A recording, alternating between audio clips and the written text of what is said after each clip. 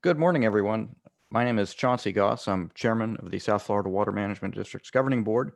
I'd like to welcome you to the July 9th business meeting of the board, and I'd like to call that meeting to order.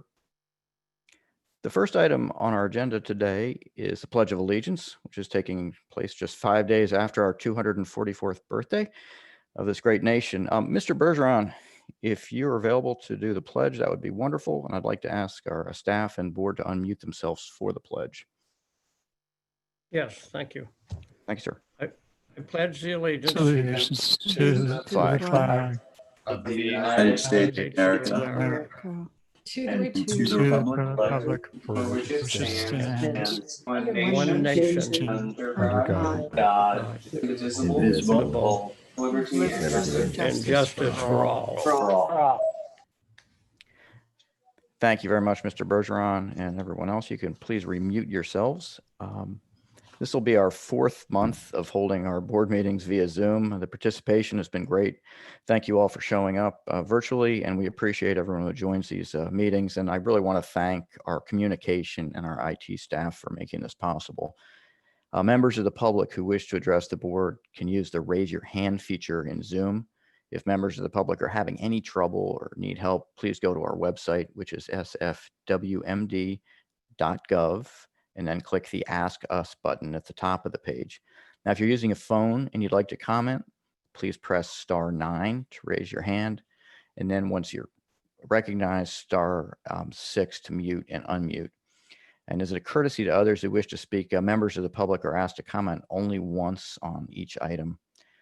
Board members, I'm going to ask you to use the raise your hand feature as we've done in the past, except when making a motion or seconding a motion. In those instances, please unmute yourself, state your last name, and then make the motion or the second. During the presentations, raise your hand at any time during the meeting. If you have a question, I haven't always been able to get to you right when you've raised your hand because I don't always see it. So be patient, and if worse comes to worse, we'll just get you at the end of the presentation. For actual voting, I'm going to be conducting a roll call vote as we've done in the past. Please unmute yourself to cast your vote when I call your name. And as we've done the last couple of meetings, we'll be working through lunch. Please make sure you've got something to eat within arm's length if you need it.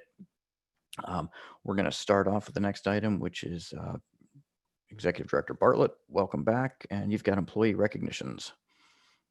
Thank you, Mr. Chair. It's my pleasure to recognize the following set of folks. Our July Employee of the Month is Jay Zen.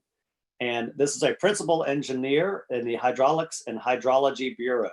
So Jay has been instrumental in making the major improvements that give us the ability to have continuous flow data at all of our structures in our databases and then on the website and available to the public. You know how important this is because we use it every day. And I bet a number of you use it every day too. And our public uses it every day. It is the transparency we all enjoy. It is why our public is so educated on what is happening in our system on a daily, hourly, and actually minute basis because of his contributions to getting that onto our website and facilitated into a real-time situation for all of us to use. He's also been very instrumental in supporting our design and construction of new district canals, water control structures, and reservoir. And that's because he's an expert in computational fluid dynamics. And he is our principal engineer in computational fluid dynamics. And because of that, we can design our intake facilities, the replacement of structures, the improvements to structures, outflow structures, inflow structures. All of that has to be done efficiently, and it has to be done in a manner that creates long-term viability and longevity for all of these structures without damaging them due to high flows or turbulent flows and things like that.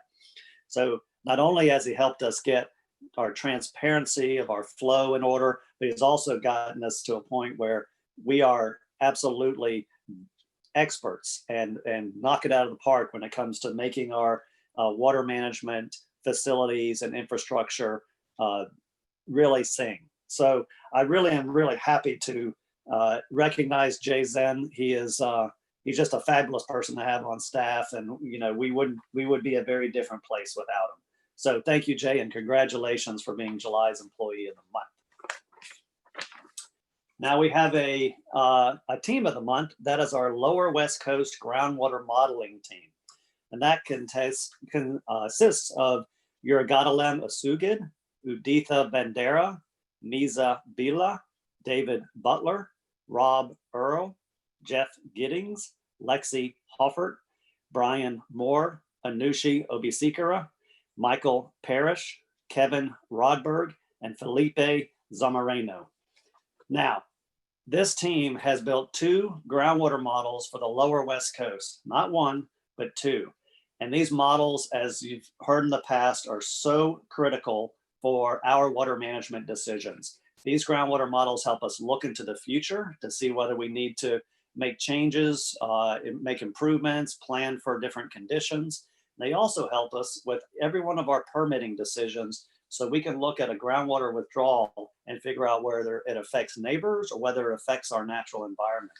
We really couldn't do near as good a job in our scientific efforts without these models.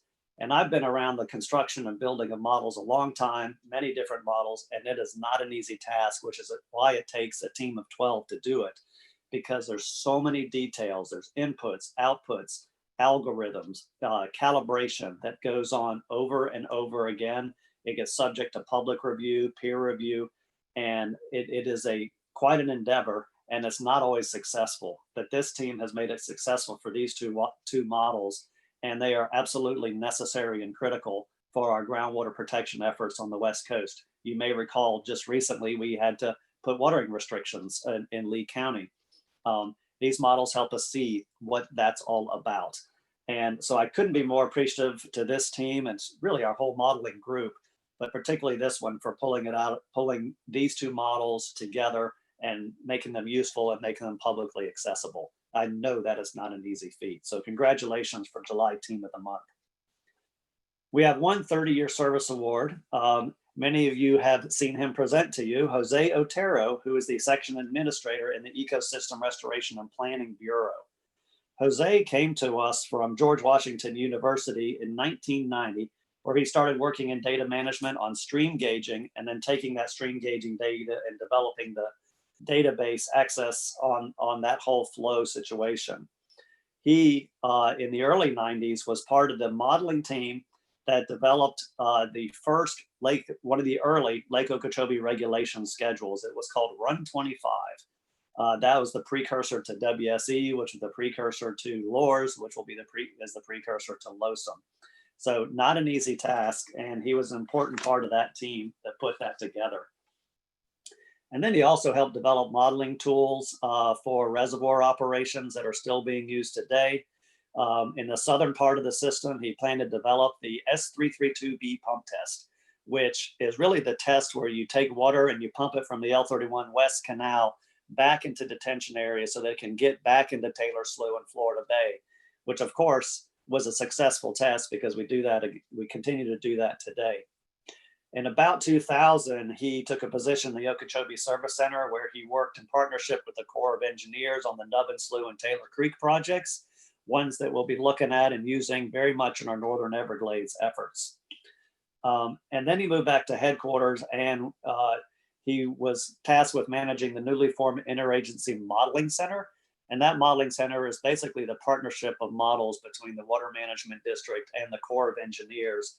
And that partnership, he forged very strong working relationships. If you know modelers and scientists, you could go awry, but with Jose's help, they were very collaborative, and we continue to enjoy that to this day, which really helps us make success in SERP and operations and all kinds of activities with the Corps.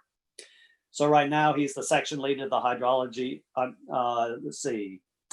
then he became the section lead for the hydrology and hydraulics modeling group, where he gained expertise in the daily operations of the water management system and writing operations plans.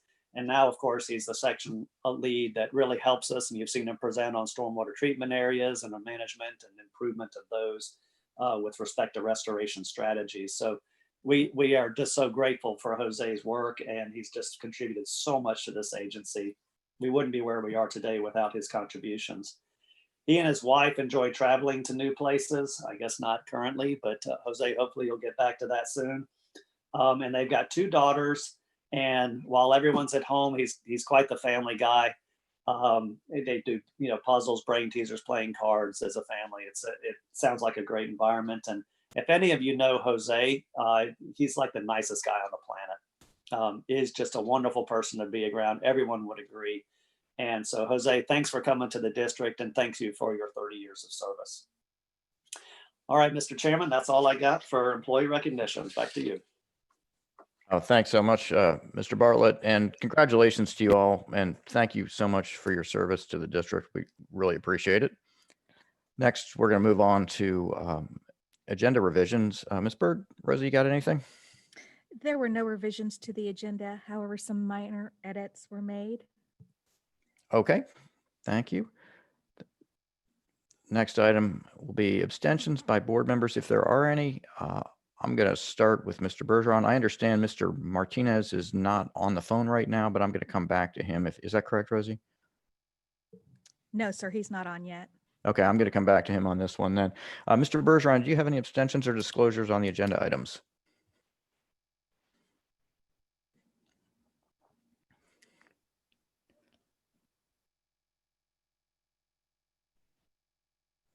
All right, Mr. Bergeron, I'm going to come back to you. Mr. Butler? I have none, Mr. Chairman. Thank you, Ms. Meads. None. Thank you. Colonel Roman? Mr. Chair, I have none. Thank you, Mr. Steinley. None, Mr. Chair. Thank you, Mr. Olipich. None. Thank you. Vice Chair Wagner? None, Mr. Chair. Thank you. Mr. Bergeron, you there? I am none, Great. Mr. Chairman. Thank you, Mr. Bergeron. And I don't have any either, and we will come back to Mr. Martinez on this. The next item for business is the Big Cypress Basin Board Report, which will be given by Chair Roman. Thank you, Mr. Chair. Good morning, everyone. The Big Cypress Basin Board met on July 6, 2020. I'd like to provide a summary of the meeting. Leroy Rogers gave us an overview of invasive exotics within the basin and provided information on the impacts these exotics have to the region. His presentation included an overview of management techniques. Candy Heater presented the basin's fiscal year 2020-2021 tentative millage and budget. The board voted and recommended a request to the governing board to establish the rollback millage rate of 0.1152. There was also an update from Lisa Keeler regarding a vegetation removal project along our Golden Gate main canal. For the last several months, district and basin staff have been working together to modify the proposed work to provide more balance and compromise to the residents while minimizing the risk for flood control. We had several meetings with the residents, Collier County Commissioner Penny Taylor, and county staff, and I'm pleased to report to the board that we have found a solution that is acceptable to everyone. During board comments, we discussed an item in the state budget the governor signed last week. There is a requirement for the district to complete a study of the Big Cypress Basin boundary. Our district hydrologist will be completing the study and keeping both the Big Cypress Basin and district boards engaged. Additionally, I have meetings later this month to talk with community leaders in Bonita Springs and Estero about this study, and I'll provide updates. Our next Basin Board meeting is scheduled for August 27th, 2020 at 1:30 p.m. Mr. Chair, this concludes my report. Thank you, Chair Roman. Are there any questions about the BCB report? I'd like to thank you very much for your hard work. I know it's a lot of effort, and I appreciate it. Thank you. Next, we'll move on to the approval of the minutes for the June 10th workshop and the June 11th meeting, board meeting. Are there any board member changes to either of those meetings, additions, deletions?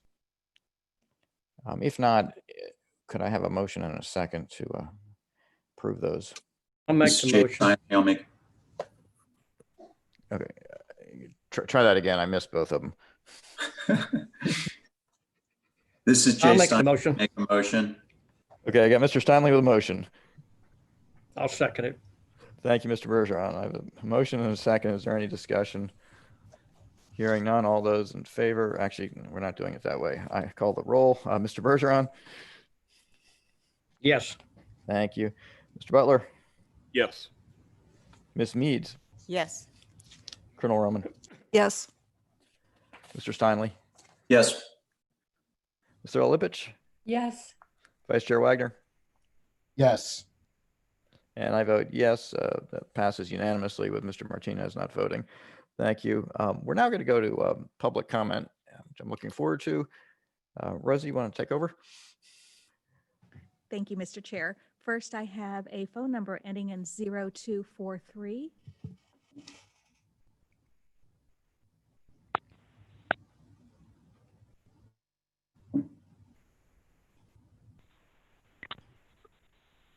Yes, this is Newton Cook. I just want to thank the land management staff over there, Jerry and all those folks for working with us to keep the SDA hunting program for ducks and particularly in gators open as best as possible this year with all the construction and work that's going on with the SDAs, and it's very much appreciated.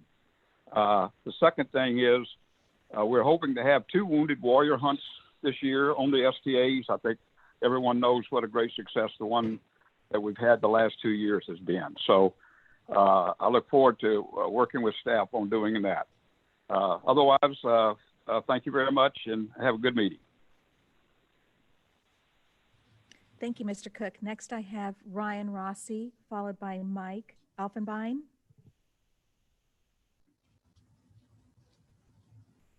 Good morning. Can you hear me? I hear you, Mr. Rossi. Thank you. Hi, good morning.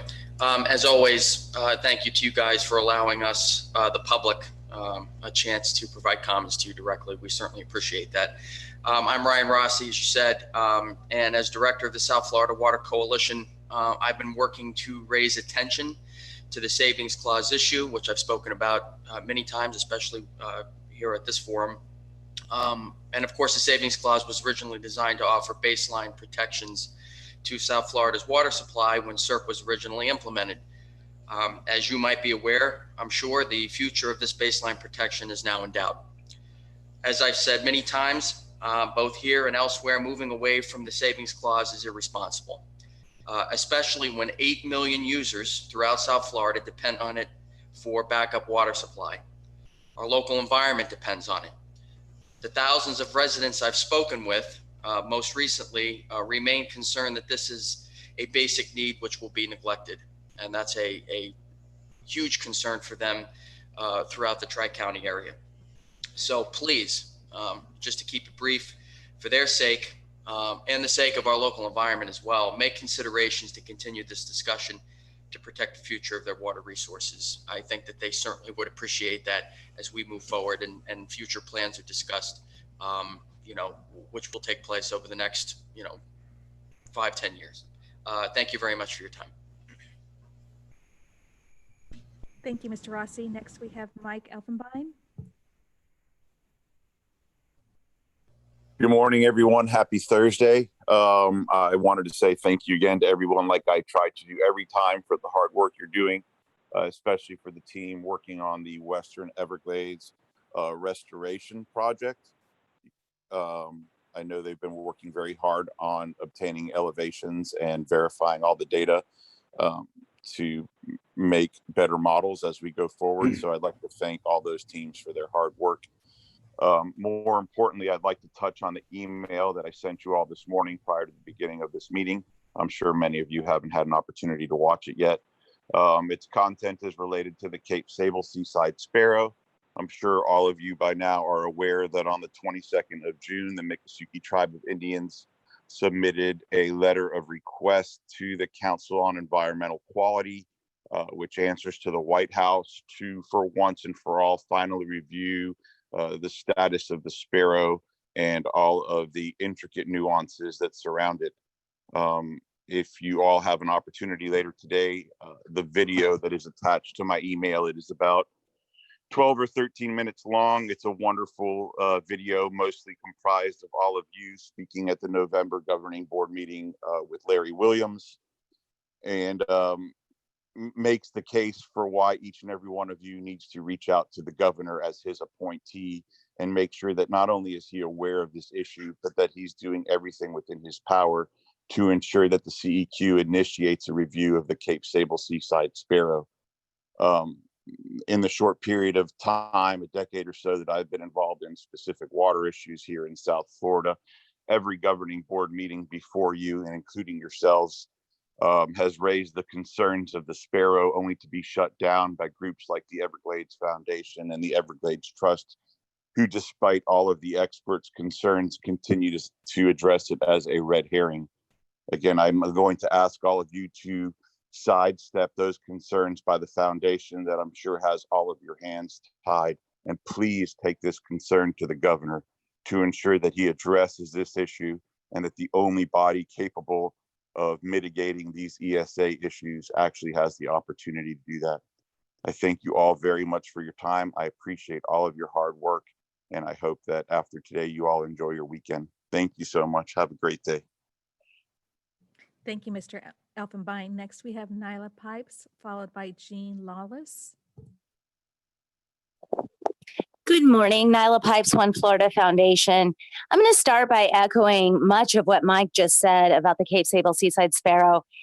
You know, it's not the only issue as far as sending water south, of course, but it is clearly one issue, and it's a pretty large issue as far as trying to figure out how we work together to solve it, and how we deal with the fact that an endangered species is moved into a spot where we really need to be sending more water. So, you know, we need to get this done. You know, for decades now, they've talked about doing so and finding that way around it.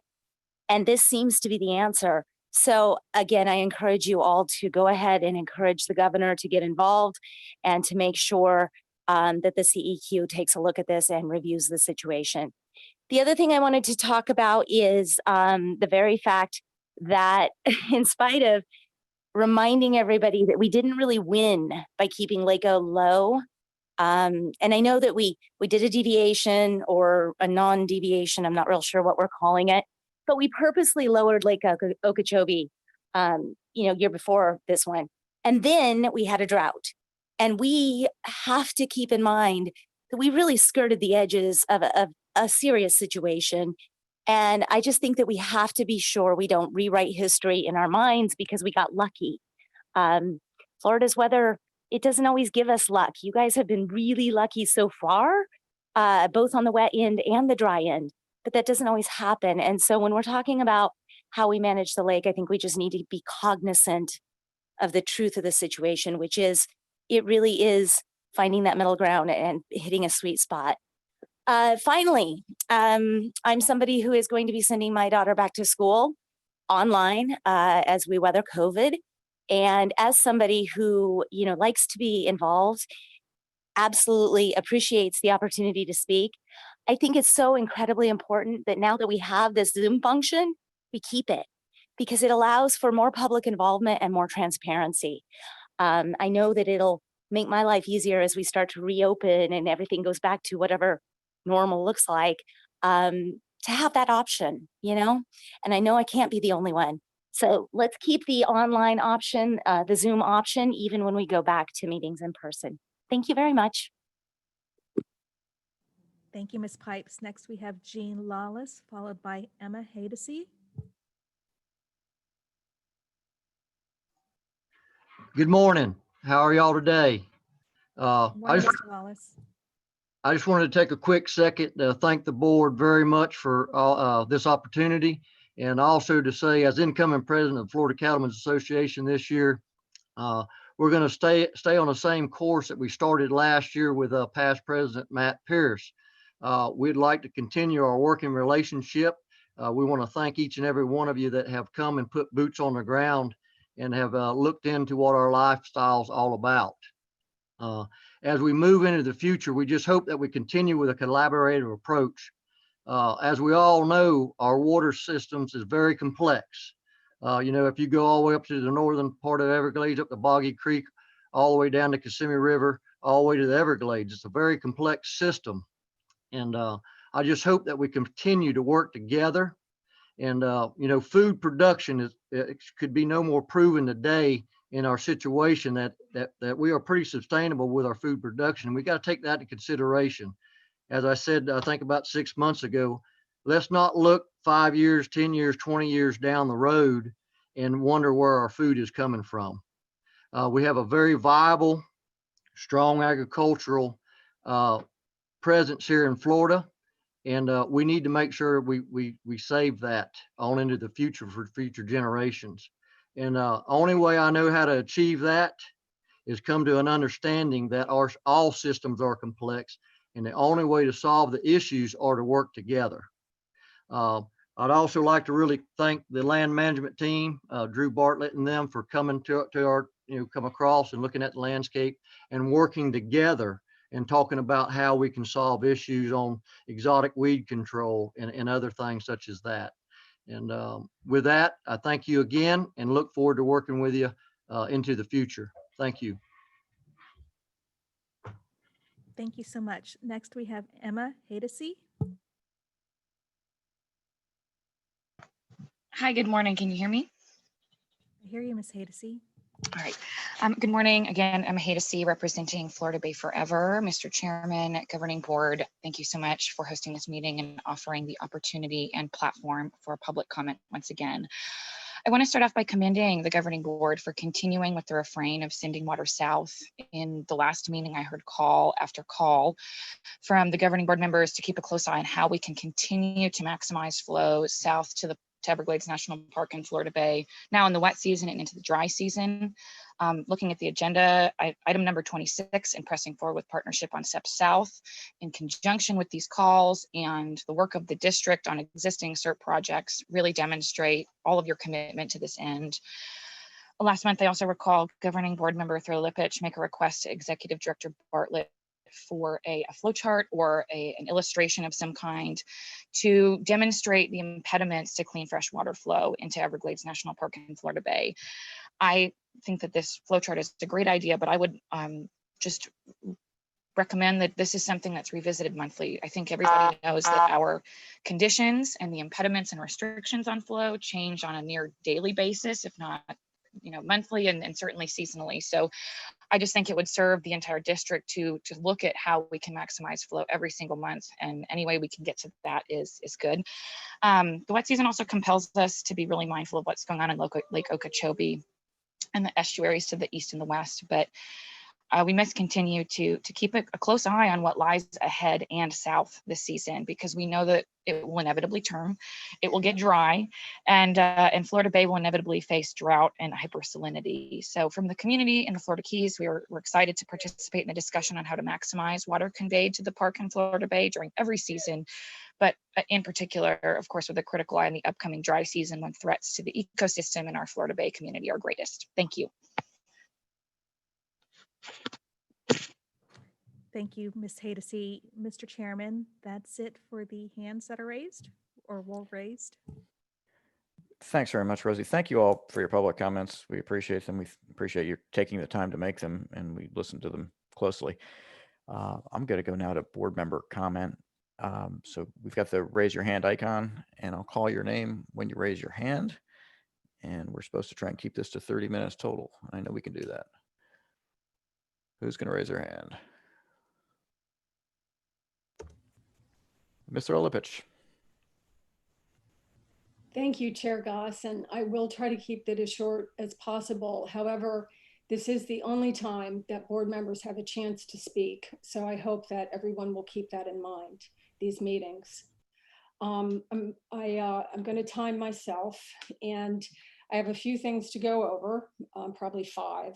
The first one is that my husband and I have flown over Lake Okeechobee recently, I guess like 3 days ago, and the algae appears less than it was before. I've posted these pictures on my blog, and that's probably partially because of the rain, but also in our time of doing this since 2013, it does seem that June is the worst month. maybe because of the long days. So that's good news. The second thing I'd like to bring up, and we might need a slide for this, is the geospatial mapping. I wanted to share this with everyone because I am always looking for learning tools to help me understand this complex system everybody's always quoting. This was put together months before COVID hit by Dr. Ken Chen, who oversees geospatial mapping for the district, along with his team, Nicole Miller, Lexi Hoffert, and Erica Moylan. And this map is pretty busy when you first look at it, but it is full of information and clues, and it is available to everybody on the map gallery link that is on this screen, or also if you just go South Florida Water Management District featured maps, you can find it. And there are a few in there, but I think this is like 4, 5, and 6. So this map is those gray things that you see, those slides more towards the bottom. Those are 1940 to 1953 aerial images from the Department of Agriculture. Back then, they used to fly over and take images like in spy planes because they had that technology, so they could map for development and agriculture. And so Dr. Chen's team has put, I asked him, and it's 83 panels, but between 7,000 and 12,000 aerial photographs have been overlaid on this portion of the South Florida Water Management District, Central and South Florida area. And what this does is this allows us to see what the system looked like before we cut it up so much. As you know, the Central and South Florida plan didn't get going until about, there were canals, but 1948 was the big year. So when you blow this thing up on your computer, you can go up close and look and see the shape of the lands, the marshy areas that are now drained. And then the different canals are shown. The South Florida Water Management are the primary canals, the works of the district canals, the secondary canals, I can't ever say this word, tertiary canals, which means the third type of canals.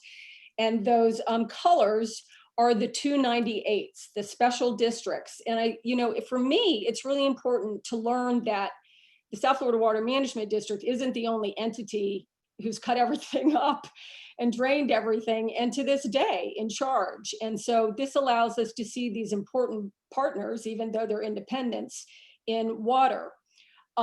When I went out to Palm City Farms, which is an old area in my county that shows it had one of these old districts. Some of these districts have come and gone over the many years, most of them starting in 1913.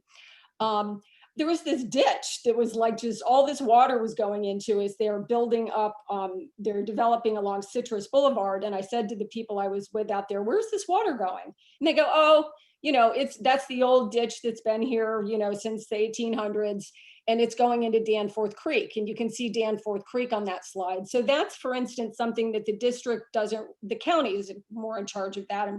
And I thought, wow, that's interesting. Look at all the junk flowing into that disgusting canal, it was very eye-opening. And I think that this map can help us kind of look at these things. So the colors, the pastel colors are the 298s. So they're in charge of that area usually, but some of the things they're not.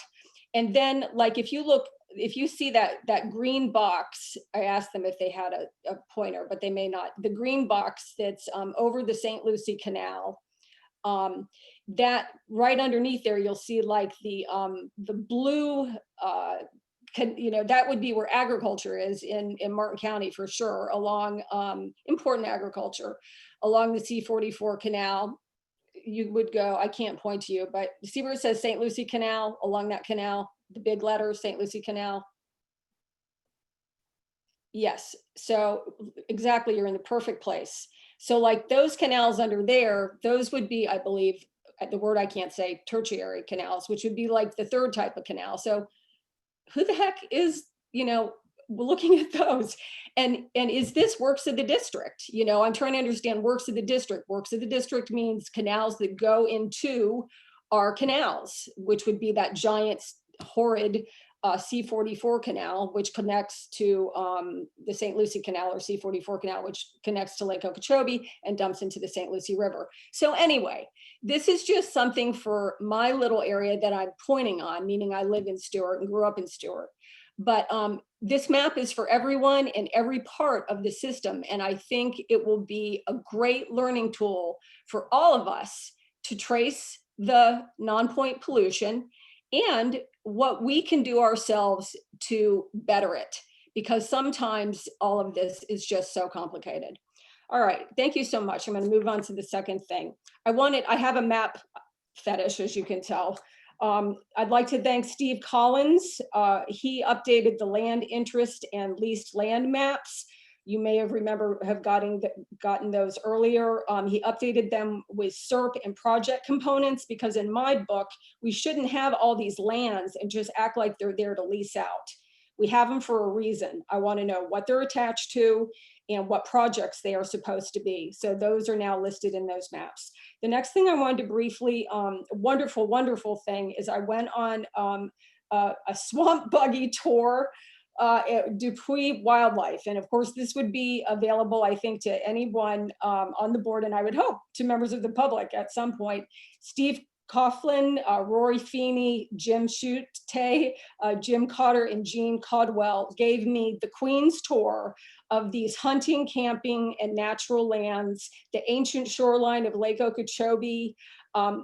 I was moved by the whole thing, and I hope that more people will go there and that we fund them, because the best we can, because that is a gem. It dovetailed into my trip again with Rory Feeney. He got to see me 2 days in a row along Highway 710, where that awful highway runs right through Dupuy, is next to Corbett, is next to Hungryland. And from what I understand, one day they're hoping to 8-lane that highway. And so they educated me on the wildlife whatever it's called, underpass, which is in a wetland. And so that was how the district was connected. And FWC was there. It was a great meeting. They're planning on putting up fencing, and it really needs to be bigger. Anyway, also thank you to Jennifer Reynolds, who is really doing a great job in her new position. I listened to the watershed protection plan going over 40E61 in the northern estuaries, gives me hope. Again, we have to, sometimes those things are confusing. They're confusing to me. And I hope maybe some of these maps or other things can help me and others understand some of the stuff you guys are talking about, because like NEEP and 40E61, and it's like, just speak to us in plain language. Although Ms. Reynolds, it was awesome. I'm not saying it wasn't awesome. It's just, it is sometimes overwhelming. And the last thing, I was on the LOSUM call, and I continue to pay attention to that, of course, and listen to everybody. And I think it's, of course, the lake is the key to everything. I am looking at how all those birds died and how the vultures ate all, 1,500 nests full of babies of the wood stork. And, so we don't want it too dry, but we also don't want it over gushing, flowing with toxic algae. Governor DeSantis, I got to see him sign 710. I am inspired by that family. They brought their little daughter to the Loggerhead Center, and they're a beautiful couple representing our state beautifully. And he is supporting in the environment, as hard as that is, with the state legislature sometimes. Thank you for letting me talk. Since it's my only time, it means so much to me, and I'll try to be less vociferous the rest of the meeting. Thank you. Thank you, Ms. Surlipich, and you don't have to be, because this is the only time we do get a chance to talk, and we haven't seen each other in person at all in 4 or 5 months, and we're happy to have you chat, and that's what we're here for. So I'm not going to ever cut you off, and if you've got something to say, please say it. Ms. Meads? Thank you, Chairman. I just want to make a quick comment about respect for one another during these public meetings. So the governing board members don't play favorites, and we've dedicated our activities to transparency and joint participation with stakeholders, and we value all of the stakeholders who in turn dedicate their time and their passions to the issues that we face here and in these meetings. And in the last meeting, 2 stakeholders were called out by name in a way that I don't believe encourages open and free dialogue. There was an unsettling feeling to me that those individual stakeholders were being bullied because their stance on an issue is not in agreement with, other stakeholders. And we're going to face that all the time. We don't agree, but we've all come together to negotiate and work through it. And when people feel deep passions for important issues like this, those things can happen. I just think that we need to, and in our time here together, I haven't seen that happen before. I've seen stakeholders stand up and say things directed at individual board members, and I think that's fair enough. I think that we're here for that reason and that we accept that and we don't mind that.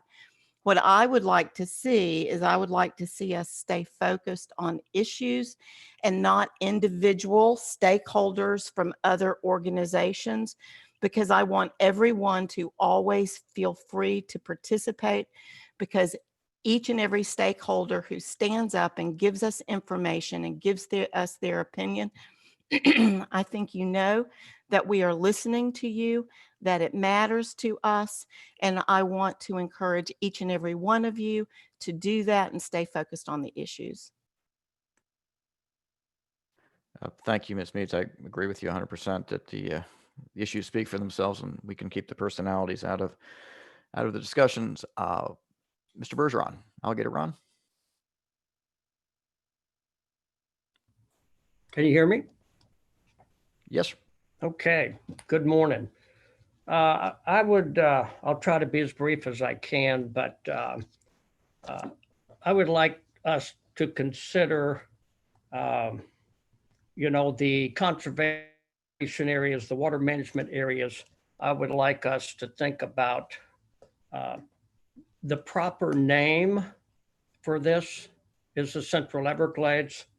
I think there's confusion when we call the Central Everglades nearly 750,000 acres of natural habitat, water management areas.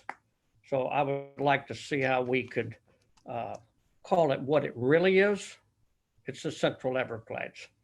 I think we're at the threshold of tremendous progress, moving water south, subject to us working out a few obstacles that could stop the water flowing south.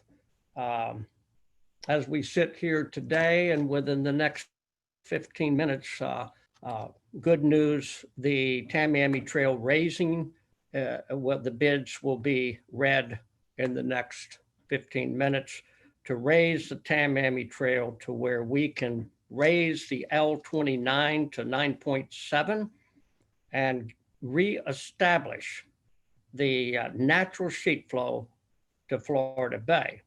Inside that project is 6 additional bridges that are about 60 feet wide, lined up with the sloughs that run south in between the 1 mile bridge and the 3.6 mile bridge. A great day for modified water delivery projects that had started 20 years ago. And these improvements will allow us to benefit Lake Okeechobee, the discharges that are unnatural in quantities greater than natural, affecting our estuaries in the Gulf and the Atlantic. Taking the plug out of the bottom end of this system, of this bathtub, the Everglades, will provide water to Everglades National Park and Florida Bay, natural, compatible water levels, equalization with shared adversity and shared impact between the central and the southern. A great day for the Everglades. But as we proceed to go forward, I do think we need a workshop regarding how can we work with U.S. Fish and Wildlife on the Cape Sable sparrow, a endangered species. And let's keep in mind that we have 70 endangered species in the Everglades. And we want to make sure that as we work with U.S. Fish and Wildlife, that we're not altering the natural sheet flow to Florida Bay. Because if we do that, we could end up with a lot more than 70 endangered species, and then we're not achieving the proper amount of water in an average rain year, which is about 1,500,000 acre feet in an average rain year, to stop the seagrass from dying in Florida Bay. And the fortunate thing at this particular point is that we have the infrastructure, the 333 North, which doubles the capacity of water flowing south, should be finished within the next 10 days. And I've been closely monitoring that with John Micknick and obviously working with John in the aspects of us being able to utilize that at any point in time that we would get into high water conditions and back water up in the central, which obviously doesn't allow water to come south and affects our rivers. This is a huge thing that we need to sit down and have a workshop so everybody understands that we need to work with U.S. Fish and Wildlife, but at the same time, shutting gates, directing water where it naturally flowed. We cannot save the Everglades if we can't manage the natural sheet flow to Florida Bay. And I think that's extremely important. And I look forward to working with all the stakeholders. And I think it's an issue that can be very confusing. And that's why I think it should be done in a public forum. So you see the pros and cons of reestablishing decompartmentalization, equalization of water levels, and proceed with the largest restoration in the history of the world for the benefit of 9 million people. So that's,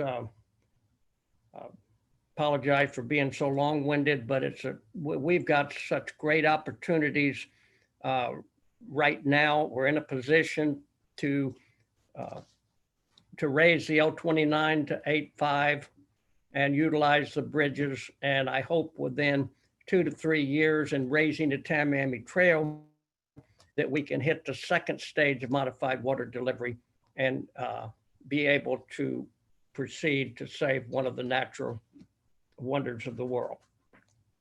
Thank you, Mr. Chairman. Thank you very much, Mr. Bergeron. Mr. Steinle. Thanks, Chairman Goss. Hope you and the rest of the board members are doing well, as staff, and hello to everybody on the call. Just 3 comments. We're going to discuss later today the upcoming fiscal budget. And since this is clearly the strongest budget in history for the district, and it allows us to accomplish more quickly to protect and manage our water resources and the broader Everglades system. I wanted to thank Governor DeSantis, thank the legislature, thank our federal partners, and in particular, the Florida taxpayers who consistently support all the efforts of the district. Second is to thank the city of West Palm Beach, in particular, Pat Painter and Poonam Kalkit, who took me on a tour of Grassy Waters Preserve. As some of you know, this is the water supply area for West Palm Beach, where I live, but also for Palm Beach and South Palm Beach. It's more than a 20 square mile area, and I hope a lot of folks have the opportunity to visit because it really represents how important a natural watershed is to our water supply. And it was very interesting to see, this to me was an example of a fairly closed system, closed in the sense that there's little nutrient, excess nutrient coming through, and you can see the integrity of the natural system.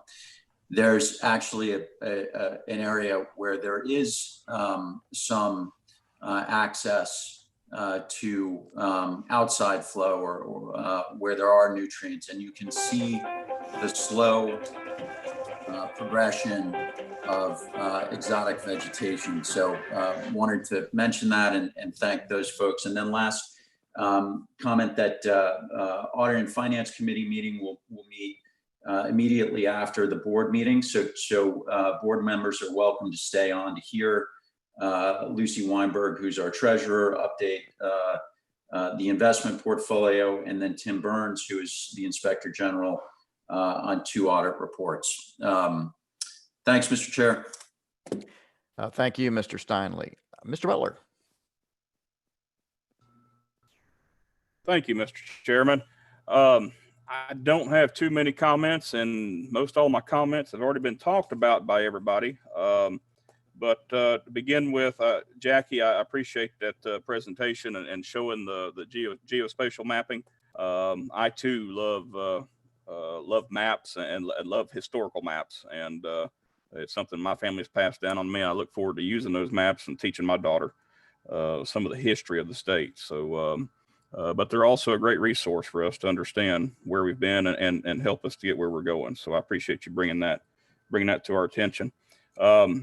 Also, Ms. Meads, I appreciate your comments on respect, and I hope that we can all, everybody, kind of keep the issues, keep our discussion to the issues, and let's avoid calling out people individually. So I appreciate your comments there. And again, Mr. Bergeron, I appreciate your leadership and your insight. And when it comes to the Cape Sable Seaside Sparrow, I too agree that we had a discussion on it my first board meeting, and I was green, and I love looking back on it and looking back on that discussion. But I think it's something we need to keep on the forefront. Try to make sure we get find all the ways we can to keep that water moving south. I want to commend Ms. Reynolds and her team on the watershed protection plan workshops. Very well put together, very professional, and I look forward to your presentation later in this meeting. That looks like it'll be a very similar taste to what those workshops had.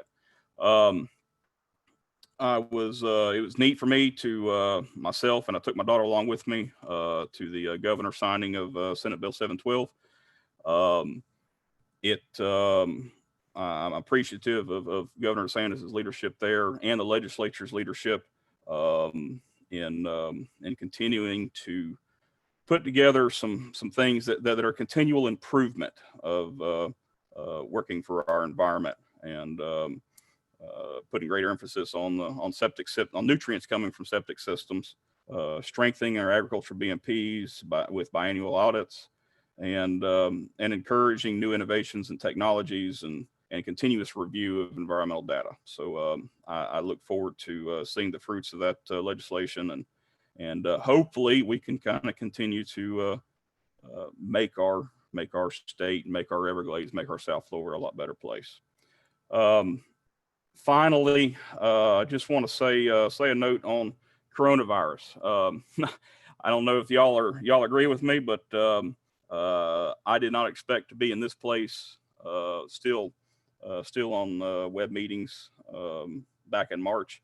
That here in July we'd still be on web meetings, but I would just want to say a word to staff. I appreciate everything that they're doing, and the staff that are working from home, the staff that are our district staff that is in the field still working. I appreciate everything you're doing there, and urge everybody to kind of continue to mind the be mindful of the closed spaces, crowded places, and close contact areas, and help keep the family safe. And I know there'll be some stress as we go back to schools. Some kids will be going to school, some will be homeschooling. And I know that has an effect on families, and just encourage everybody just to help each other. So with that, that's my comments. Thanks very much, Mr. Butler. Vice Chair Wagner. Thank you, Mr. Chairman. Hope everybody's doing well. I wanted to make a few comments on a few issues, some of which were raised by fellow board members, and which I wanted to acknowledge and appreciate.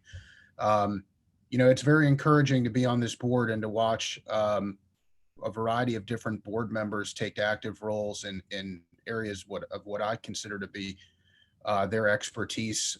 For instance, Colonel Roman, you know, really appreciate her efforts with respect to the Big Cypress Basin Board and those reports.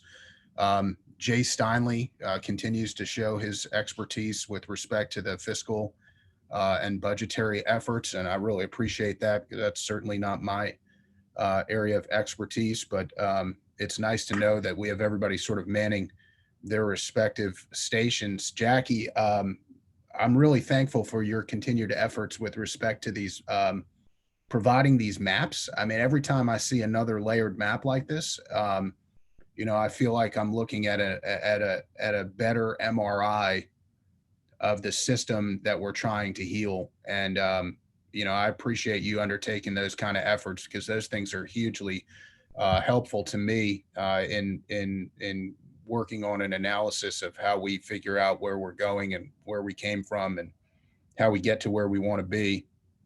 I wanted to touch on Ron Bergeron's comments with respect to water conservation areas. I do think that, you know, perhaps it is time to look at, I think he raises an excellent point. When we call it water conservation areas, it sort of doesn't have that level of importance than when you call it the Central Everglades. And when you're talking about 750,000 square miles of area that Ron has been, you know, really honing in on, I do think that, you know, perhaps it is time to take a look at the wording and language to give it the importance it deserves. I hear Ron loud and clear, and I do think that it is critically important for us to deal with the Tamiami Dam, which effectively is what it is. You know, these gates that can't be opened, and people are desperately requesting for the gates to be opened. And I know that we have some hurdles to get over, but it seems like we have arteries blocked. I don't know how any other way to characterize it, other than we have a system and some of our arteries are blocked for a long period of time, and it seems unnatural, and it seems to be detrimental to a variety of other species and systems that we're trying to have flourish. And it's very problematic to me. I do hear Ron say words and words like decompartmentalization, and those are important. And we have to link up these systems so that things flow in a natural manner. And I appreciate him saying that, because I think it is critically important to what we're trying to do. I think we're all in this together. And I think that's really where we need to be going and how we need to be looking at this holistically. I wanted to touch on one point, and this is really a staff plug, but you know, we received a letter after that district rain event, and last meeting we talked about it. We had a report on it.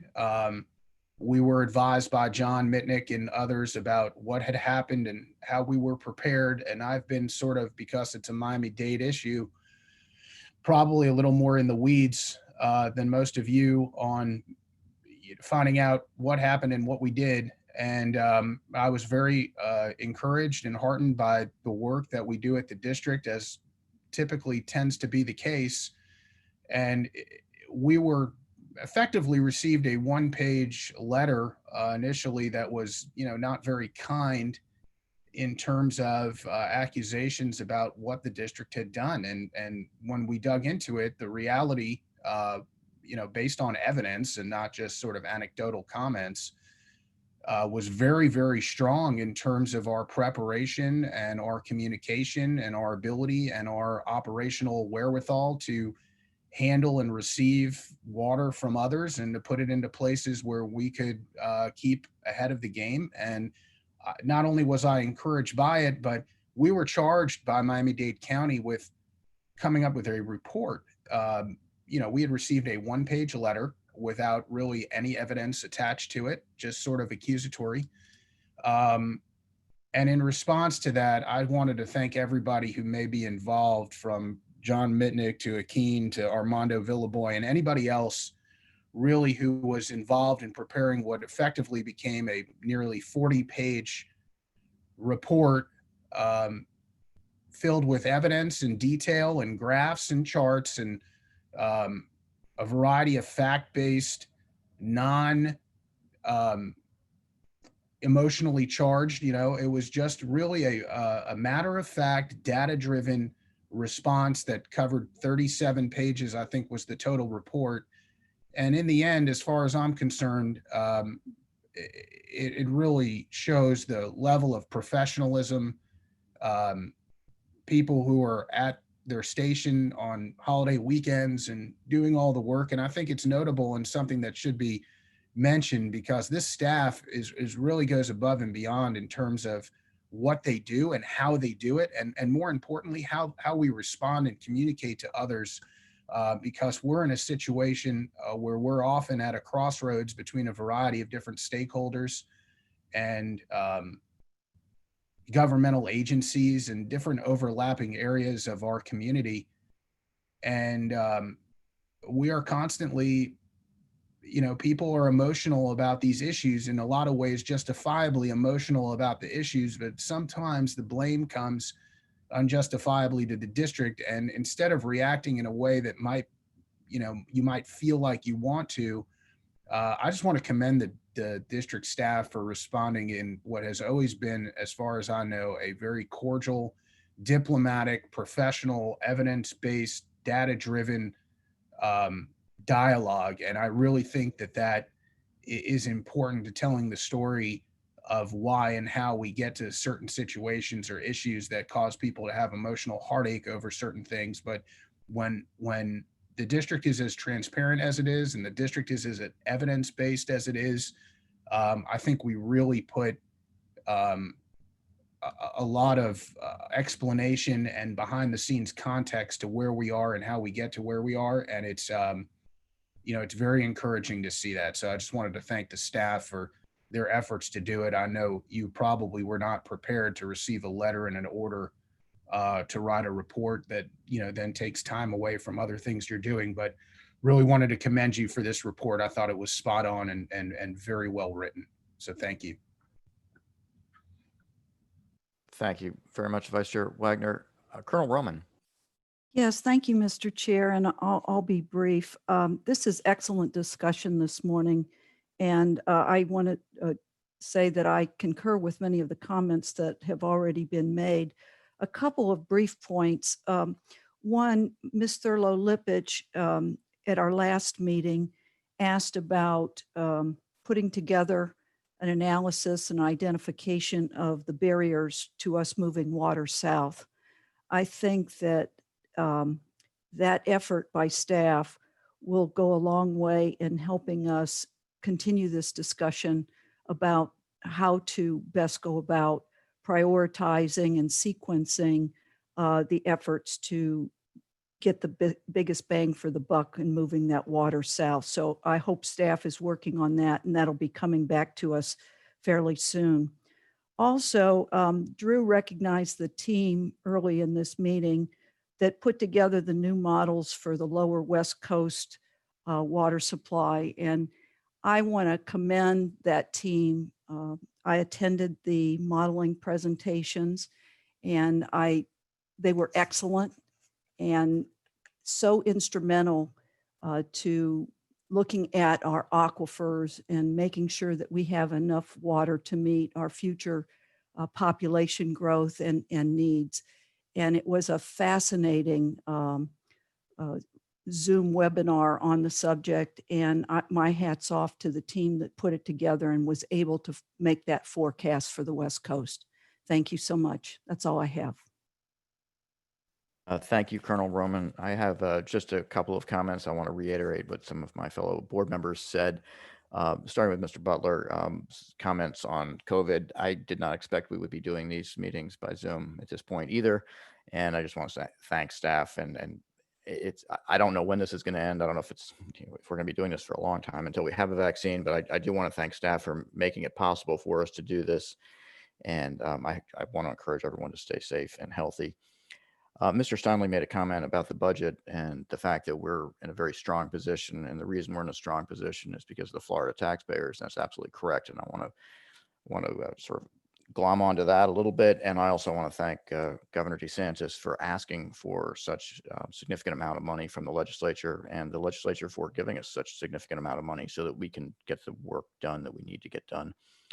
Jackie, your efforts on maps is ongoing and very much appreciated. I received a packet at some point during the month of district land maps that I think you had asked for, and it's incredibly helpful. So thank you for your doggedness on that. And Vice Chair Wagner, you mentioned the report that we got on the Memorial Day rain event. That was an incredibly detailed report, and it was done incredibly quickly. So I thank the staff for being able to turn those around so fast and to be able to do such a great job to prepare for those rain events, which are really unexpected and can be very disruptive. During general comment, we had I want to recognize Gene Lawless. Congrats very much on being incoming president for the Florida Cattlemen's Association. And you mentioned the word collaborative, Gene, and that's absolutely something that we plan on being. And I thank you very much for your openness and your willingness to work with us and your invites to come up and see some of the lands north of the lake. I really appreciate it, as do I'm sure my other governing boards. I heard it mentioned that we're getting away from the savings clause, and I don't believe that to be true. I think the savings clause is written in statute in Word 2000, and I don't think anyone's getting away from it, and I don't think that's our intent. And I heard a comment, which I appreciate, saying, I hope that we can keep Zoom comments available to the public in the future. And I hope that too, because I think it is helpful not to have to haul everybody into Palm Beach all the time, but to let them comment from where they are. So maybe that'll be something good that comes out of COVID as we move forward.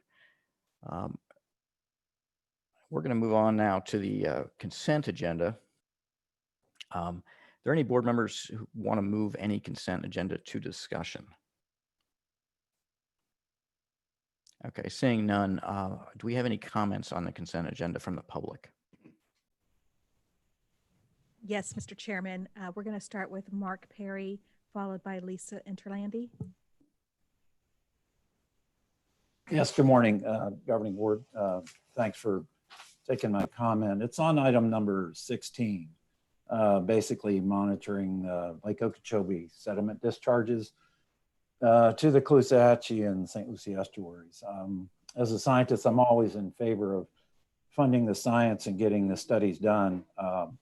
But the statement in there that says that sediment can potentially be transported through the St. Lucie Canal and Caloosahatchee to the estuaries is really erroneous, because sediment does transport. And in fact, over the last 10 years, basically since 2009, the own data from the Water Management District shows about 205,000 metric tons of sediment has been transported into the northern estuaries.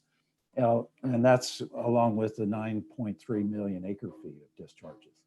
So the St. Lucie and Caloosahatchee both receive huge amounts of silt and sediment, and what we call total suspended solids, TSS, which is recorded and the data is monitored by the district at all the entry points to the estuaries. So we know by your own data that there is a lot of silt and sediment that enters into, and part of the IRL South plan actually is to remind us that part of that plan is to dredge out about 7.9 million cubic yards of muck material that is settled out onto the bottom of the St. Lucie estuary. So I just want to encourage the district to, yes, let's go ahead and have USGS continue a study over the next 2 years to look at this, but your own data have shown dramatically how much silt and sediment comes in, and it gets resuspended and causes high turbidity for seagrass and oyster reef habitats. So we're really concerned about this amount of silt and sediment that continues to come into these estuaries and cause a lot of damage. So I'm all in favor of the study, but I just want to refer you back to your own data to have a look at that. Thank you. Thank you, Mr. Perry. The next public speaker on the consent agenda is Lisa Interlandi. Hey, Lisa Interlandi with the Everglades Law Center. I also wanted to comment on that same item, item 16. I also, as Mark said, we definitely agree and support moving forward with the study, but I just wanted to point out that it's not just the Caloosahatchee and St. Lucie estuaries that are impacted by sediment from Lake Okeechobee. The Lake Worth Lagoon also gets a significant quantity of discharges from Lake Okeechobee. And one of the major problems that is facing the lagoon is the sedimentation in the lagoon that's coming from the western basins.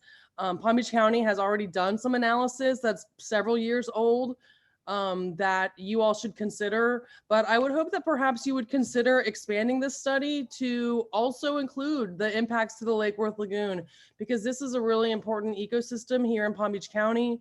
And one of the major harms that it's facing is the excess sediment that it gets from the C51 canal. So I would just ask that you would consider expanding the scope of the study to also consider the impacts of sedimentation on the Lake Worth Lagoon. That's really all I have. Thank you. Thank you, Ms. Interlandi. Next speaking on the consent agenda is Newton Cook, followed by Merritt Matheson. Hello, can you hear me? Hi, Mr. Cook. Hi, thank you. First, I'd like to say thanks very much to Mr. Bergeron for agreeing with a lot of us that the WCAs are just as much a part of the Everglades as the park. And ever since decomp was discussed over 20 years ago, the idea here is to make the Central Everglades more like in the past with the sheet flow. And hopefully that can be accomplished. There's already plans there to do that. I also like to comment about arteries blocked. That is a fantastic comment describing exactly what's happening at the Tamiami Trail, and I appreciate that. Now, the item I want to talk about is item 16 as well. We're getting a lot of muck into the estuaries. We know that coming from the lake, but of course the muck coming from the lake is not muck that originated in the lake. That muck came down from the north, down the Kissimmee River and the other inlets from the north. And we have 50 years of legacy of muck in the bottom of Lake Okeechobee right now. And it will continue to wash out the estuaries forever. But there is an idea out there about how we can address the muck in the lake. And it's not my idea, it's a fellow named Blake's idea. And we could put deep injection wells in the sinks. There's known sinks that hold a lot of the muck in the lake. And the muck tends to drift into those sinks. And if we could put 4 or 5 deep injection wells in those sinks, and they would push a slurry of water and muck into the zone 3,000 feet down, the boulder zone, which would then flow to the Atlantic, which, of course, that's where all the muck is going now. That's not settling in the rivers. We could start the progress of removing the muck that is right now going out to St. Lucie, Caloosahatchee, and ruining those estuaries. Now, I know deep injection wells politically are not a favorite item, but this is not like the ones in the north up the Kissimmee. This is a specific purpose. I've spoke with the FDEP on this when this first came out a couple, 3 years ago. And as they say, it's all in determination of the slurry, because obviously there are some in the muck is always some other elements. But it is a possibility. It can be done, and I hope it would be made part of this study. It would be very much appreciated if we could get some of that muck out of the lake so it does not go down to the estuaries. Thank you very much.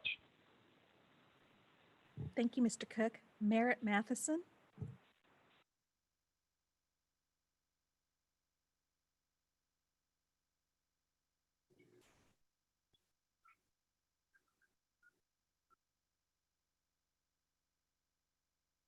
Mr. Matheson, if you could unmute. Good your morning. mic. Good morning. Can you hear me? I hear you. Thank you.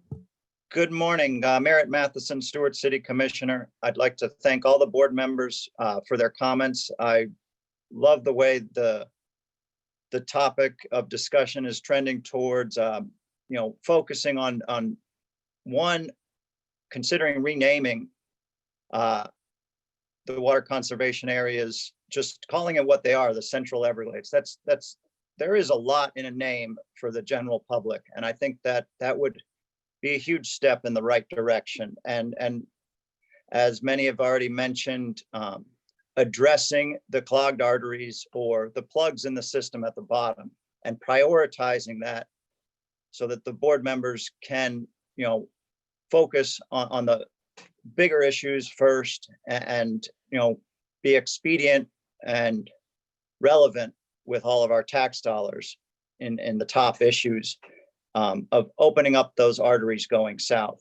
My main comment again is on consent item number 16.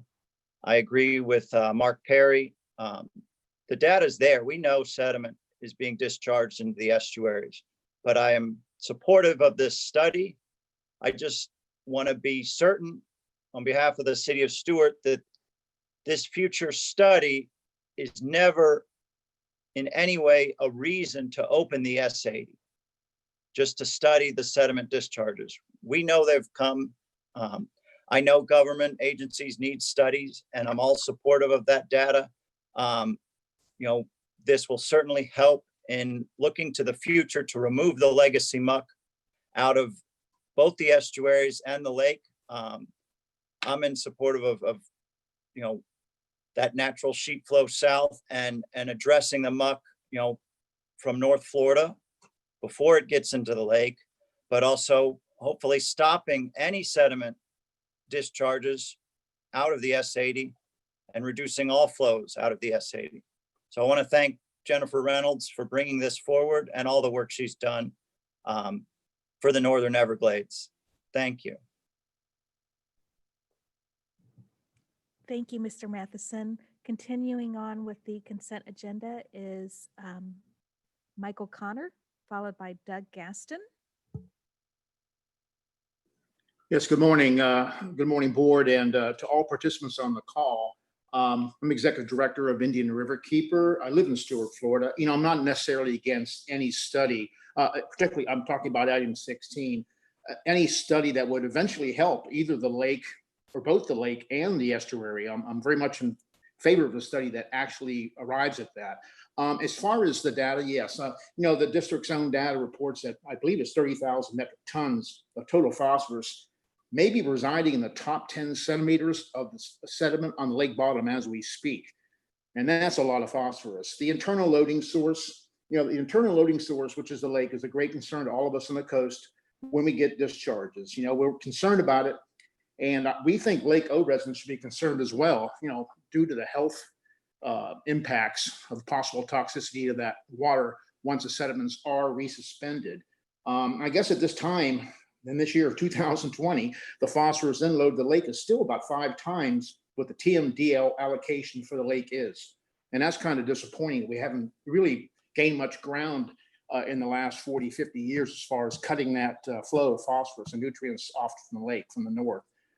And I think we should recognize that despite, the many suggestions that the upper and lower Kissimmee subwatershed is the sole smoking gun in all this, there are 4 or 5 other tributaries that also add to this legacy phosphorus, and they all have to be addressed. But in closing, if you want proof of the fact that sediment is being delivered from the lake to our estuary, just look at what the Army Corps is proposing right now. They're going to do a dredging project, if it's cleared, navigational purposes on the 15 miles of our river, all the way from the S80 to the inlet.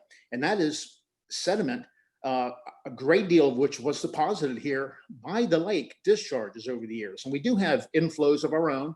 No one can argue that. Some of the sediment load in our river is, of course, from our local basin, but the lion's share, I believe, unless I can be corrected on this, is from Lake O discharges. So at this point, we're a little bit fearful of the any dredging, because you look at that sediment down there, and in windy events, our river does suffer from resuspension of sediments, and we get very dirty, muddy water, as you see on the lake in the same instance. But at this point, we really don't have a sign of bacterial blooms from resuspension of our own sediments in our river. So we hope that we arrive at something that is equitable for everybody. But again, if the study does arrive at something beneficial, I'm in favor of it. But we know the discharges do cause most of our sediment loading in the estuary. And I thank you for your time. Thank you, Mr. Connor. Next, we have Doug Gaston. Good morning, Mr. Chairman, governing board members, Doug Gaston, Audubon, Florida. I too want to chime in on item number 16 on the consent agenda, just briefly. First, I'll start by echoing Mark Perry's comments and what he said about it. And Audubon is supportive of conducting the study. It's always helpful to understand the system and get more information to see how we can solve some of these issues. The item as it's described talks about wind-driven conditions on the lake. And the point I wanted to add is that the resuspension and movement of sediments is also a factor of lake levels, and high lake levels in particular. And so as we move forward with LOSM and other aspects of lake management, it's important to keep in mind that a lot of the issues around sediment are caused or exacerbated when the lake is kept too high. So I'll just leave it at that. But when you're looking at this, that's a factor to keep in mind. And hopefully, as the LOSM process moves forward, that's an issue that will be considered when we're setting the right ranges for operating and keeping the lake levels. Thanks. Thank you, Mr. Gaston. Mr. Chairman, there are no additional hands raised. Great. Thank you all very much for your comments on the consent agenda. And before we move on to the board vote on the consent agenda, it's my understanding that Mr. Martinez is on the phone now. Charlie, you there? Yes, I am. Can you hear me? I can. Good morning. Before we go Okay, any great. further, let me ask you, do you have any abstentions or disclosures? No, I do not. Thank you very much. And do you have anything you wanted to say as part of board comment? No, I'm good. Thank you. Great. In that case, can I ask someone for a motion and a second to approve the consent agenda? I'll make the motion. Second. Mr. Bergeron. And who Charlie made the second? Martinez. Mr. Martinez with a second. Thank you. Is there any discussion by the board? Hearing none. Mr. Bergeron?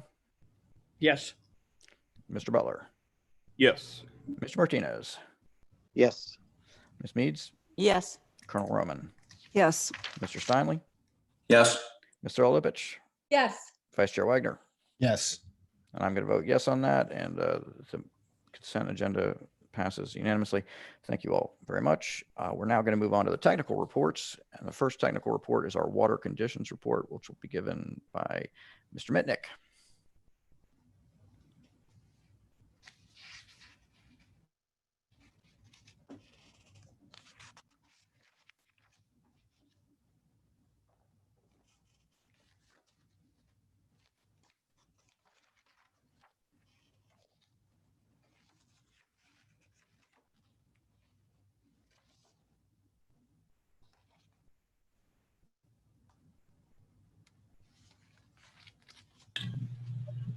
All right, morning board members. As usual, we'll start off looking at the rainfall. So everybody remembers the excessive rains that were received back during the month of May. June actually finished up the month with just slightly below average rainfall. And it was really towards the end of the month where the rains sort of subsided most everyone probably heard on the news the Saharan dust that came across off the coast of Africa and swept across the southeast portion of the country. That sort of had the effect of dampening the rainfall towards the end of June, and that's why June ended up, like I said, just slightly below average. However, so far, we're only, 9 days into the month of July, and right now we're still tracking on about average rainfall that you typically get during the month of July. So looking back again at June, like I said, it was just slightly below average, roughly an inch below average, but you can see up here in Martin, St. Lucie County, they still received the most rain throughout the entire district comparatively for the month of June. However, the trend that we've seen over the last several months is still playing out, wherein you see Everglades National Park in the southern portion of the system receiving the least amount of rain when compared to the other 16 counties across the district. Where that leaves us for the wet season, overall, we're still above average, still benefiting from those excessive rains there at the end of May. So that's really what's driving it. Again, the highest rainfall amounts since the middle of May have been up there in the Martin, St. Lucie area, and then skipping down along the lower East Coast to Broward and Miami-Dade counties. So taking a step back, looking at the upper chain of lakes, we've talked several times over the last couple of months about the restoration effort and how that work has been completed up in East Lake Toho. And with the onset of the rains in the wet season, you can see those levels have come up, just eyeballing it roughly 2.5 feet. One thing you'll notice here towards the end of June, beginning of July, some of those water levels and stages leveled out. That's the result of two factors. One, some of the rains, as you see at the top of this graphic, have lightened or lessened, but also we're trying to manage some of those stages as we get up above 55 feet so as to have a slow rate of ascension up towards the regulation schedule here. It's primarily because of the restoration efforts. We're trying to get some of those littoral zone grasses to recover and regerminate and grow a little bit more before stages are rapidly increased back up to regulation schedule, such that you can get some of that vegetation cover and you don't just wind up with a big mud hole, so to speak. Anyway, looking down a little bit farther south at Lake Toho, you can see it's right at regulation schedule, so we're working to maintain those stages and let flows released out of Lake Toho down the system in accordance with the regulation schedule all the way through the month of September. And then when we get to September, you see how the regulation schedule then begins to ascend. As you all know, all of that water eventually winds up down here in Lake Kissimmee. So Lake Kissimmee is currently above schedule. It's within half a foot of its regulation schedule line right about here. We're working to manage Lake Kissimmee within that half a foot band. One new item, and I'm sure Lawrence may touch on this in his presentation, the Corps of Engineers has completed the work they needed to get done this dry season for the restored reaches of the Kissimmee River work. So they've suspended one of those contracts until the next dry season, so for the remainder of the wet season. And we've been gradually increasing the flows that have come out of Lake Kissimmee and then down through Pool A and going down the Kissimmee River. So we're keeping an eye on that and managing the upper chain and trying to not have too much of a flushing effect of water and then have DO crashes along the river as we begin to increase those flows. Taking a step a little bit farther down, looking at Lake Okeechobee, as of this morning, it is sitting at about 12.43 feet. This is the most recent position analysis as of July 1st. You can see it's a very different position than we were talking last month. We were probably right about here and still had some of these lines dipping down deeper into the water shortage management band. But over the last month or so, you can see lake stages have increased slightly. It's for the most part been relatively steady there between 12 and 12 and a half feet for the better part of the month of June. After we've gotten past a lot of those heavy rains in the beginning of June and at the end of May.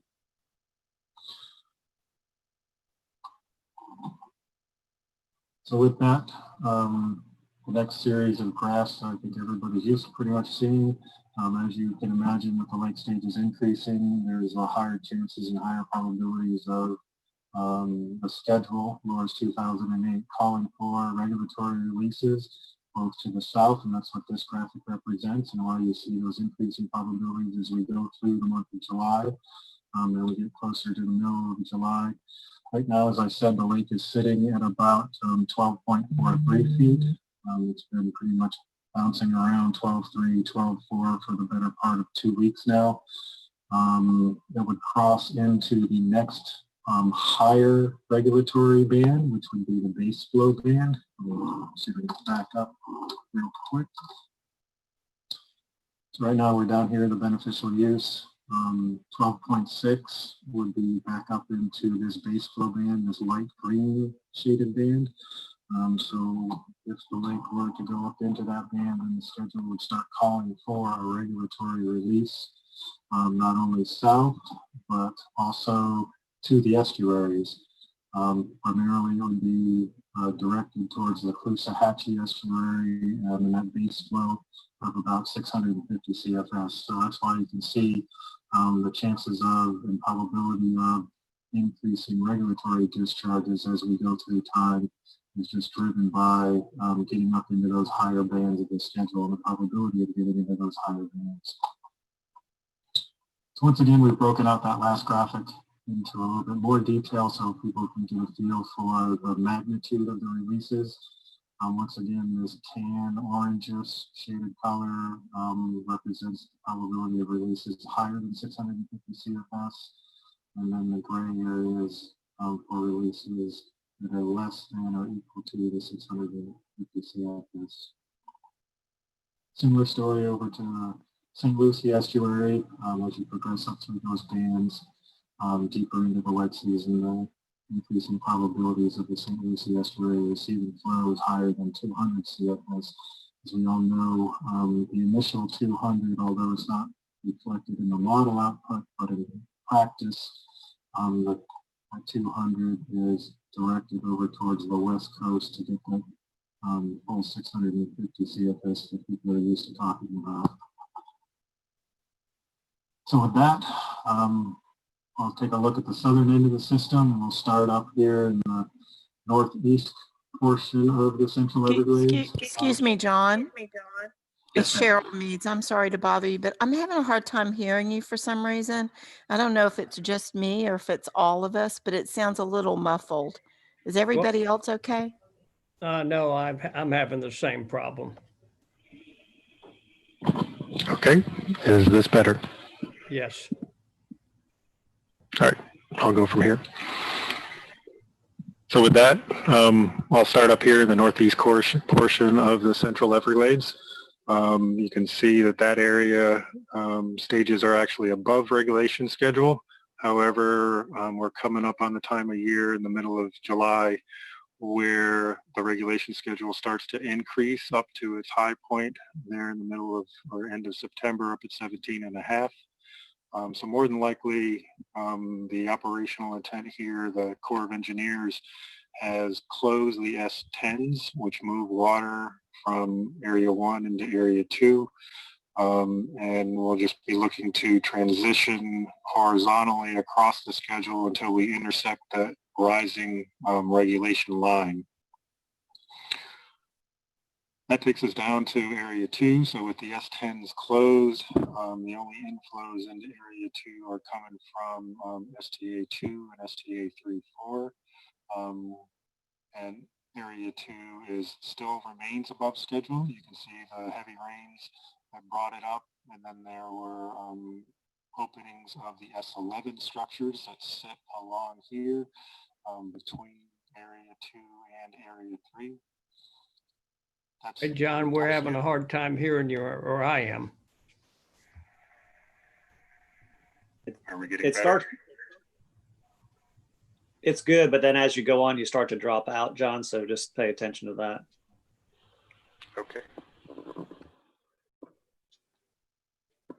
So as I was saying, Area 2 is above schedule. The Corps of Engineers is releasing roughly 2,000 CFS from Area 2 down into Area 3 to bring down some of the stages in Area 2. Jumping over to Area 3, we can see that Area 3 stages are above this sort of dash line, which is referred to as the action line. So what that means in practice, because the stages in Area 3 are above regulation schedule, we're implementing maximum releases from Area 3. As we've talked about before, structures S12C and D are open and they're releasing their maximum volumes based on the current stages as they are gravity-driven structures. And we've already had a fair amount of conversation about S12A and B. They will remain closed until July 15th as called for the Cape Sable Seaside Sparrow. At the same time, in the past, you've heard me talk about the S333 structure located right about here.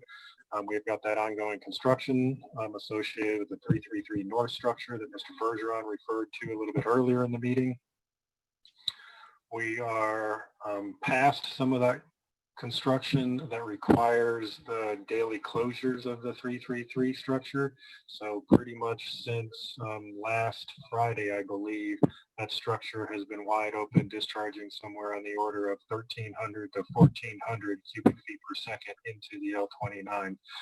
So it's something we're going to keep on monitoring. We're pushing the contractor pretty hard to get the new structure completed and operational. So we'll keep the governing board members aware and apprised of the status of being able to deliver that new structure.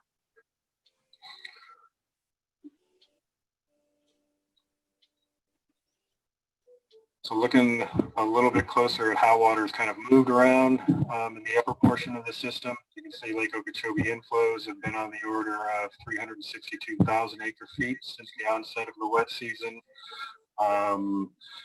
We talked already some last month about the increasing flows from the upper East Coast to the Indian River Lagoon, as well as some of the basin runoff that has made it over to the Caloosahatchee estuary due to those heavy rains.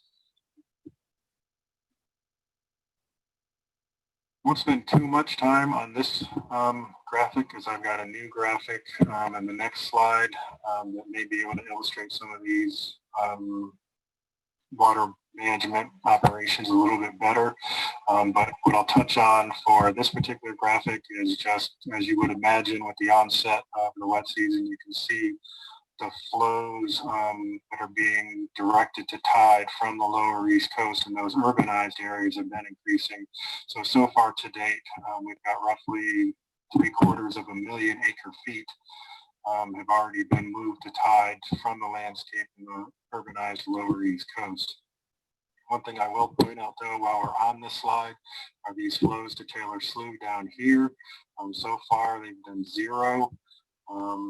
As we've had some of those restrictions that we talked about last month associated with the Cape Sable Seaside Sparrow over here on the eastern side of Everglades National Park. We are past that window. That window expired on June 30th. So those two pump stations, S199, S200, as well as S332D, are able to operate without that restriction anymore.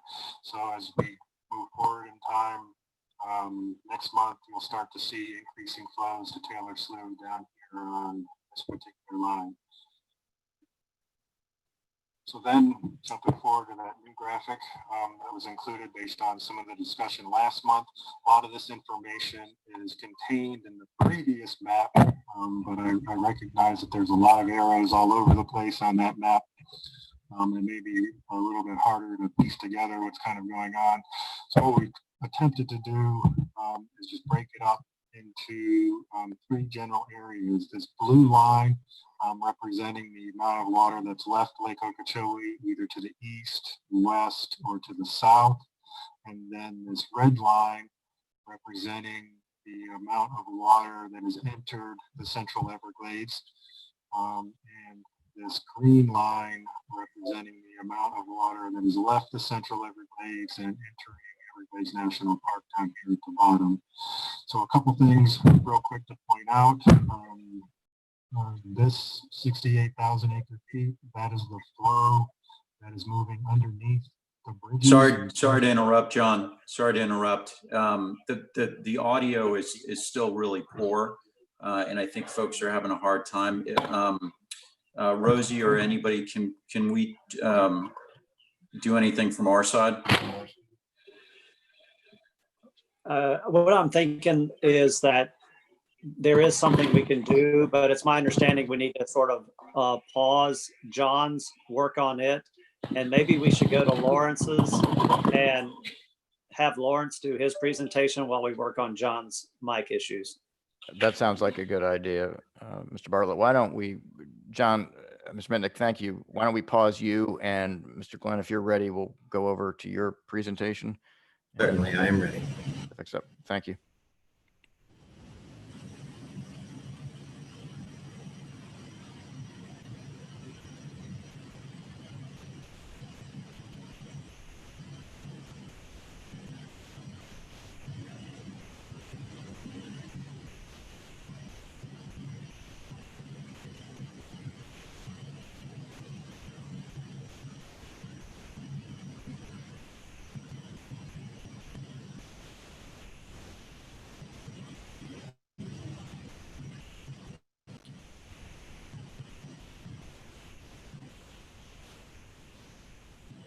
Okay, can everybody hear me?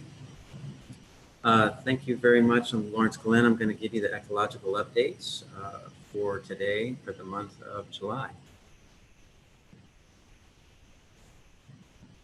Looking at the Kissimmee River, as John said,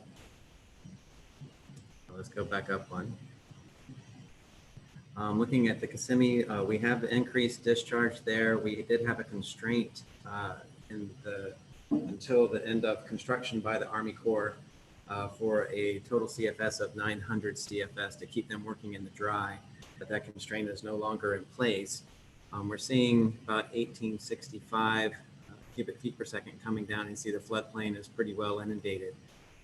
With this higher discharge and the high temperatures, we are seeing a sag in DO that we are going to continue to look at. It's about a little bit above 1 currently, so we'll keep our eye on that to see if there's any detrimental effect.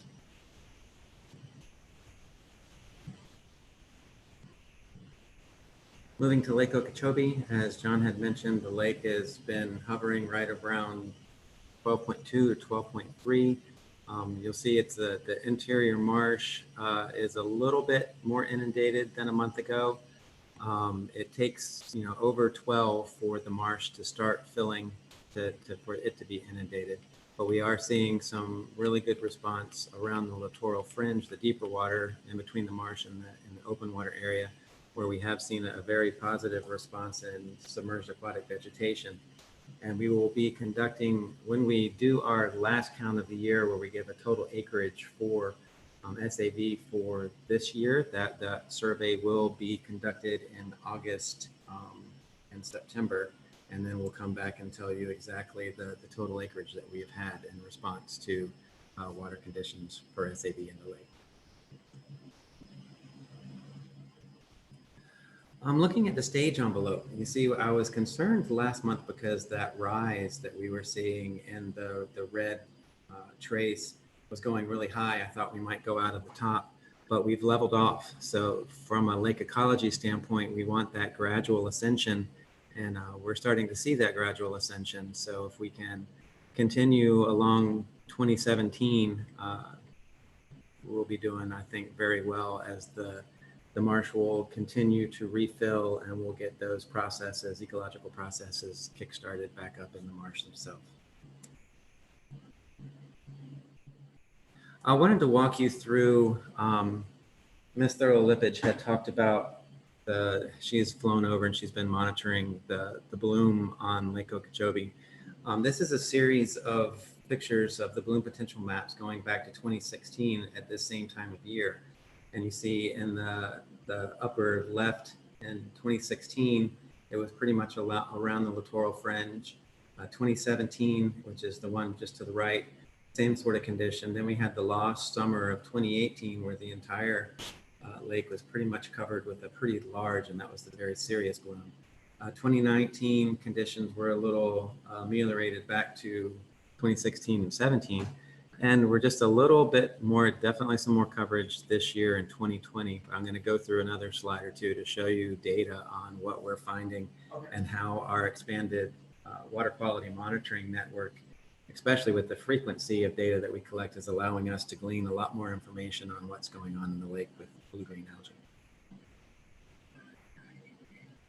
So here's our latest data. We have to go back to the map. It's a little different from the one that we just finished on because we sampled June 23rd and 24th on the lake.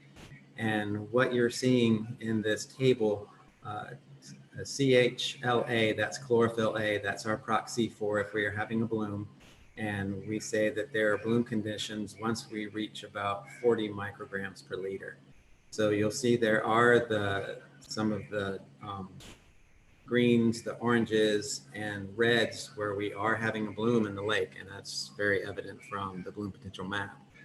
We look at the next column, and that's toxin levels. So out of the 32 samples that were taken, we have 4 that have elevated toxin, but the 2 that are kind of concern are L004 and LZ40, where we have a toxin level of 800 and 290 respectively. If you look down in the legend below the colored map, you'll see the microsystem level of 8 is where the World Health Organization declares kind of a safety issue of being within waters that are higher than that level. So these are very high levels. The 800 is 2 orders of magnitude larger. But I'll go through another slide to show you how this condition can change pretty quickly. And there's still a lot to be learned about why microcystin and when microcystin actually develops and releases toxin. So here's a series for this year, a series of the bloom potential maps. We look back in May before the very panel number 1, May 17th to May 23rd. This is right before the onset of the large rain events that we had. Then as panel 2 goes, you're kind of going through time and you're seeing this bloom start to grow. It's going from those cooler greens, yellows, and blues to adding those oranges and reds. So we looked at lake inflow. So with all of that large rain event that we had and very large contributions of inflows to Lake Okeechobee. Now this isn't cause and effect. We're just looking at factors that are influencing blue-green algae.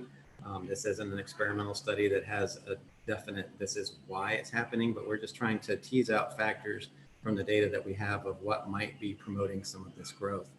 And so as you see the spike in the inflows in 2, 3, 4, it kind of goes along with what we're seeing in those maps below. Now, if we add to that the phosphorus and the nitrogen load that are associated with that inflow, you'll see in the panel to the right that has daily inflow, which I just showed you at the top, it has total phosphorus in the middle and nitrogen on the bottom. You can see that those spikes in loads of phosphorus and nitrogen to the lake are somewhat lagging in the inflows, but they are there. And they're definitely increased, and this may be what is providing the nutrient source for these algal blooms to proliferate. And Dr. Barry Rosen has been doing some work with microcystis, and he is finding that nitrogen is the critical nutrient for the development of toxin. And you see the nitrogen load is pretty high, and it spikes there in panel number 4. So here's where those 2 pretty high hits in microcystin are located. We have L004, which is at 800, We have LZ40, which is 290. So those were samples that were collected on 6/23 and 6/24. We sent crews back out a week later, and you'll see that at L004, we went from 800 to 1.3 micrograms per liter. So it was a pretty ephemeral condition there. It's still elevated at LZ40. You see this map has cooled off. The colors of the high oranges and reds are gone. We don't know exactly why they get knocked back so fast. There's a theory out there that the rains can come and disrupt the bloom. Perhaps they went through the nutrient load that was available pretty rapidly, since this was a large bloom that covered a large extent of the lake. But the great thing is with this expanded monitoring, with us getting, we went from 6 stations to 32. We went from monthly to twice a month in sampling. So we are getting a lot more data on conditions in the lake that might be driving these blue-green algae blooms. And then another important thing to look at here is you look at S308 and you look at S77, both sides of the lake, the outlets to the St. Lucie and to the Caloosahatchee, and you see there's no bloom observed there. And that's good news. Going into the St. Lucie, we see since the onset of the rains, where in the panel down at the bottom where you see that the majority of the estuary was very fresh, in the panel right next to it, current July 6th, we see a very nice salinity gradient has reestablished within the estuary, and that takes you to the panel on the bottom that shows that we are back into the good salinity range for oysters. And looking up at the top, just notice that that blue color would be in those traces of inflow. There has been no inflow from the lake. Coming down to look at how the oyster condition is within the lake, the top panel is spat, so that is reproduction. What juvenile or very small oysters are settling out onto the reef that are being produced. And the bottom is density. So the top one gives you an idea of what is happening currently, because spat's going to be impacted by conditions that are currently happening, whereas oyster density is going to be a longer term kind of metric to use to say, well, how are these things doing over a longer period of time? So in the top panel, where we're looking at recruitment, we see that we had a really good month in May, and then we had a pretty sharp decline in spat settlement in June. We believe that is associated with the high flows and the freshwater conditions that were associated with the rain events and weren't allowing for spat to settle here, but were being pushed further down the estuary. And then with the bottom, looking at oyster density, we see a pretty sharp decline there from 878 to 540. And that's live per meter squared. Between March and May, salinity conditions had gone pretty high because then we were dry. And what happens when salinity becomes high is we have marine predators move in, snails, crab, oyster drills that can affect the density of the oysters that are there. So that's kind of, we're seeing both extremes. In the top, we're seeing a response of really high flows and low salinity. At the bottom, we're seeing when we were more in a drought condition of low flows and higher salinity. Moving over to the Caloosahatchee, we have been trying to maintain at least 650 CFS coming in here. Here you see there's 400 over the past week from the lake, with the remaining from the C43 and the tidal basin inflows, so about an average of 940 CFS. And what that presents in the two maps below is a nice setup in salinity gradient throughout the estuary. So in the upper estuary, it is fresh. In the middle, you go to that mesohaline, and then at the bottom, it's getting more towards the higher saline conditions. And if you look over at the bottom right, you will see both at Cape Coral and at Shell Point that we are in the good range for oysters there.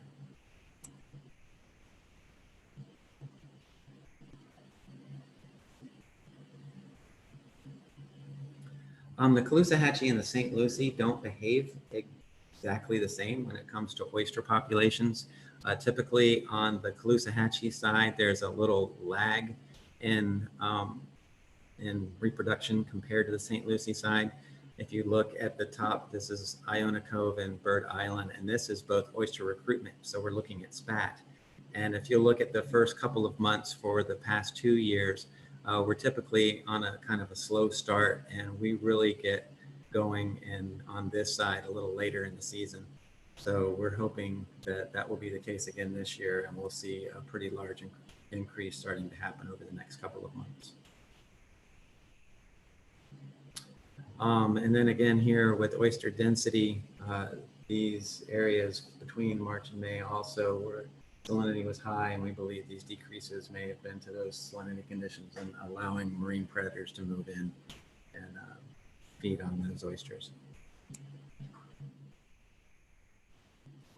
Moving to the Everglades stormwater treatment areas, we see that total inflows to the STA so far this water year is 390,000 acre feet, with only 3% of that, or 10,000 acre feet, coming from the lake. We do and are seeing still pretty extensive veg management activities going on underway, and this is to address the stress and highly stressed vegetation conditions, and this is especially in the EAV cells. So when we are looking at the STAs, we look at it by a cell approach because they are so large, and how can we get our vegetation management in there to take care of our natural filtration marshes. So we have a lot of planning going on. Some of the stress comes from an increase in the summer from floating aquatic vegetation. This is water lettuce, water hyacinth that tend to proliferate in the summertime. So the problem with that is if we get they can grow very rapidly, and they will cover over. If we get a wind-driven system, they can start to push against the emergent vegetation.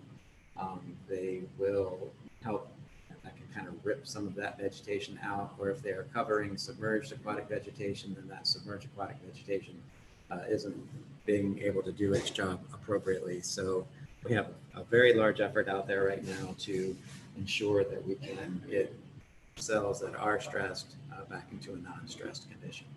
And then a good news story is that this time of year we've rehydrated STA 5.6. And here's what the water depths look like. So within STA 5.6 over on the very right-hand side, you see a majority of that STA now is inundated.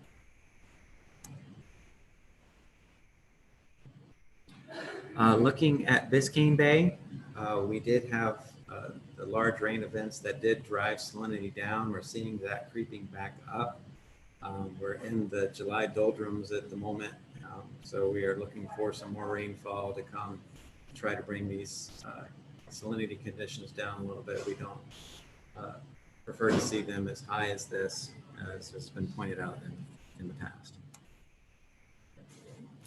Getting into the Everglades, these are the water depth maps from a year ago, a month ago, and currently. And you see that we are getting increased water depths within Water Conservation Area 3.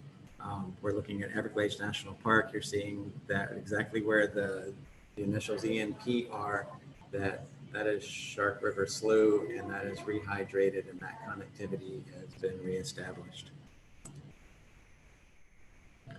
Going through the wading bird season, since we have completed the season, up till now I've been telling you how many nests have been produced over the course of the year, but it's at the end of the year, the end of the season, we can actually go back and look and see, okay, from those number of nests, how many fledged, and then how many experienced nest failure. So you look at 2020 for white ibis, and you see that it is very close to an average year over the past 10 years. However, because of the drying that we had and then the reversal that happened directly afterwards, we have a condition where during the drying condition, what is happening is you are drying water down from the landscape, and you're creating something called a drying pool. And a drying pool is just an area as water is going to the lowest possible level of topography in the landscape. It's collecting that water, and while it does that, it also collects prey. So that enables wading birds a great place to go find their food to bring back to their young that are in the nest. But when we get a really rapid reversal, so with the onset of the rains that we got and stage increased very dramatically and very quickly, it quickly disperses that prey. So where we were looking pretty good for white ibis, and white ibis also were able to fly out of the Everglades to the urban areas to feed. With that reversal, they just weren't able to sustain young, so we had a pretty poor nesting success year. Although there were many nests, 84% of those nests failed. Conditions were similar for the wood stork, but a little worse when it comes to failure. We had 98.5% of the nests failed. The wood stork is really a sentinel species for the Everglades to show what hydrologic conditions are like. They have a protracted breeding season, so it takes them longer to fledge their young. Historically, they started nesting basically in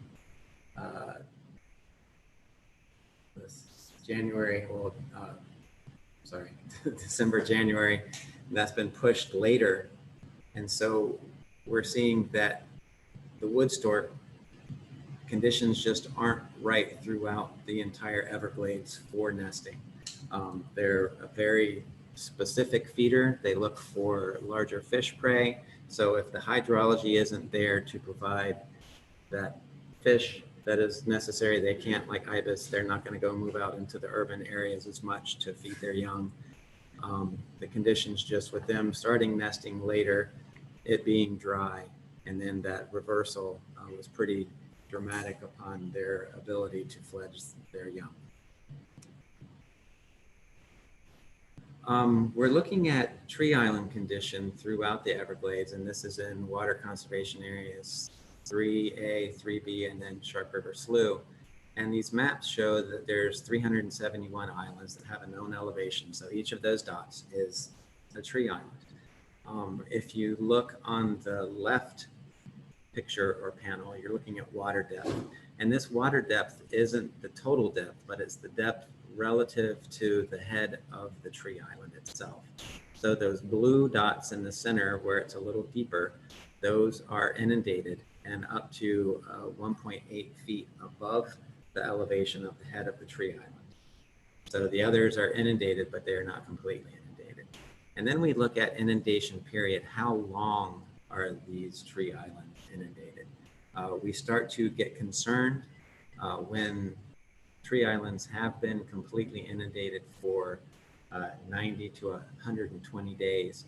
And if we look down at the legend at the bottom, where the longest period of continuous inundation currently is 40 days. So the tree islands, we believe currently are in good shape relative to the hydrology we're seeing. Moving down to Florida Bay, we see if we're looking at the 105,000 acre foot MFL rule threshold, which is the red line in the top graph, we see that our 365 day moving sum currently is 240,000 acre feet. So we are doing well there. Salinity is down below 20. So that is also good. And that's from Taylor River, which is the red star at the bottom. But I'll show you where we are. The rains had helped us at one point, and we're starting to creep back up a little bit. So if we look at the traces we have down on the bottom right, you have the interquartile ranges in eastern Florida Bay and in central Florida Bay. And as long as salinities are in those blue bands, we feel we're doing pretty well. And you see they're both below the level of 40 of salinity, which also is doing well. But you'll notice that they are creeping up, especially in central Florida Bay. So if we move back over to the map on the left, you see that within the Central Bay, Whipray Basin, it's about 39.5. So it's starting to creep up a bit, but the area that shows really, it reflects how, when John said that we weren't able to send water down through Taylor Slough, you look at the coastal salinities and how they have increased really dramatically, and they too are in the 30s in the central and in the 20s over in the Eastern Bay.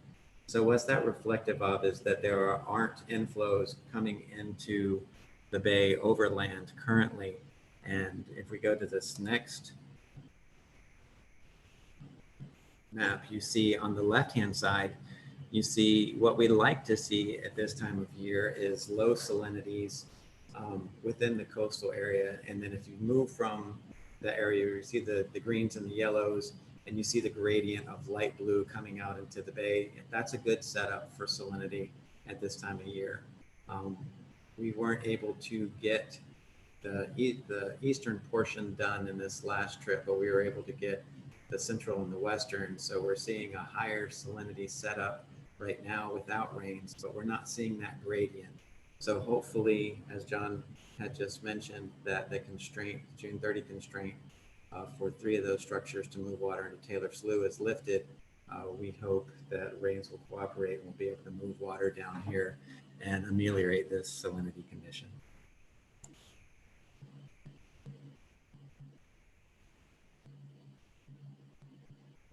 And that is all, and I'll happily take any questions you may have. Thanks very much, Mr. Glenn. Are there any board members who have questions? I do. Go ahead. I think one of the, in talking earlier about the natural sheet flow, with all of the infrastructure that's been built on the Tamiami Trail, the modifications of the 3-3 north structure that will increase, actually double the volume of water that can flow south, along with the S12 structures. You can see how sensitive the environment is, how sensitive Florida Bay is to salinity levels if you're not letting the water flow naturally where it wants to go by gravity. And fortunately, with all these improvements that everyone has worked so hard over the last 20 years and all the stakeholders, we got more tools in the toolbox. But what we have to make sure is there's no obstacles that allow the natural sheet flow to Florida Bay. And if you pull up John, when we get John back on, we'll pull up the and show the 4 S12s, the 3-3 north and south, and the actual infrastructure that is there for water by gravity, not directed by man, not directed by pumps. 30 miles wide, ridge and sloughs come up to the face of the Tamiami Trail. And with this infrastructure, the water should flow where it wants to go by gravity, ridge and sloughs, 30 miles wide, onto Florida Bay. And if we alter this natural sheet flow, I don't believe we can save the Everglades. And we have to keep in mind that we don't want to alter the natural environment that we have built all this infrastructure in order that we're focused on the global Everglades and water moving south to benefit the discharges in our rivers as well when it's moving in the right direction. And so I just wanted to point that out. And I think one of your charts, I think we had some redirection of water with the 199 pump and the 200 pump, moving water through the 197 rather than letting that water go through Taylor Slough where it naturally flowed. And these are the things we need to iron out as we continue to go forward. But I just wanted to use this as an example of how important it is that we let water flow naturally and equalization of water levels. Thank you. Thank you, Mr. Bergeron. Mr. Olipich. Thank you, Chair Goss. I think this is a proper time to give some feedback on the Flow Water South chart and obstacles that I requested at the last meeting, that it sounds like the board is very supportive of getting.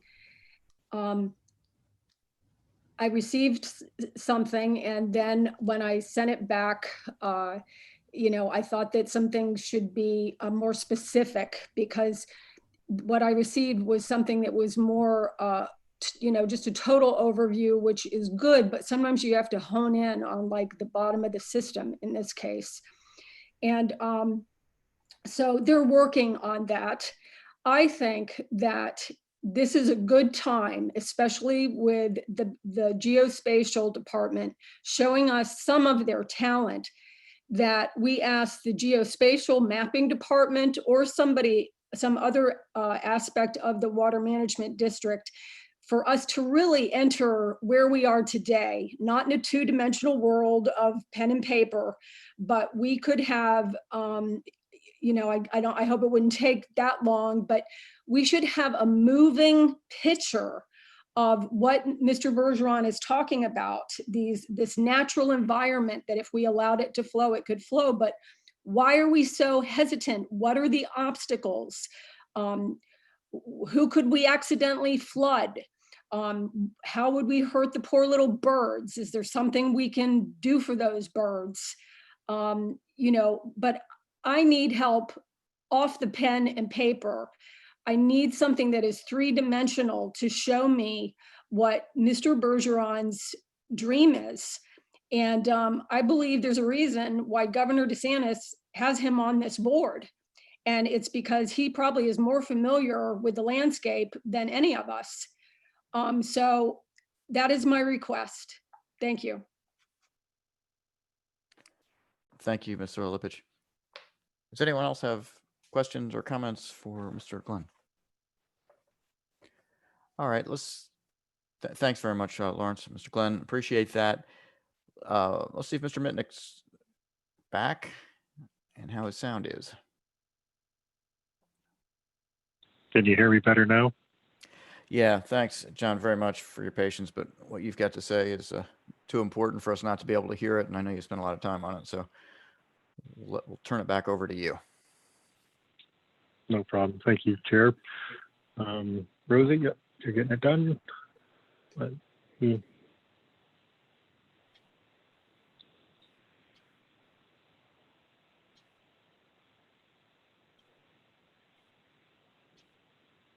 All right, so this will be the speed round.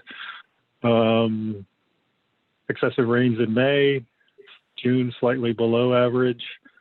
So far for the month of July, we are right about tracking an average, only being 9 days into the month of July.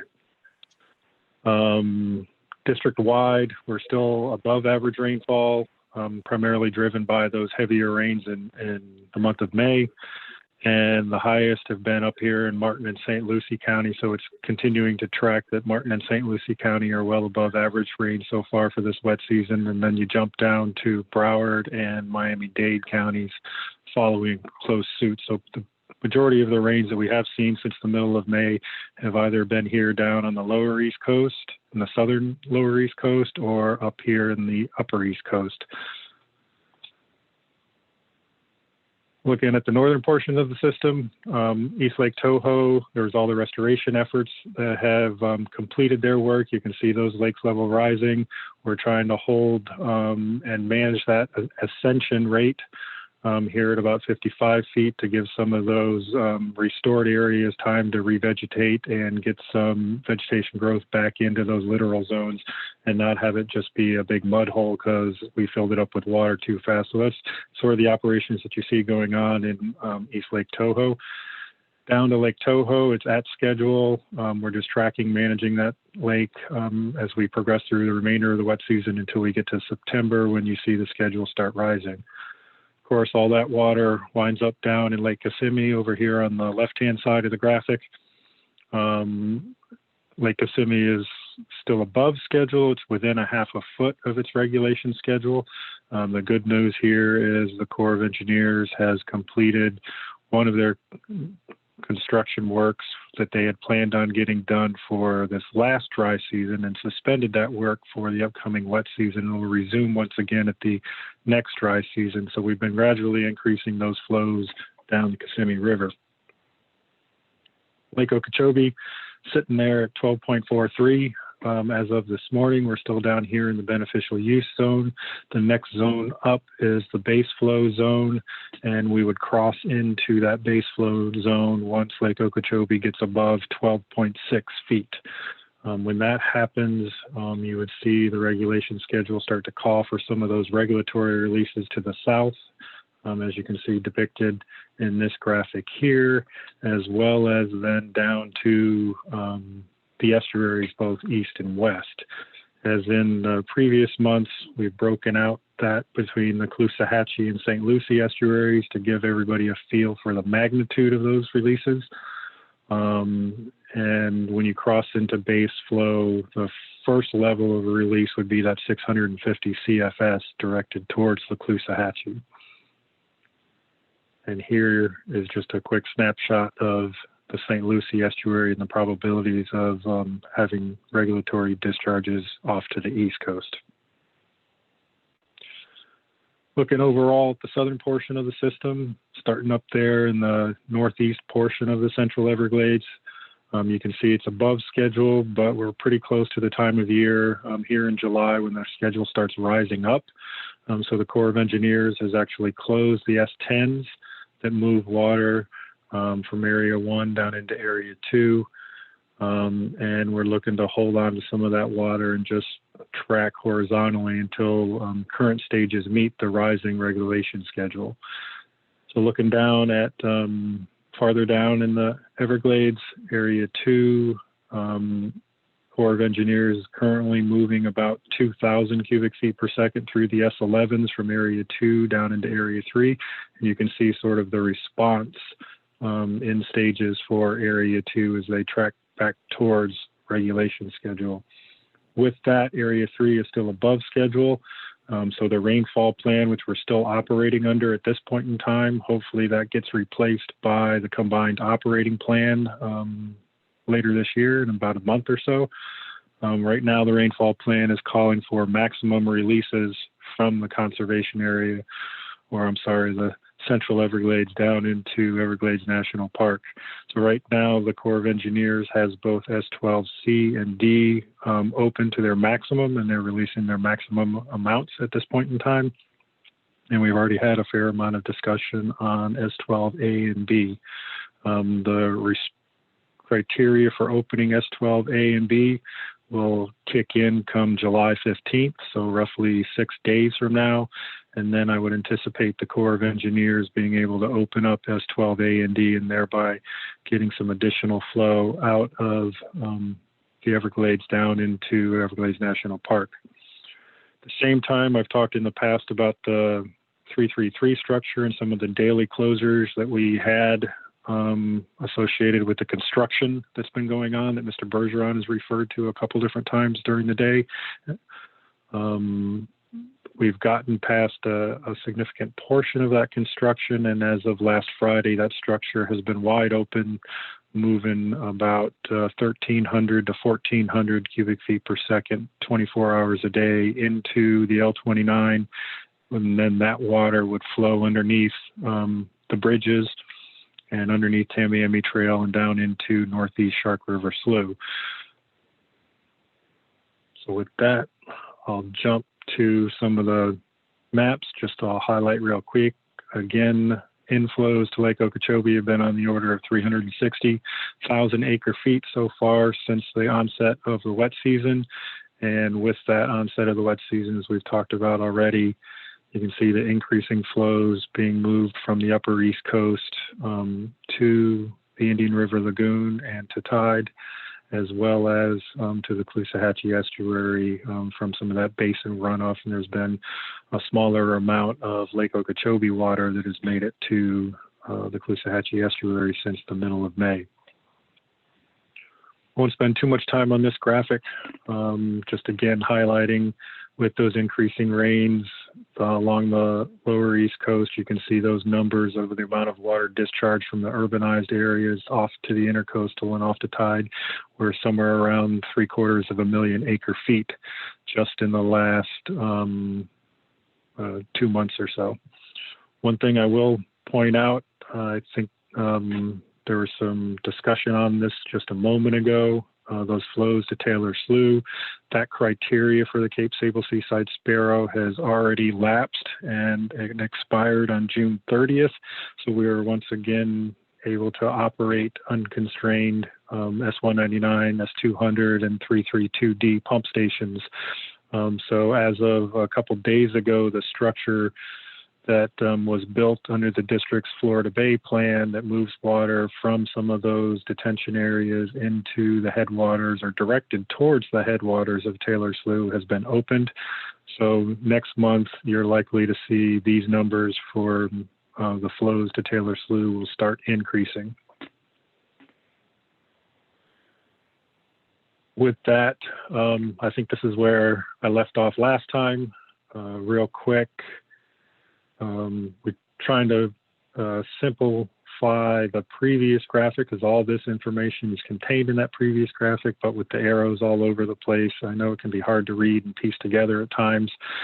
So we've tried a simplified version of this, and depending on some of the feedback we get on this graphic, we'll work to either enhance it and fully replace the previous slide as we move forward in time. So just divide it up into 3 general areas: flows moving out of Lake Okeechobee, either to the east, west, or to the south; flows entering the Central Everglades and the Everglades itself, starting over there in the village of Wellington and the C51 West Basin and wrapping all the way around to STA 5-6, as well as the feeder canal basin over here in the S140 pump station. And there's some flows that have come into the Everglades from the East Coast and the S9 pump station, represented by this arrow over here. Down at the bottom end, these are just the flows that are entering Everglades National Park. So a couple things to take note of here. This 68,000 acre-feet is the amount of water that is moved underneath the trail east of the S333 structure right here, and the 334 structure right there. So it's all that water that is moved underneath the newly constructed bridges. The 56,000 acre-feet is the amount of water that's been moved through the S12 to date. And there are some other smaller structures over here on the western side of the Everglades that'll move water into Big Cypress Basin. Those have also been following the closure periods and closure criteria associated with S12A and B. Jumping down here, this 61,000 acre-feet, those are the flows that are to the detention cells that line the eastern side of the park. So I would not characterize them as direct inflows into the park. They are flows that have been distributed across all of these detention cells to create that hydrologic barrier on the eastern side of the park. The one, I guess, volume of water that I did not include in this particular graphic, but you can see it on the previous graphic, is the operations of the 356 structure located right here. That's to return that amount of seepage that comes across underneath the levee into the L31 North and then gets pulled back up and returned to Northeast Shark River Slough. So far to date, that's been about 32,000 acre-feet, but I did not count that in this graphic as a new, quote unquote, new inflow into the park, as it's just returning that seepage. So like I said, actually one more thing up here, if people are looking back at the previous graphic, it'll show zeros for those flows. the difference between the 0 and this 1.1 is there has been some water that has been moved from the Everglades here over to the urbanized East Coast for water supply purposes and canal maintenance purposes since May. But the previous graphic represented water that is being moved from the Everglades to tide to be able to manage those higher levels that you've seen in the Everglades that we have right now. So right now we're trying to hold on to as much of that water within the Everglades and get it to traverse north to south down through the Central Everglades and down to the park, as opposed to shunting it to tide and wasting it to tide. With that, just looking out a couple of months, Climate Prediction Center is calling for above average and slightly above average rainfall through the end of November, and then it sort of shifts as we get into the early part of the dry season. And with that, I believe that's the last slide. Or nope, got one more. So what does rainfall look like at least over the next 7 days? We can see rains will start picking up as we progress farther into the rest of the week and the weekend. We're actually forecasting a slightly above average rains for the next 2 weeks. Primarily, as you can see, is kind of focused here along the East Coast and upper East Coast, a little bit into the central portions of the district. And with that, I'd be happy to answer any questions.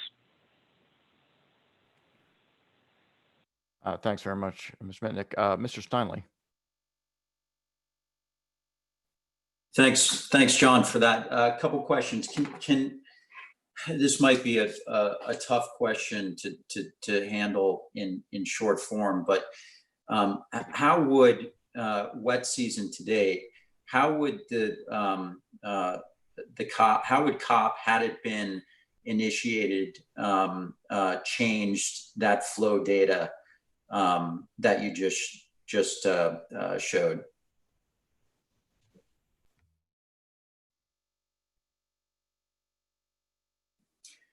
And then I've got 2 quick follow-ups. Okay. So real quick, in a nutshell, COP, so right now what we're operating under is called the rainfall formula and the rainfall plan. It has 2 components to it. 1, rain driven, and then 2, it has a regulatory component. So right now, because the conservation area, Central Everglades, the southern portion, is above its regulation schedule,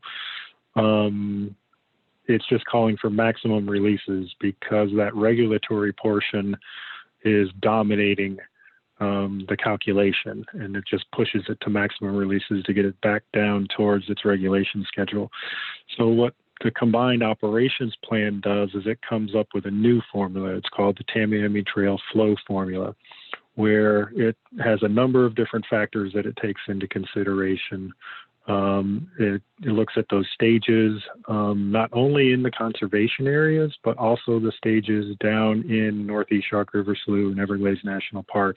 And some of those stages can start drawing a pull on the water as opposed to just a push from Area 3.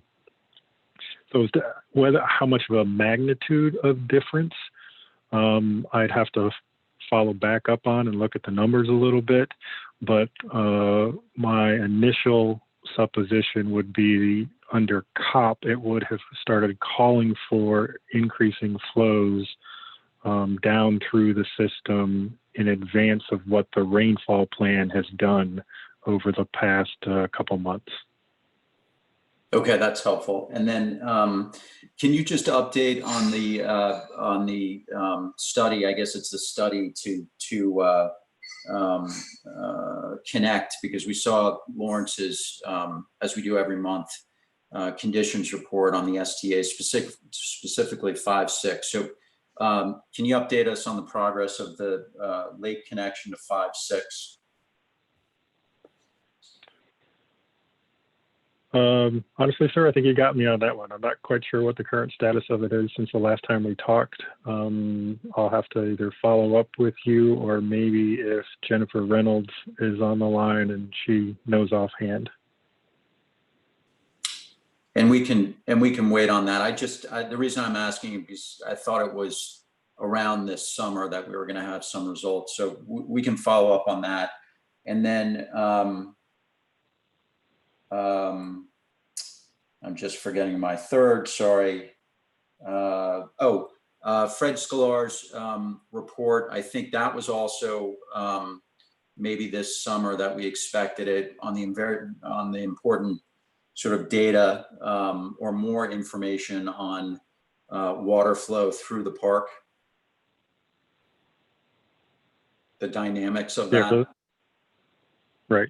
For that one as well, I'll have to phone a friend and ask Lawrence if he can jump in. Yeah, that is not this summer. That's a multi-year study. We're not going to have data really to present you for a couple of years out. Okay. All right. Thanks, guys.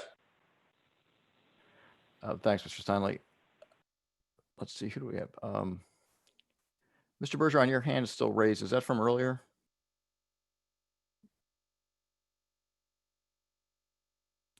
No, I'd like to speak about what we're talking about.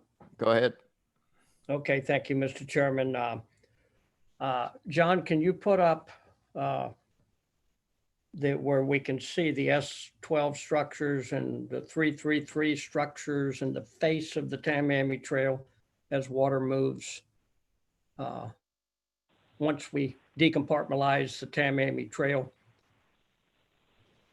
Is this the graphic that you're referring to, sir? Let me get,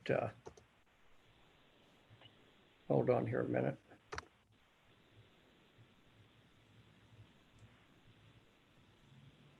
Trying to get my, yes, thank you. I think the thing I want to point out, and I apologize for talking so much about this, but I think it's important to all the stakeholders. It's important to my fellow board members of some of the things that I've been talking about. If you may want to point at the 333 structures, John, which is right where the L67 connects. This infrastructure, like John had said before, will double our capacity to move water south. Then you have the S12s, A, B, C, and D. What my point is, when water flows through the Central Everglades and it comes up to 30 miles by gravity, ridge and sloughs to the face of the Tamiami Trail, which has been a dam since it was finished in 1928. This is a great day when we can have the water flowing by gravity through the S12s, through the 333 north and south to Florida Bay and rehydrate Everglades National Park. The thing that I believe that's so important is that we do not alter where water wants to go by gravity. And the other thing I will say is if we're trying to move water not by gravity, where it wants to go, then we're altering the natural environment. And we're increasing the chances of quality of water that we have to meet when you consolidate. So as we continue to go forward in getting water into Everglades National Park and Florida Bay, rehydrating, having compatible water levels in the central, equalization with shared adversity from the central to the southern Everglades National Park into Florida Bay, equalization. Then all the endangered species, all 70 of them, will benefit. Recognize the fact when you back up this water and you have 3.5 foot of water in the central Everglades and all of the deer islands are underwater, where all the turtle eggs and all the snake eggs and everything has to hatch in the dry, and you don't have water, and salinity levels are coming up in Florida Bay because you don't have the water flowing naturally. And so I believe we have to work with U.S. Fish and Wildlife. We have to try to do everything we can for the Cape Sable sparrow. We have a commitment to do that to all endangered species. But if U.S. Fish and Wildlife is going to direct the water managing agency on, you can run this, you can run this pump, but you can't run that pump, and you can't put water naturally flowing through Taylor's Slough, the impacts to the global Everglades, the water that is at times have to go out our rivers east and west in quantities that are totally unnatural, even if it was clean, impacting our estuaries in the Gulf and the Atlantic. And we don't let this naturally flow, pull the plug out of the bathtub, naturally flow by gravity. And on the western side, and I will point out, we have two other structures that have to be closed that lets water flow through the lower 1/3 of the Big Cypress onto the 10,000 islands. And there's multiple structures designed to go in that L28 levee that will let this water equalize, let it flow south, let it go where it wants to go by gravity.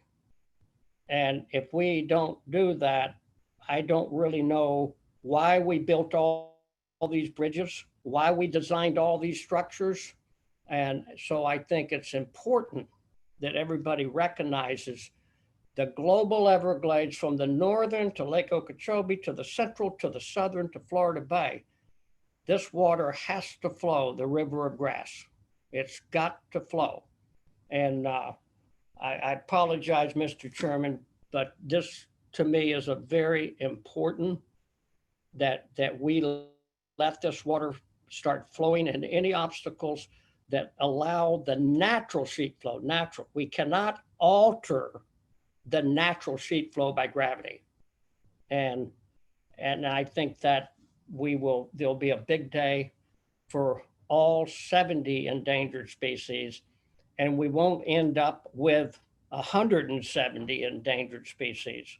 Very dangerous when you're altering the environment and water levels that are compatible with the environment, the ecology, all our wildlife, and all of our endangered species, all of them, multi-species.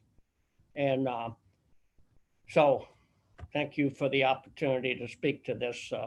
I think it's extremely important. Thank you, Mr. Bergeron. No reason whatsoever to apologize.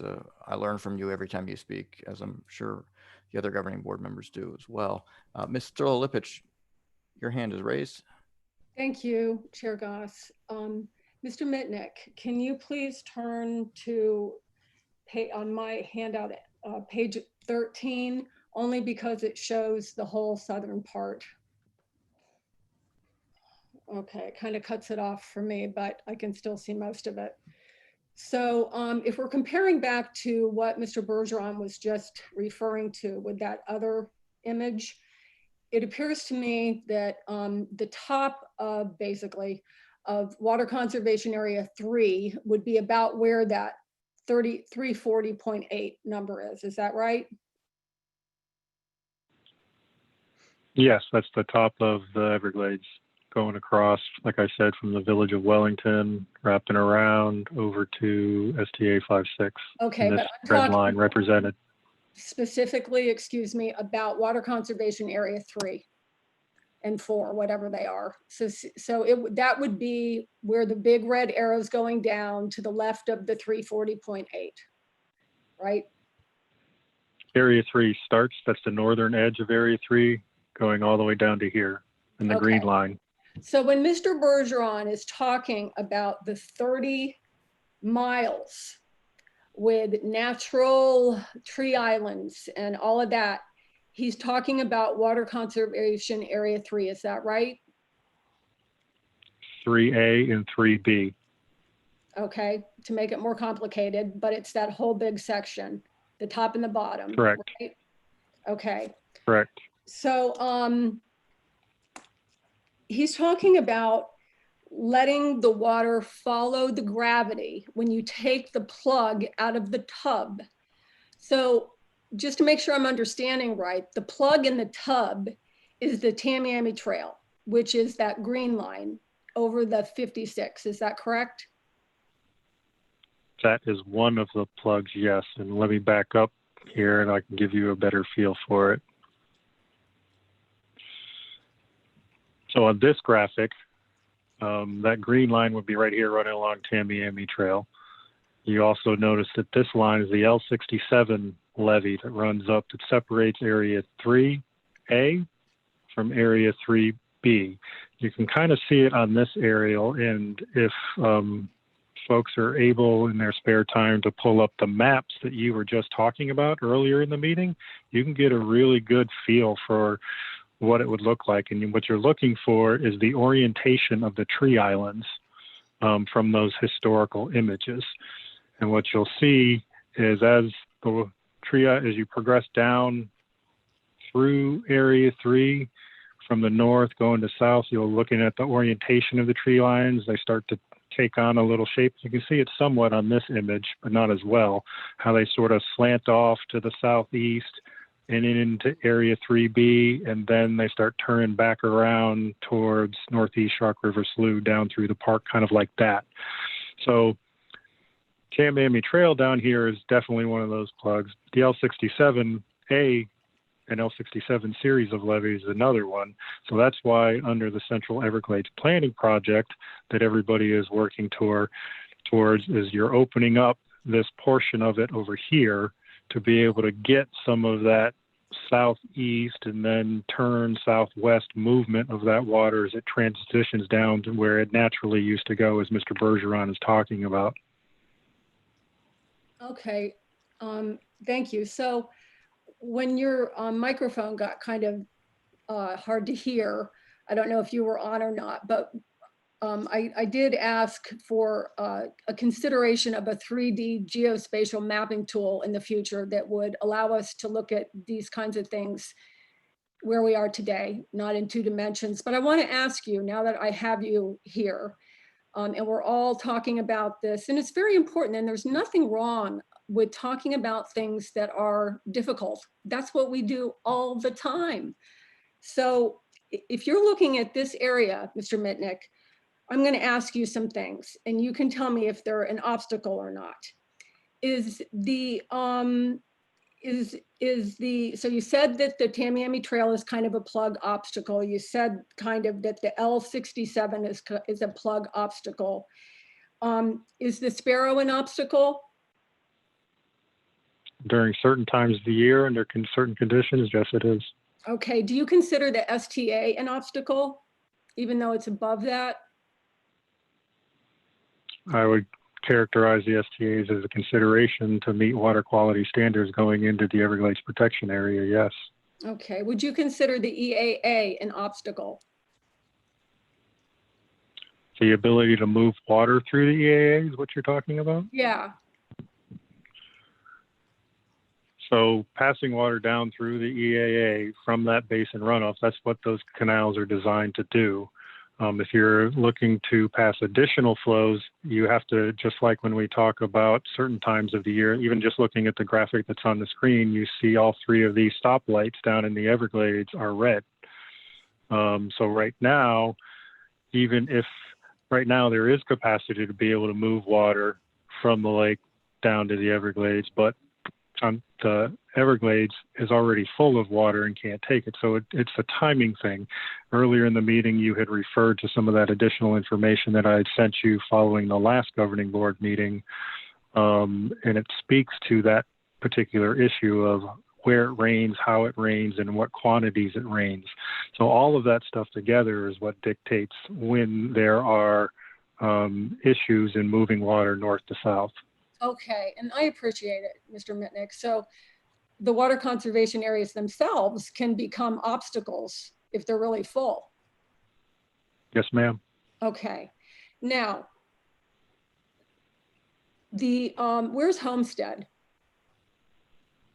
I'll have to switch to a different slide. 1 second. You don't move the slide, go back. So we stay on that slide. Okay. Homestead is down there down somewhere. here under the text box. Okay, so like years ago when I would go or was an alternate on the RAC, they would talk about, they're really upset about their avocados getting wet feet and their agriculture, understandably so. That's an old area of historic agriculture. So how much of that that East Coast is also an obstacle, and is it fixable to achieve what Mr. Bergeron is talking about with that wall, with that seepage wall? Can we do this? I'll give you my personal opinion is yes, absolutely, we can do it. Otherwise, I wouldn't be doing the job that I've done for 16 plus years. I believe it is fixable. Depending on whatever euphemism you want to use, getting over hurdles, knocking down wickets, there are a series of steps that we've got to go through and things that we've got to overcome. Tamiami Trail is one of them. Had a lot of discussion already about that. Getting that flow from the Central Everglades moving south, dealing with the seepage issues along the east side. And there are a number of different options that can be employed to do that.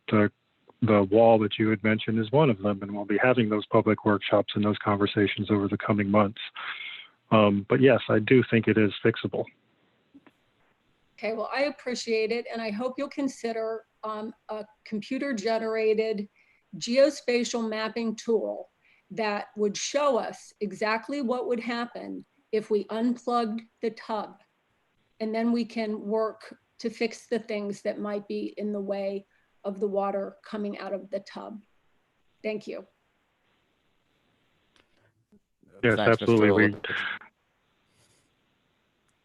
Go ahead. Sorry, John. Mr. Chair. I was just going to say yes.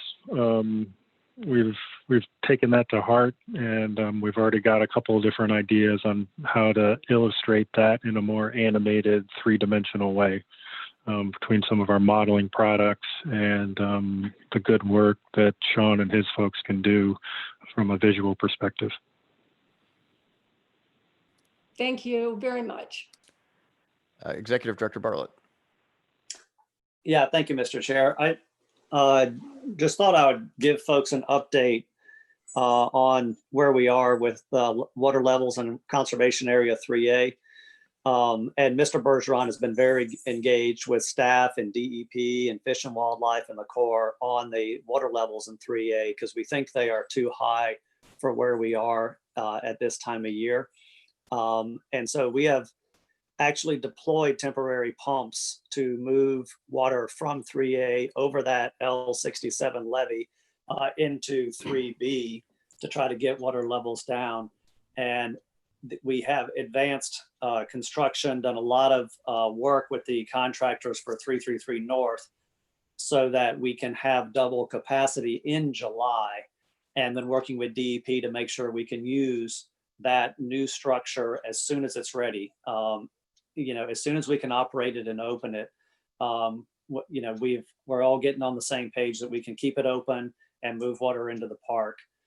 About 3 weeks ago, I sent a letter to Fish and Wildlife asking if we could open 12s A and B in the structures north of subpopulation A ahead of schedule. And schedule is, we can open them next Wednesday. Not only did I ask if we could go ahead and open them if conditions were such that we could go ahead and open them, I asked if there's anything the district could do to get more operational flexibility by helping the sparrow, whether it's habitat improvement or something with 12 A and B, and also the structures over near Taylor Slough.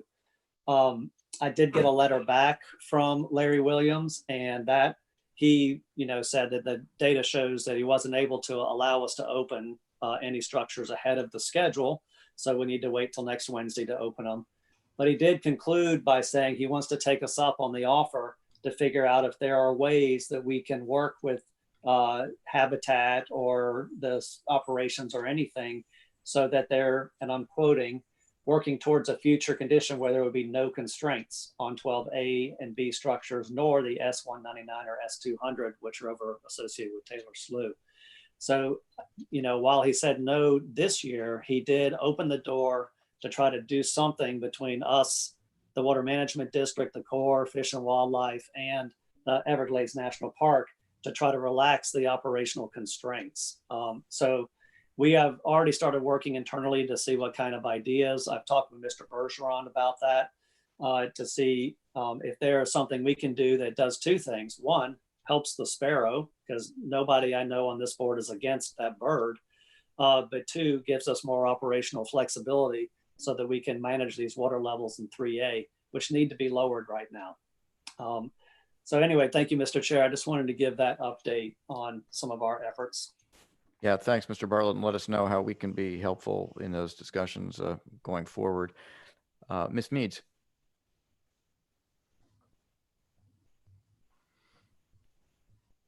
Sorry, that took a minute.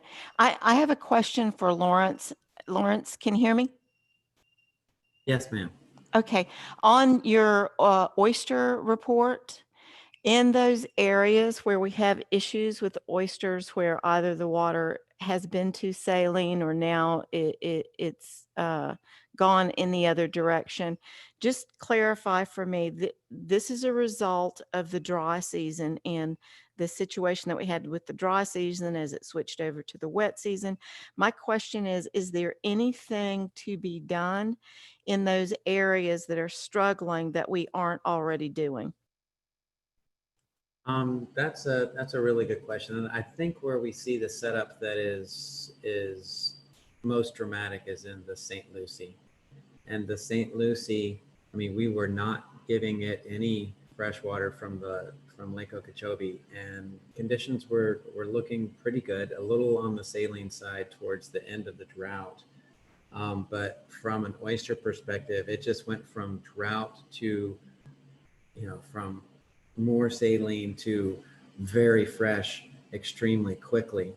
So, you know, as you look through that basin, you know, there are storage features that are being constructed to help with that basin runoff, C23, C24, C25 reservoirs. So I think help is coming. It's just not completed at this moment. And John, do you have any other thoughts on that?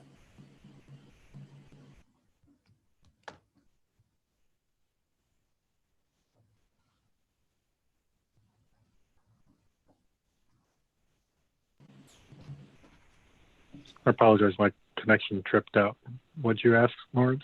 I was just going towards on the St. Lucie side for, you know, how water delivery is coming there from the basins themselves. That's where I think we ran into the condition where we went from pretty saline to very fresh quickly. And I was saying that it's my belief that as we get those storage features online on that side, C44 reservoir and then C23, 24, 25, that will be beneficial for how water is delivered within that basin. Yes, it will. Absolutely. The more storage you can employ in the basin will help ameliorate some of those sudden shifts. Thank you. Does that help, Mrs. Meads? It does. And then I have one comment or question. So, so Jackie, I understand the questions that you're asking, and for us, for the people who are, we're not really new anymore, but there's so much complexity, and to staff or to Drew, to John, I don't know who this question goes to, but I'm accustomed to Lean Sigma process mapping, where you take a tremendous number of complicated processes and you bring them together on the wall on a large sheet of paper, and you do an is map and a should map. And I think certainly this has been done historically with the district.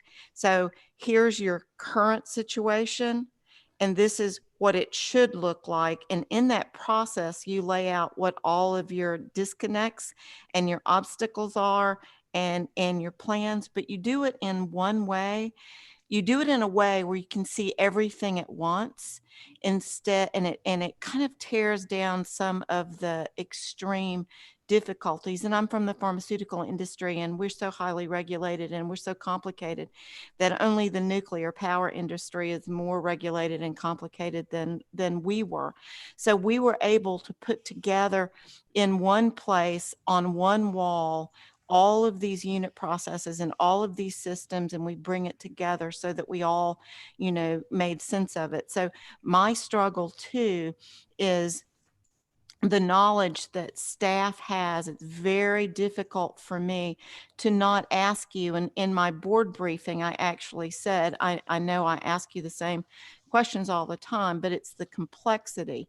And I don't ever want to become desensitized to the issues. I don't ever want to say, oh, well, it's just that saline bay again. I want to always understand what our options are, where we are, that we're doing the best that we can. So have we ever processed map this? Does the district know how to do process mapping? Do we have a Lean Sigma expert on staff? And does anybody even think that's needed?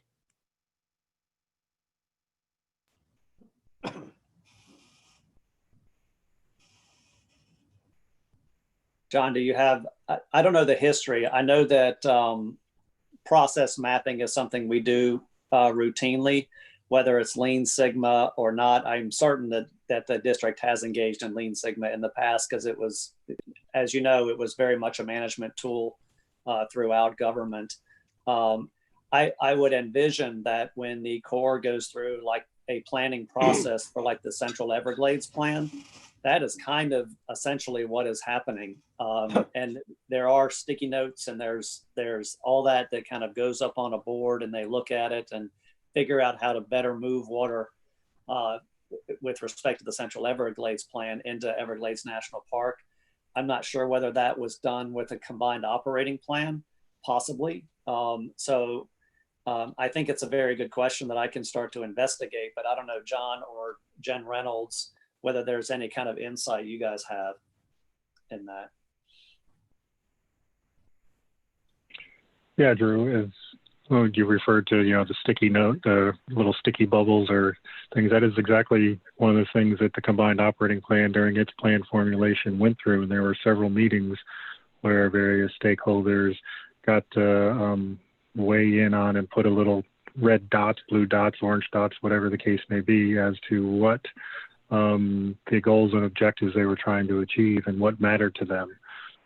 So we have gone through and are familiar with those types of processes, but I'd agree with you, Drew, that Ms. Meads, when I heard you describe it, it sounds like you're describing that overall planning process that we go through in conjunction with our federal partners for Everglades restoration when new projects get developed. So do you have something that you can share with me that I can look at, like from the combined operating plan? I mean, is there a document for COP that shows the current situation, the situation that we strive for, and the decision making, or the you get it.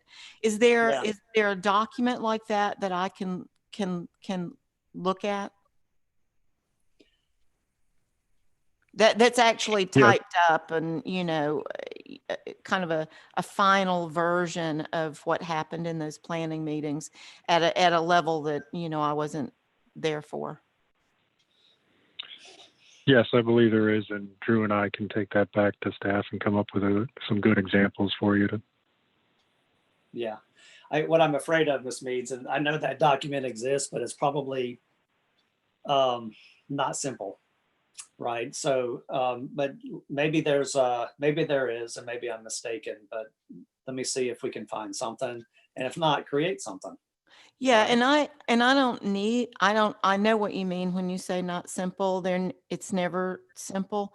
I just would like to be able to run through the process without always having to humble myself and say, "Hey, John, I know you've told me this before, but I just and to save everybody else time. It would just be a good document to have if I can walk through it and look at it. And even if it's something that you have to put together, it would be really helpful for me. I agree. Okay.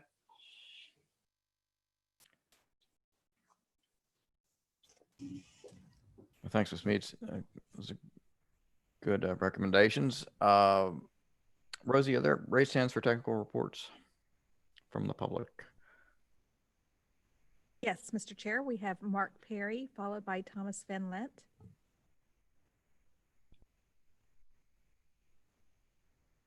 Okay, thank you. This is Mark Perry.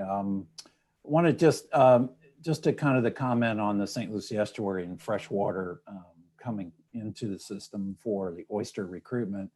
Just note that Mr. Glenn's presentation, we do have oyster recruitment, even spat recruitment. But remember, St. Lucie estuary, Martin County, St. Lucie received over 18 inches of rainfall from May 15th on. So district-wide, it was huge. But in Martin, St. Lucie County, it was a lot of local basin runoff.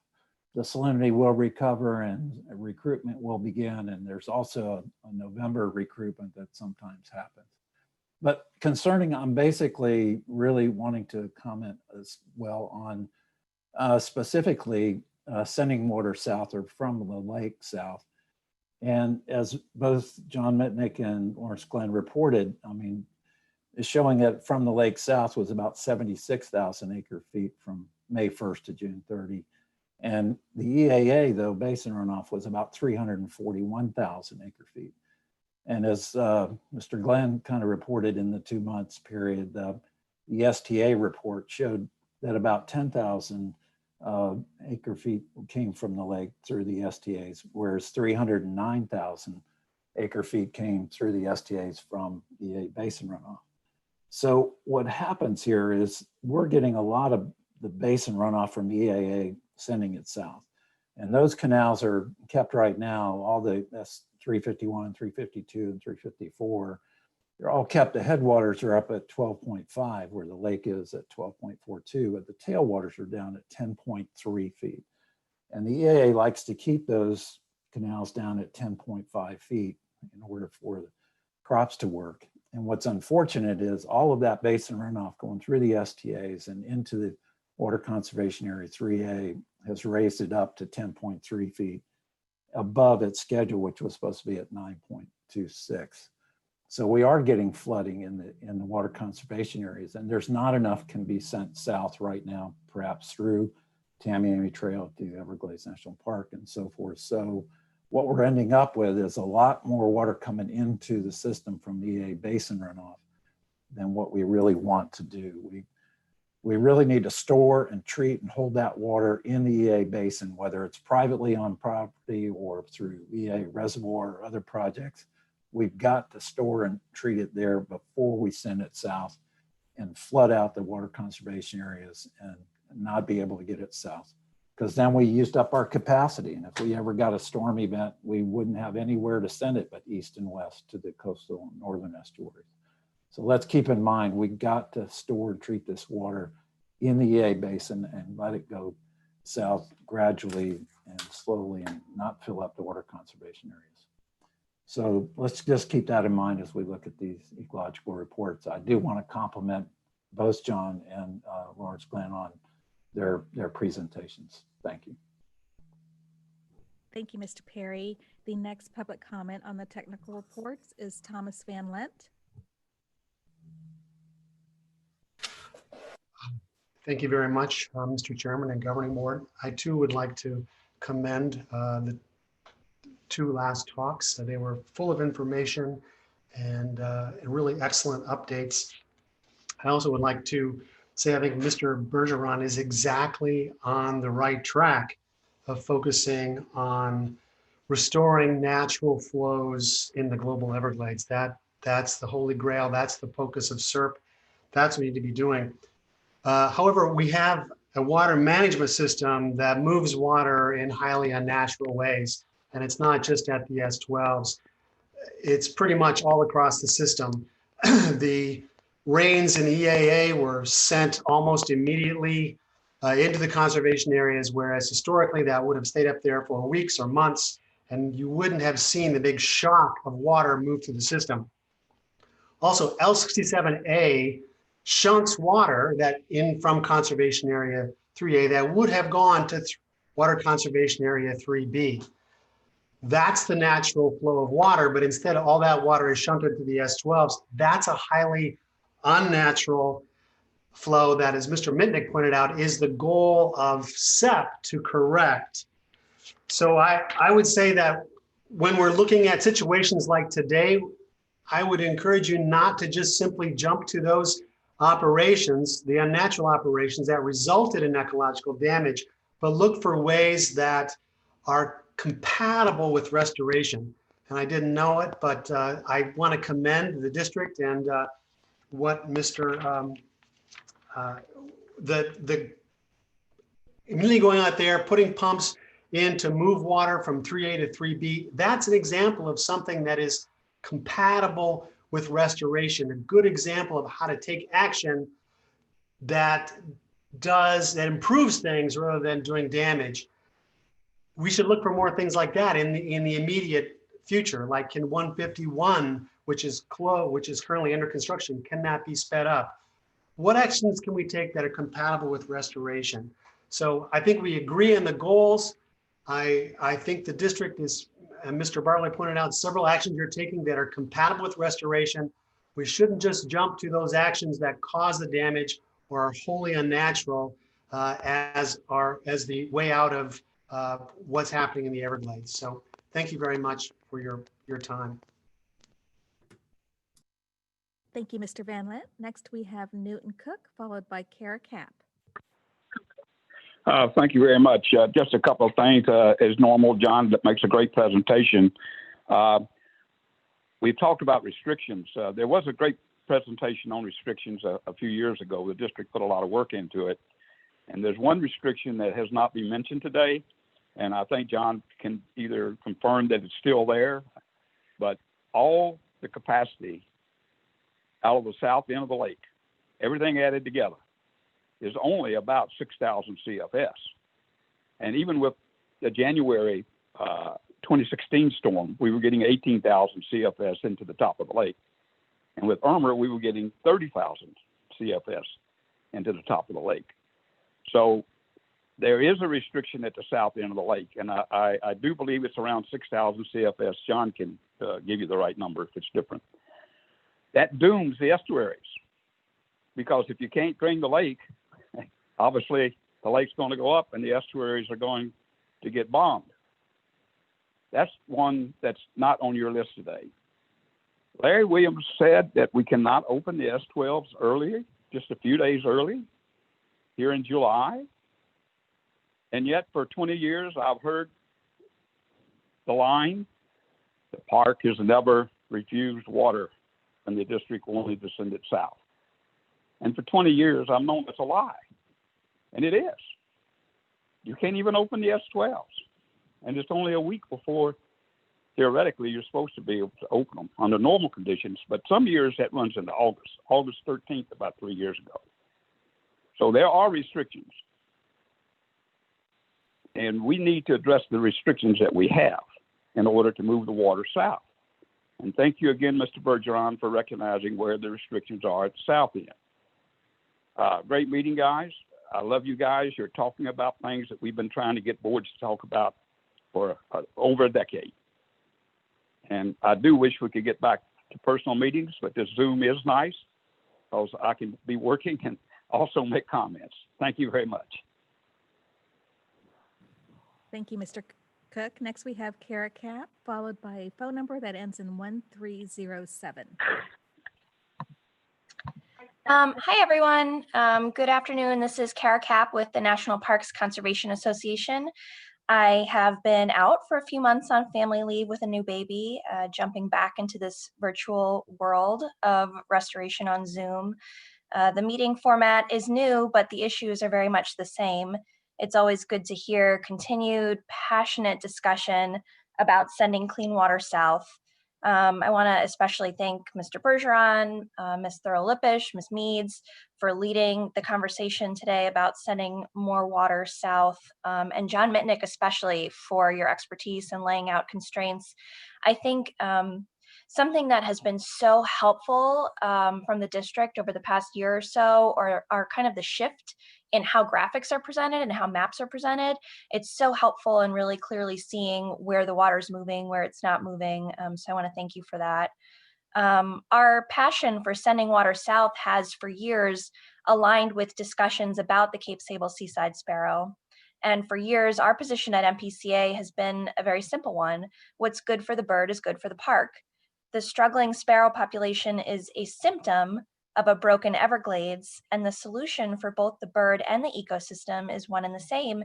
It's exactly what we're doing. Diligently, incessantly pushing projects to get the water right in the Southern Everglades and in Florida Bay. I really appreciate, in particular, I love when Ms. Mead said, let's not be desensitized to the issues, because that's exactly right. You know, we talk about the same things month after month, year after year, but we don't want to lose that drive and that intensity for pushing these efforts forward.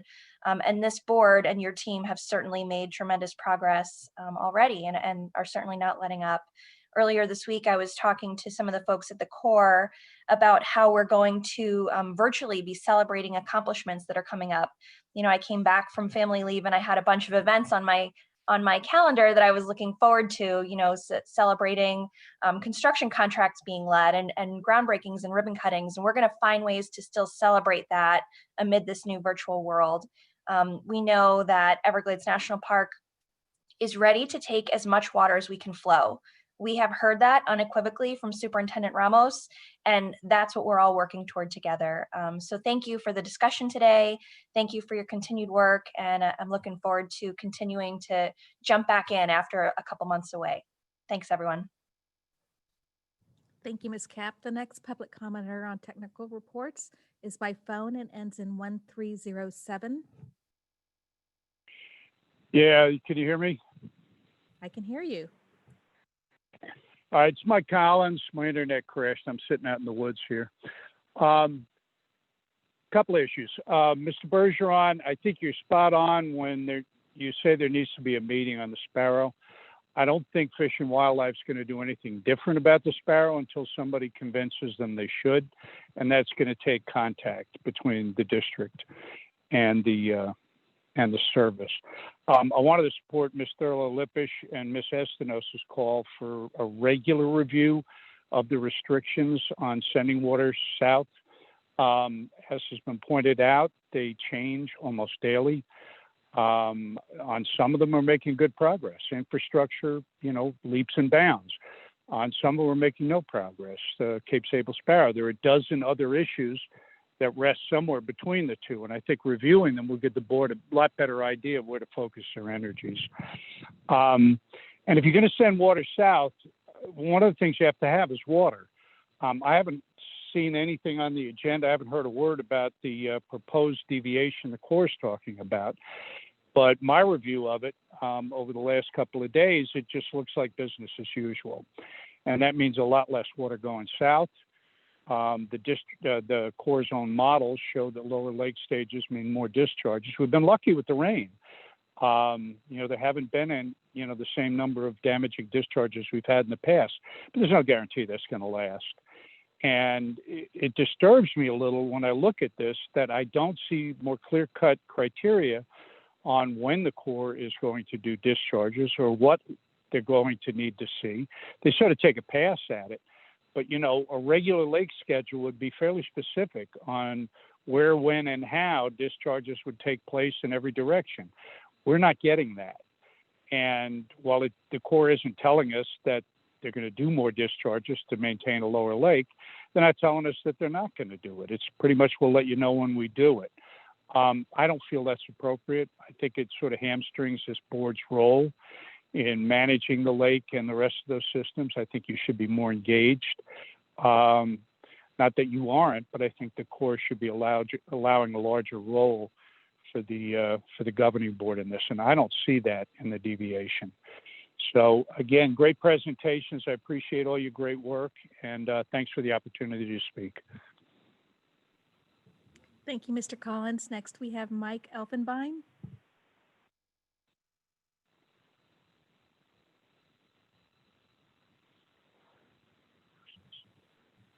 Okay, we lost Mr. Elfenbein. Let's go to Doug Gaston and then Nyla Pipes. Good afternoon, Doug Gaston, Audubon, Florida. I do want to say great presentations, Glenn and John, lots of information, lots of great information, and also appreciate the discussion and the questions that the board is, in the discussion the board is engaged in around these issues. When I hear some of the conversation around the Cape Sable seaside sparrow, it almost seems like we're blaming the patient for the disease sometimes. And, you know, as Kara pointed out, what's good for the bird is good for restoration, good for the Everglades. You know, the ultimate goal is really to mimic the natural flows and get water going into Shark River Slough. So it's encouraging to hear some of the progress that's been made in terms of, you know, COP being close to coming online, the S333 North water control structure getting close to completion. And as Mr. Bergeron pointed out, that's going to greatly increase the amount of water that we can get going into Shark River Slough, which will ultimately get to the park and Florida Bay. And so those are all good things. I also want to echo what Mark said, because I think he raised a very important point about the amount of runoff that comes in from the EAA, and we need to factor that into this conversation when we talk about what's happening in this part of the system. So I want to thank the staff for all the work that they're doing. I really do want to commend Drew for reaching out and trying to have a dialogue and trying to come up with some good common sense solutions that can be put in place. Those are the kinds of things that are going to move the ball forward and you know, going faster, because that's really, you know, what's holding up the progress and the solutions that will help the park, will help the Everglades, will help the Bay, will help the sparrow. So thanks for reaching out, Drew, on that. And thanks for allowing me to comment. Thank you. Thank you, Mr. Gaston. Nyla Pipes. Nyla Pipes, One Florida Foundation. This is a really important conversation about how we move more water south and what the restrictions really are. And there are many constraints to sending water south, of course. But I just want to commend you all for really tackling the Cape Sable Seaside Sparrow conversation. And I can't agree more that we have got to get everybody to the table and solve this once and for all. You know, every single one of these constraints that we manage to remove helps us in the long run.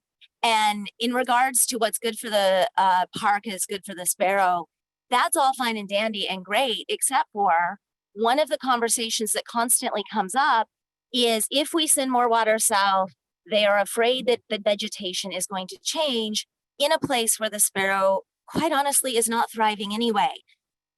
With that subpopulation A, which may or may not even exist after the moonfish fire. So again, the conversation really, it's important to know about the nuances. And to that regard, since I started talking about this years ago, I have always brought up the fact that we seem to want to argue about the lake, argue about south of the lake, and pay very little mind to what's coming in from the north. Twice now, I've heard everyone say, oh, the EAA needs to hold all their water on their land.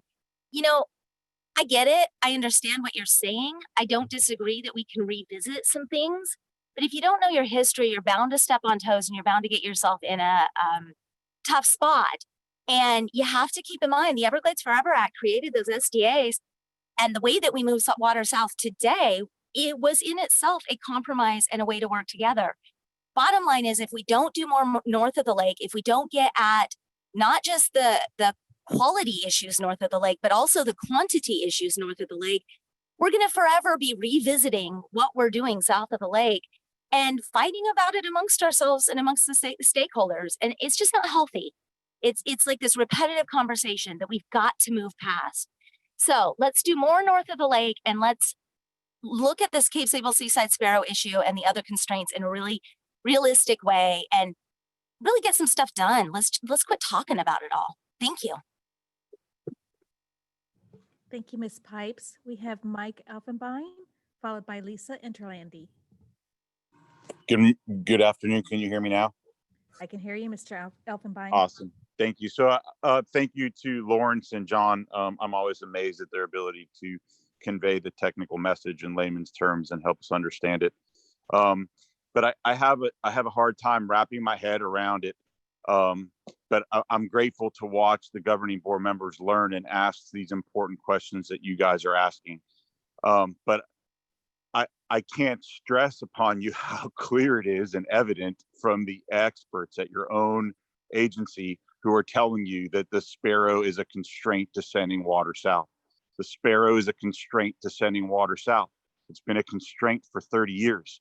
The idea and the premise, or even the thought that what's good for the sparrow is good for the Everglades is either intentionally misinformed or just lying. Because the reality is that for 30 years, what we've been doing for the sparrow has not worked. And it has killed the glades. And to some people, Everglades only means south of Tamiami Trail. But to the rest of us who live and recreate and hunt and fish and spend our times in the rest of the greater Everglades, what's good for the sparrow has not been good for the Everglades. And while I appreciate Ron Bergeron's attempt to call a workshop, which may or may not be warranted or necessary, the reality is that this issue has been known for the better part of 30 years. Every governing board before you has had this conversation and it is never resolved. And I know that some people suggest that I am being a bully, but believe me that I'm not when I tell you that the only entity and institution standing in front of the way of resolving this issue is the Everglades Foundation. And any suggestion otherwise continues to misinform the public. So I ask you all to please take this to the governor, have him initiate this investigation by the Council on Environmental Quality, and let's once and for all put this behind us and move on with sending more water south and restoring our Everglades. Thank you so much and have a wonderful day. Thank you, Mr. Elfenbein. Next, we have Lisa Interlandi, followed by Shannon Estenos. Hey, Lisa Interlandi with the Everglades Law Center. First, I want to thank you all. Thank you for these comments.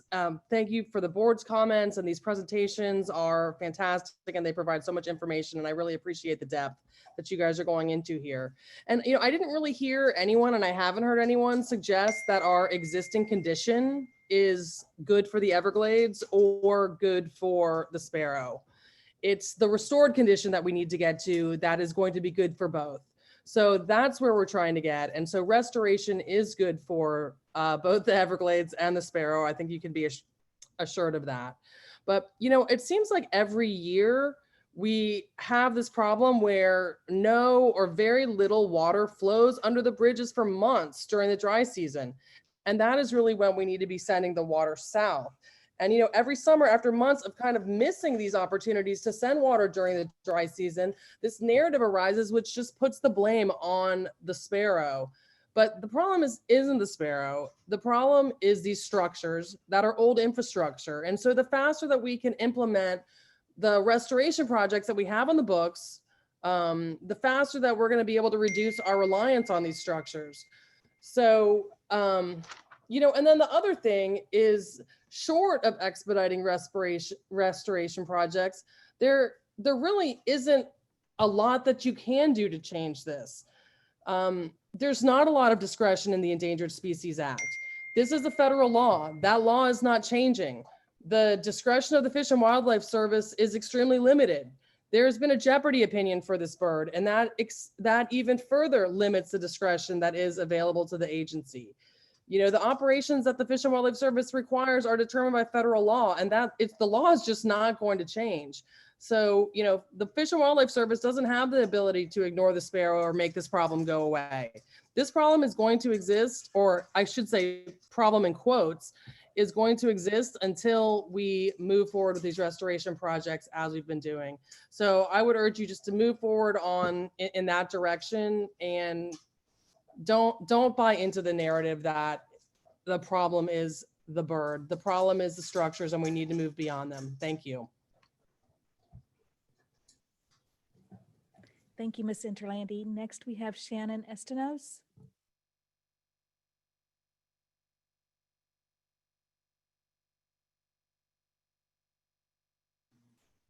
Good afternoon, Mr. Chairman, members of the board.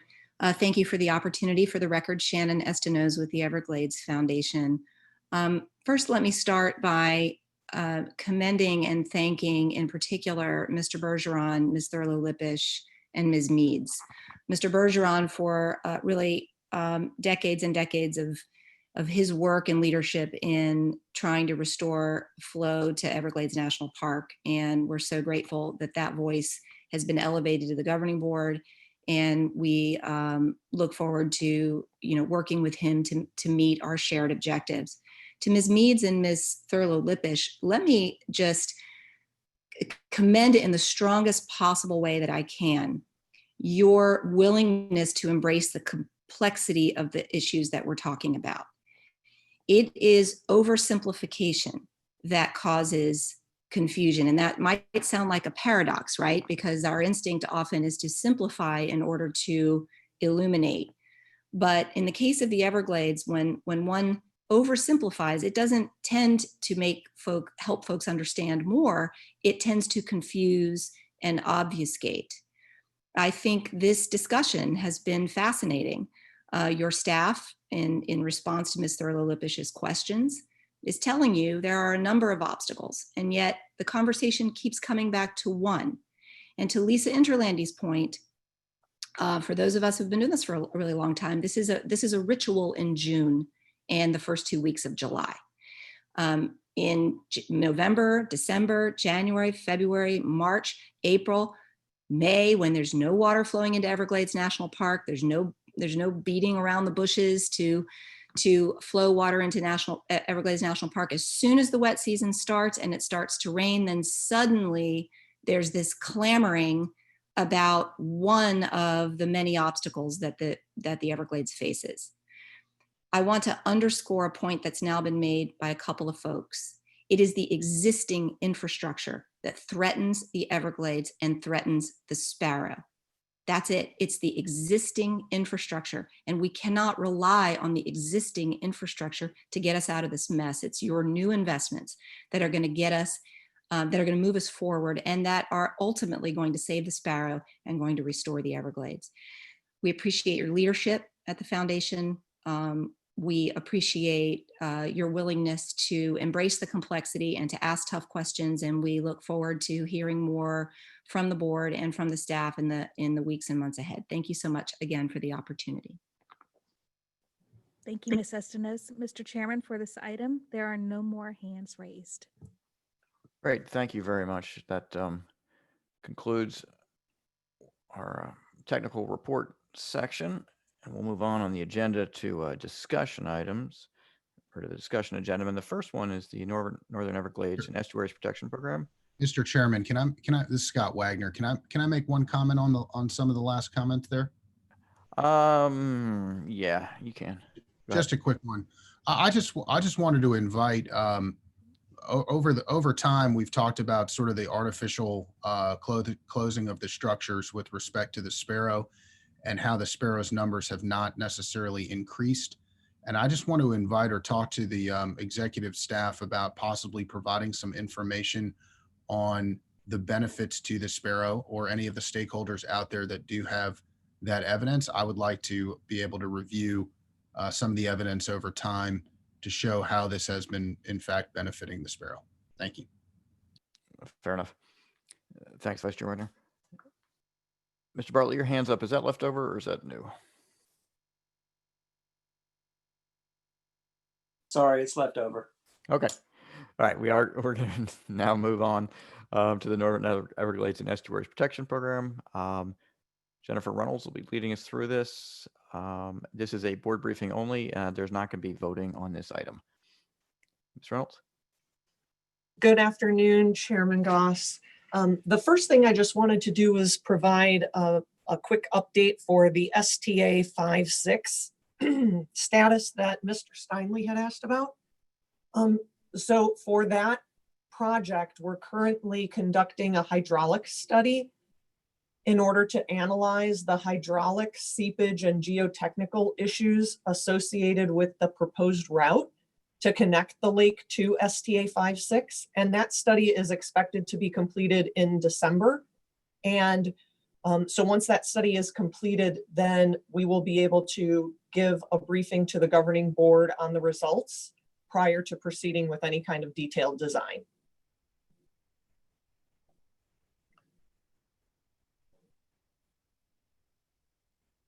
And with that, I'll move into the agenda item. So I really appreciate Mr. Lolipish's comment earlier. I think NEEP is also confusing. From my interaction with many of our stakeholders, they do as well. And so I'm excited to have this opportunity to try and speak plainly about this program. So the goal of the Northern Everglades and Estuaries Protection Program is really to improve water quality throughout the Northern Everglades in order to benefit Lake Okeechobee and the estuaries. But the NEEP statute is really quite complex. In fact, it references at least 20 other statutes, but this quote provides a relatively concise objective of the legislation. And importantly, the Water Management District can't and won't try to do it alone. There's a shared responsibility with the coordinating agencies. And the coordinating agencies are defined in the statute as the Department of Agriculture and Consumer Services, the Department of Environmental Protection, and the South Florida Water Management District.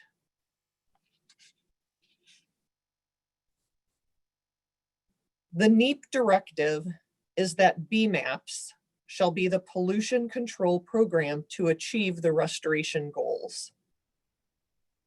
So DEP has the lead on establishing the total maximum daily loads and achieving those restoration goals through adopting, implementing, and enforcing the BMAPs, or the restoration plans.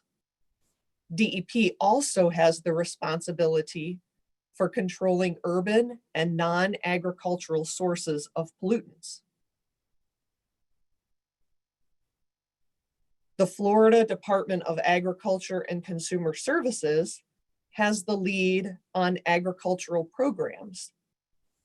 The Water Management District has the lead on hydraulic improvements under the watershed protection plans. And that includes construction of facilities and implementing monitoring and research programs to assist in reducing nutrient loads.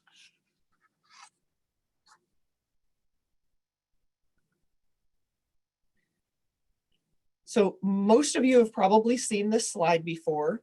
I refer to it regularly in order to try and understand how all the pieces fit together. So it just provides really a high-level overview and connects the dots on how the activities of the coordinating agencies come together under the overall NEEP restoration strategy. The district's responsibility is for the watershed protection plans. Those consist of the research and water quality monitoring programs and the watershed construction projects and programs for each watershed.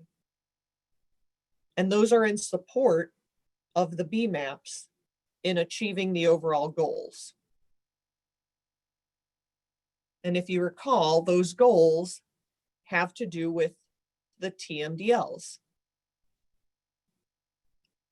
So each of the Northern Everglades watersheds have been identified by DEP to have impaired water bodies for which water quality goals, called TMDLs, have been established. An impaired water body is one where the water quality problem affects the plants and animal organisms within that water body. And DEP found nutrients to be contributing to the impairments in the Northern Everglades. So to limit nutrients and restore the receiving water bodies in the Northern Everglades, DEP defined total phosphorus and total nitrogen goals within the St. Lucie River watershed, total phosphorus goals within the Lake Okeechobee watershed, and total phosphorus and total nitrogen goals within the Caloosahatchee River watershed. The TMDL is the max amount of those pollutants that a water body can assimilate. And as I mentioned earlier, the BMAPs are the restoration plans developed by DEP to achieve those TMDLs.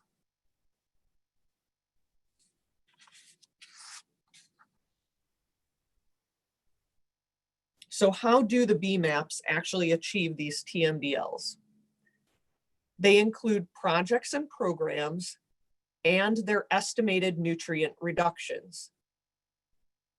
This slide provides some examples of those project and programs, and you'll see that they're across the 3 coordinating agencies, but also include other things like regional, sub-regional, and local projects and programs that are also incredibly important in achieving the water quality goals.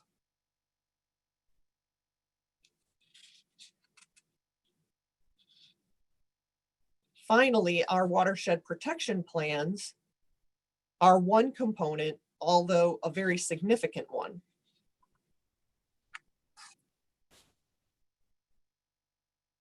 These next 3 graphs are right out of the BMAPs.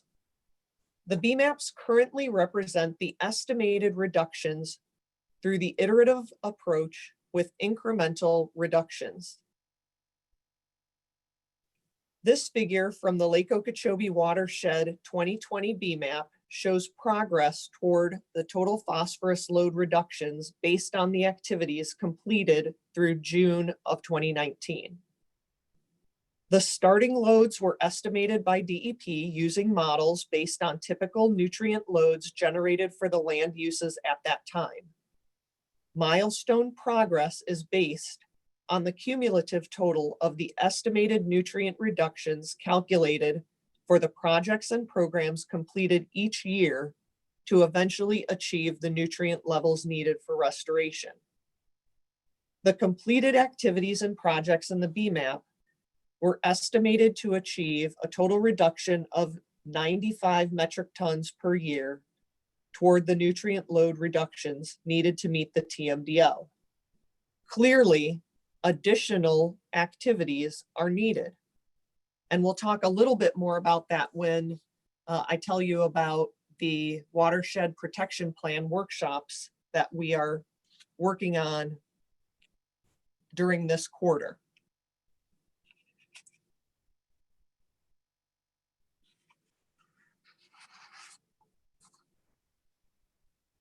Again, this figure is from the 2020 BMAP, now for the Caloosahatchee estuary. It shows progress toward restoring the estuary. The total nitrogen load reductions are based on the projects completed through October of 2019 and are estimated to achieve a total reduction of 563,000 pounds per year of total nitrogen. The tributary TMDLs were adopted only a few months prior to the 2020 BMAP update, and so progress on that will be in future BMAP reports that the FDEP is working on currently.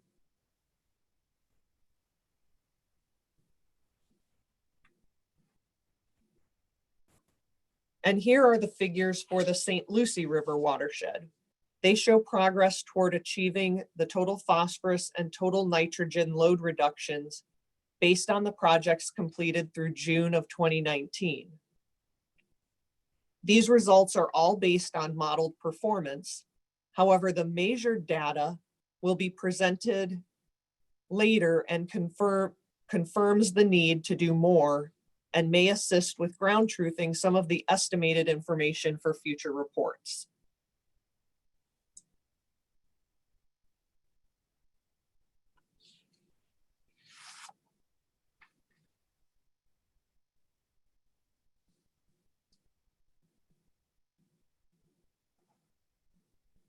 This slide shows specific directives under NEEP. The Florida legislature directed that the South Florida Water Management District include monitoring in these rules and that rules must be created for the river watersheds. The legislature also required that the district update the watershed protection plans with the latest information and to implement a monitoring program.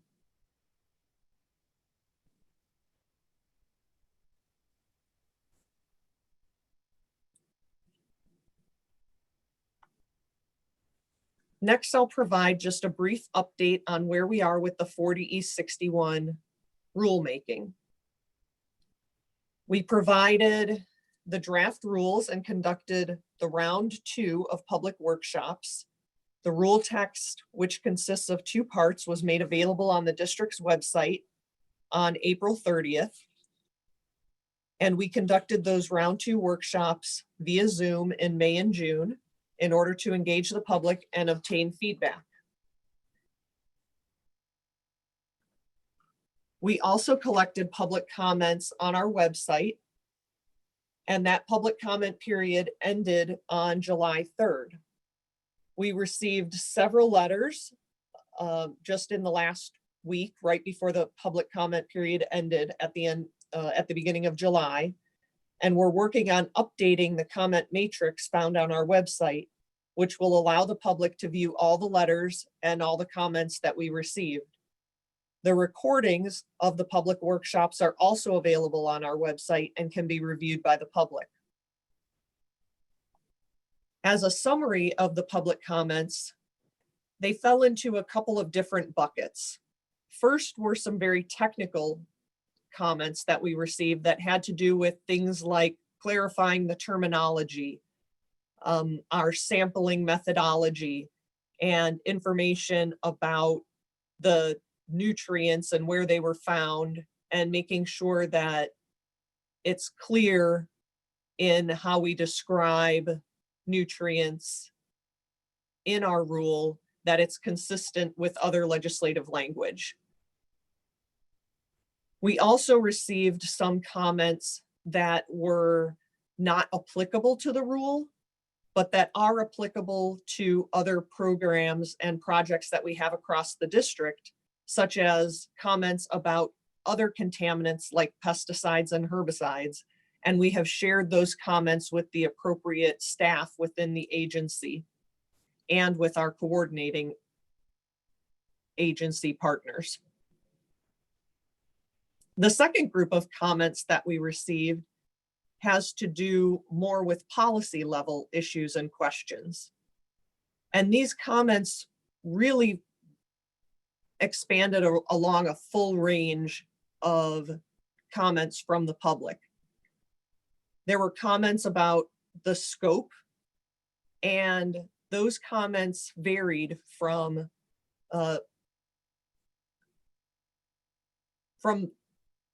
an interpretation that the district was broadening the rulemaking into too far of an expanded scope, as well as that the scope of the rulemaking didn't go far enough, and everything in between. And so a lot of comments about the district's authority and whether the rule should or shouldn't include different components of the district's authority within this rule. We also received some comments about cost share programs and making sure to integrate the coordinating agencies in our rulemaking process and final rule language.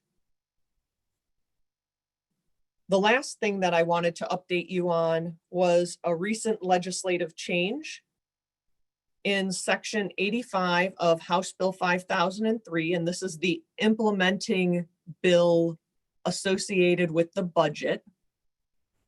There's this language, and so staff will be also considering this language as we update our rule text. So our current rulemaking timeline is as follows. What staff is working on now is revising the draft rule and completing the economic analysis. We look at providing proposed rule text and publishing that in October, with the governing board to consider the final adoption of a proposed rule in November or December of 2020.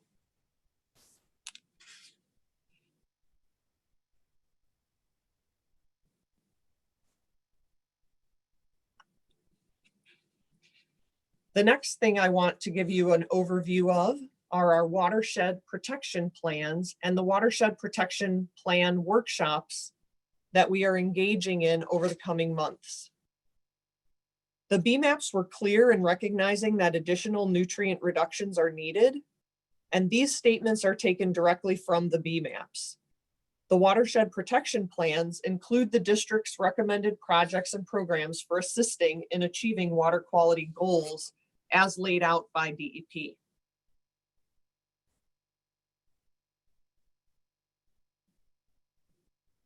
Our workshop objectives are to present information and data to inform and support the process of identifying further solutions. We want to use our science to spotlight the problems and the solutions that allow the public to hold us all accountable, the coordinating agencies, but also other groups like municipalities, industries, and even individuals, so that we can each do our part of what is needed to achieve water quality restoration. The district will consider all of the information gathered from this public process as we review the watershed protection plans and determine where updates are needed to meet the objectives.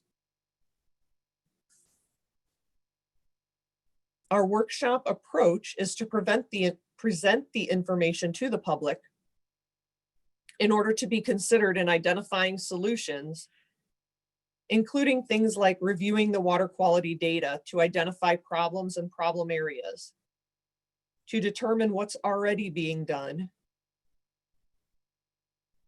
to take a look at what remains to be done. Where are there deltas between what the problem is and what the solutions in place are?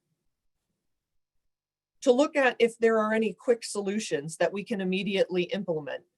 Maybe those things have to do with changes in operations, or maybe medium-term solutions where we can modify existing structures or existing operations.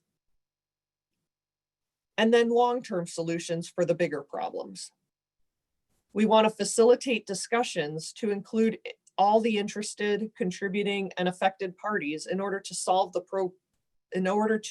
problems more holistically, more expeditiously, and scientifically. We plan to repeat and report these results annually.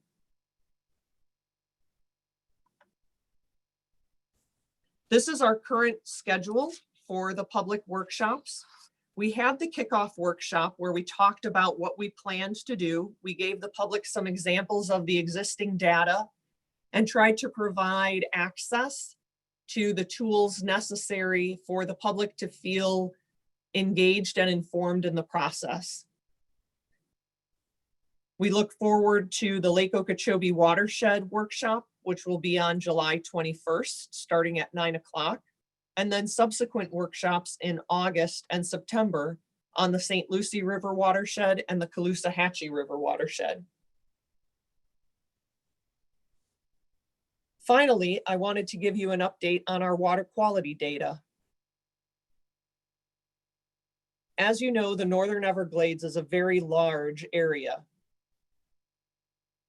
It's made up of the Lake Okeechobee watershed that you see in the purplish color, the Caloosahatchee River watershed in the greenish tinted color, and the St. Lucie River watershed in the orange. As mentioned earlier, the DEP has set different restoration goals for the receiving water body of each of these watersheds. As noted here, phosphorus and nitrogen, because they have determined these pollutants are contributing to the impairments.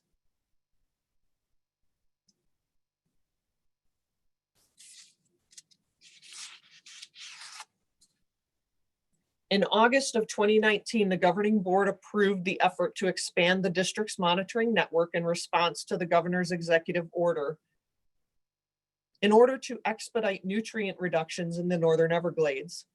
The monitoring network increased the number of sites, parameters, and the frequency of sampling.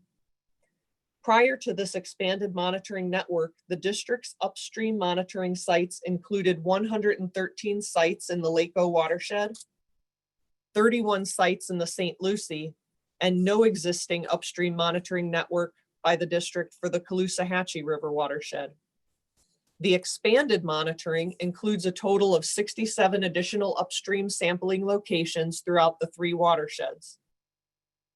Plus, the samples are now being analyzed for more parameters, including total phosphorus, total nitrogen, and their speciation, conductivity, dissolved oxygen, pH, temperature, and the sampling frequency has increased to biweekly for all sites. The total number of basin level and upstream level monitoring sites, including the recent expanded monitoring sites, are shown on the table.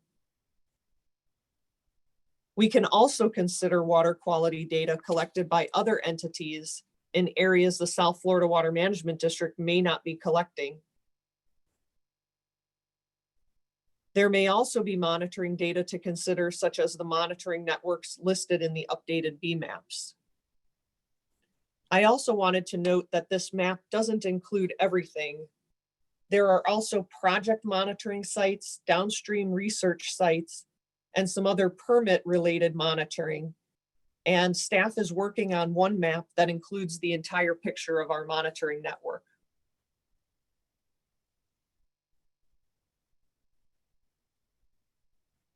Some of the uses of this data by the South Florida Water Management District and the coordinating agencies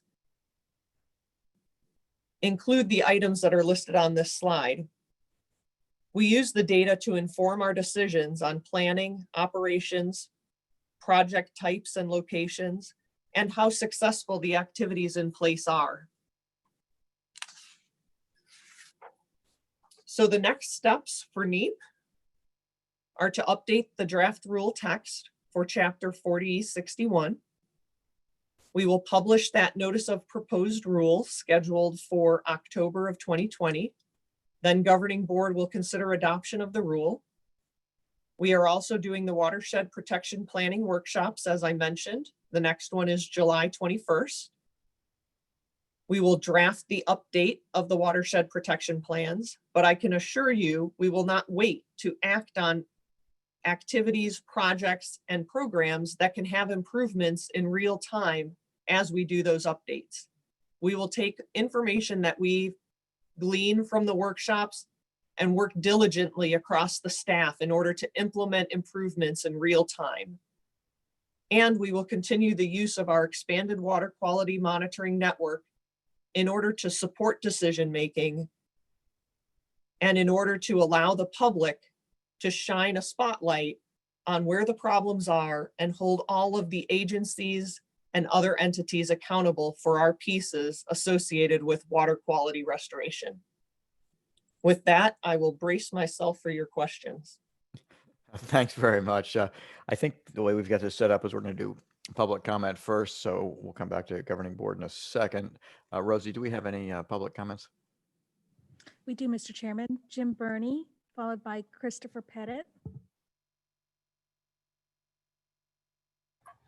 Yes, my name is Jim Burney. I'm representing the Invasive Plant Management Association on this comment, but on her public, on Ms. Reynolds' public comment slide, she'd mentioned that other contaminants included pesticides and herbicides.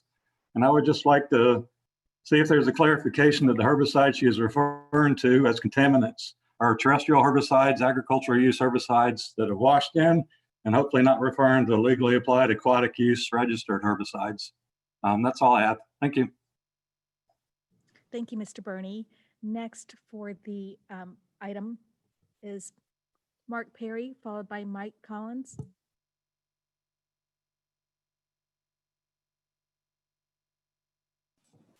Yes, hi, Governing Board. I appreciate commenting on this agenda, and thanks for the presentation. it gets a little complex when you deal with not only revising Chapter 40E61, but also combining it with the watershed protection plans and BMAPs and how that all kind of works together. So I appreciate that delineation, but we participated in a lot of the workshops, and I refer you back to your May 8th meeting last year in 2019 when the district had an excellent workshop on Lake Okeechobee watershed. And, you know, it was great to show all the loads and flows that are coming in from the watershed to the lake. And back in 2001, the TMDL for the lake was established, and it was guided by the Lake O Protection Act in 2000 to get that TMDL done by 2015. And obviously things didn't happen. So in 2014, now it's extended to 2034. So we keep kicking the can down to the road. What happens now in 40E61 is the opportunity to really look at how we can hold accountable some of that responsibility. And I refer back to your August 8th in 2019 presentation about 40E61. And it quotes out of there that the shared responsibility is there for all three of these agencies. And it says that the agencies shall share the joint responsibility, meaning that the district, FDACS, and FDEP should all be in there together. So I suggest that you get a member of each of the agencies together with a sincere goal and workshop to pull all of this together through the BMAPs, the watershed protection plans, to try to achieve our 2 MDLs, because they're not being achieved.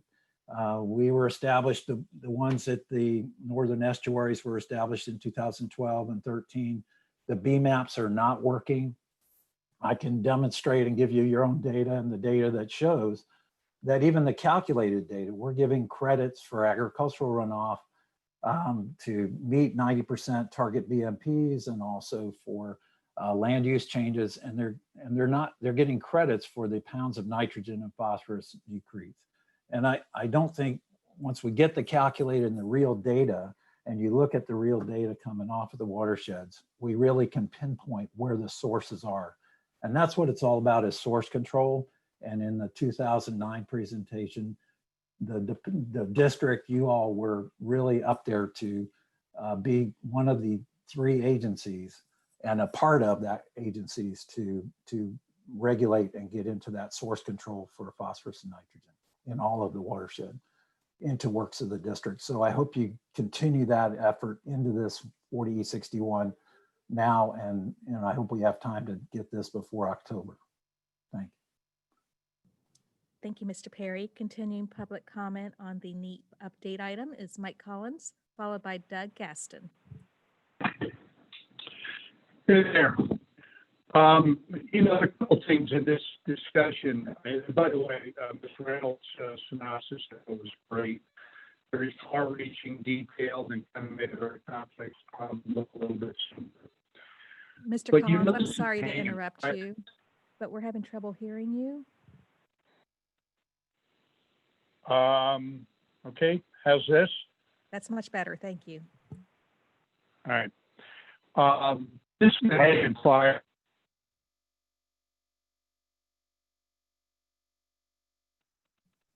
Sorry, Mr. Collins, we lost you.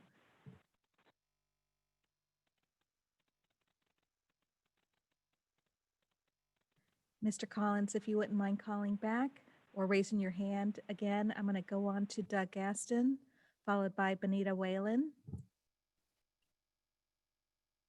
Thank you. Good afternoon, Doug Gaston, Audubon, Florida. These are really important initiatives, and I appreciate Jen Reynolds' presentation. You know, nutrient inflows into Lake Okeechobee and the northern estuaries are well documented and consistently conceded TMDL by often 4 to 5 times, and this has been going on for quite a long time. We know that controlling nutrients at the source before they enter adjacent surface waters is the most efficient and economical way to achieve water quality standards. And time has demonstrated repeatedly that after the fact restoration or remediation is inefficient, exponentially more expensive, and it shifts the burden to the agencies and ultimately the taxpayers who have to foot the bill. To date, the BMAPs and BMPs have not gotten it done. I mean, the evidence is pretty strikingly clear. DEP in the last BMAP update stated that it does not seem practicable that we'll achieve the reductions necessary to achieve the TMDL. And we've got 15 more years to go. And if you look at slide 9 in Jen Reynolds' presentation, it kind of makes the point. Where's the roadmap between the 5-year milestone and the 10-year milestone? That document really didn't have that roadmap. So it just makes the district's job a lot harder trying to play its role in this process. And so that was very disappointing. That process really does need a jolt. So when the district embarked on its plans to update 40E61, we were hopeful that it would be an effective tool to try to address nutrient inflows to the works of the district. But the draft rules really lack the teeth to do that. And there are a number of factors. I think Jen Reynolds pointed out pretty clearly that this statutory framework that we're working under is very complicated. It almost seems designed to be difficult to navigate rather than an effective regulatory or legislative overview to try to achieve nutrient reductions and reach water quality standards. And then you have the language in House Bill 5003, which we're still scratching our heads over that one. So the question really becomes, what should the district do with this set of rules? Should it move forward to adopt rules that really don't have the teeth to move the ball forward? Or should you go back and really figure out what is the authority you have, what is the authority you need, and develop a plan that take that time, that the 1-year time before House Bill 5003 expires, to really figure out what you want to do, how you want to do it, what authority you need to do it, and then put pencils back to paper. Thanks. Thank you, Mr. Gaston. Benita Whalen, followed by Gary Ritter.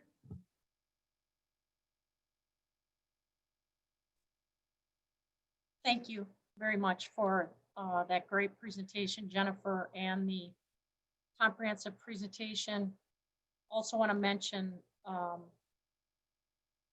that the Cattlemen's Association had an opportunity to participate during the previously conducted public workshops that were, again, very well done. My name is Benita Whalen. I'm the environmental and water manager for the Cattlemen's Association. I would like to reiterate the message from the Cattlemen's Association President Gene Lawless and the follow-up by Chairman Goss, that we all would like to take more opportunities to collaborate and communicate for better solutions that are widespread received. And we believe this will increase efficiencies and implementation that are needed to help meet some of the goals. Also want to state as a follow-up to some of the previous public comment, there are shared responsibilities, and this doesn't mean that we should move forward with duplication of those efforts that are already identified. I'd also like to note again that the northern watersheds are not the same as the southern, and therefore a different blueprint is needed, including a more diverse toolbox. Hydrology north of the lake warrants more storage, especially in the upper Kissimmee basins, to allow for stair-stepping of flows. And that can be done when it's most appropriate within the southern watersheds and the lake. We need to have more focus on regional and sub-regional projects. We keep hearing the mantra is source control only. The largest reductions to be achieved are through the regional and sub-regional component of the treatment train. Also recommend more partnerships that are landscape type projects that some of those projects in the northern watershed have already demonstrated very high water quality reduction performance with maximum beneficial secondary services like habitats and corridors at much lower costs. these natural landscape type projects perform best under the intermittent subbasin flow conditions in the northern watershed. In closing, we'd like to thank you for the opportunity to comment and are willing to be a part of the solution. We look forward to the future discussions on these very important issues. Thank you. Thank you, Ms. Whalen. Next, we have Gary Ritter, followed by Marissa Caroso. Yes, good afternoon. In all great discussions today, I like to first commend Jennifer Reynolds and her staff, Pam Wade and Stephanie Olson, for putting on great workshops, actually over the past year now, even though the most recent ones were the last several months. Concerning the works of the district and revising the rule text, I know that the July through October period, you're going to be revising that text. Hopefully there will be, even though there's not going to be any more public workshops, hopefully we will get some opportunities to review the revised text and maybe get some additional input in. You know, Benita kind of stole some of my thunder there, and I have to echo a lot of her comments. You know, source controls are extremely important in the watershed. And I want to remind folks that source controls have been going on for quite some time.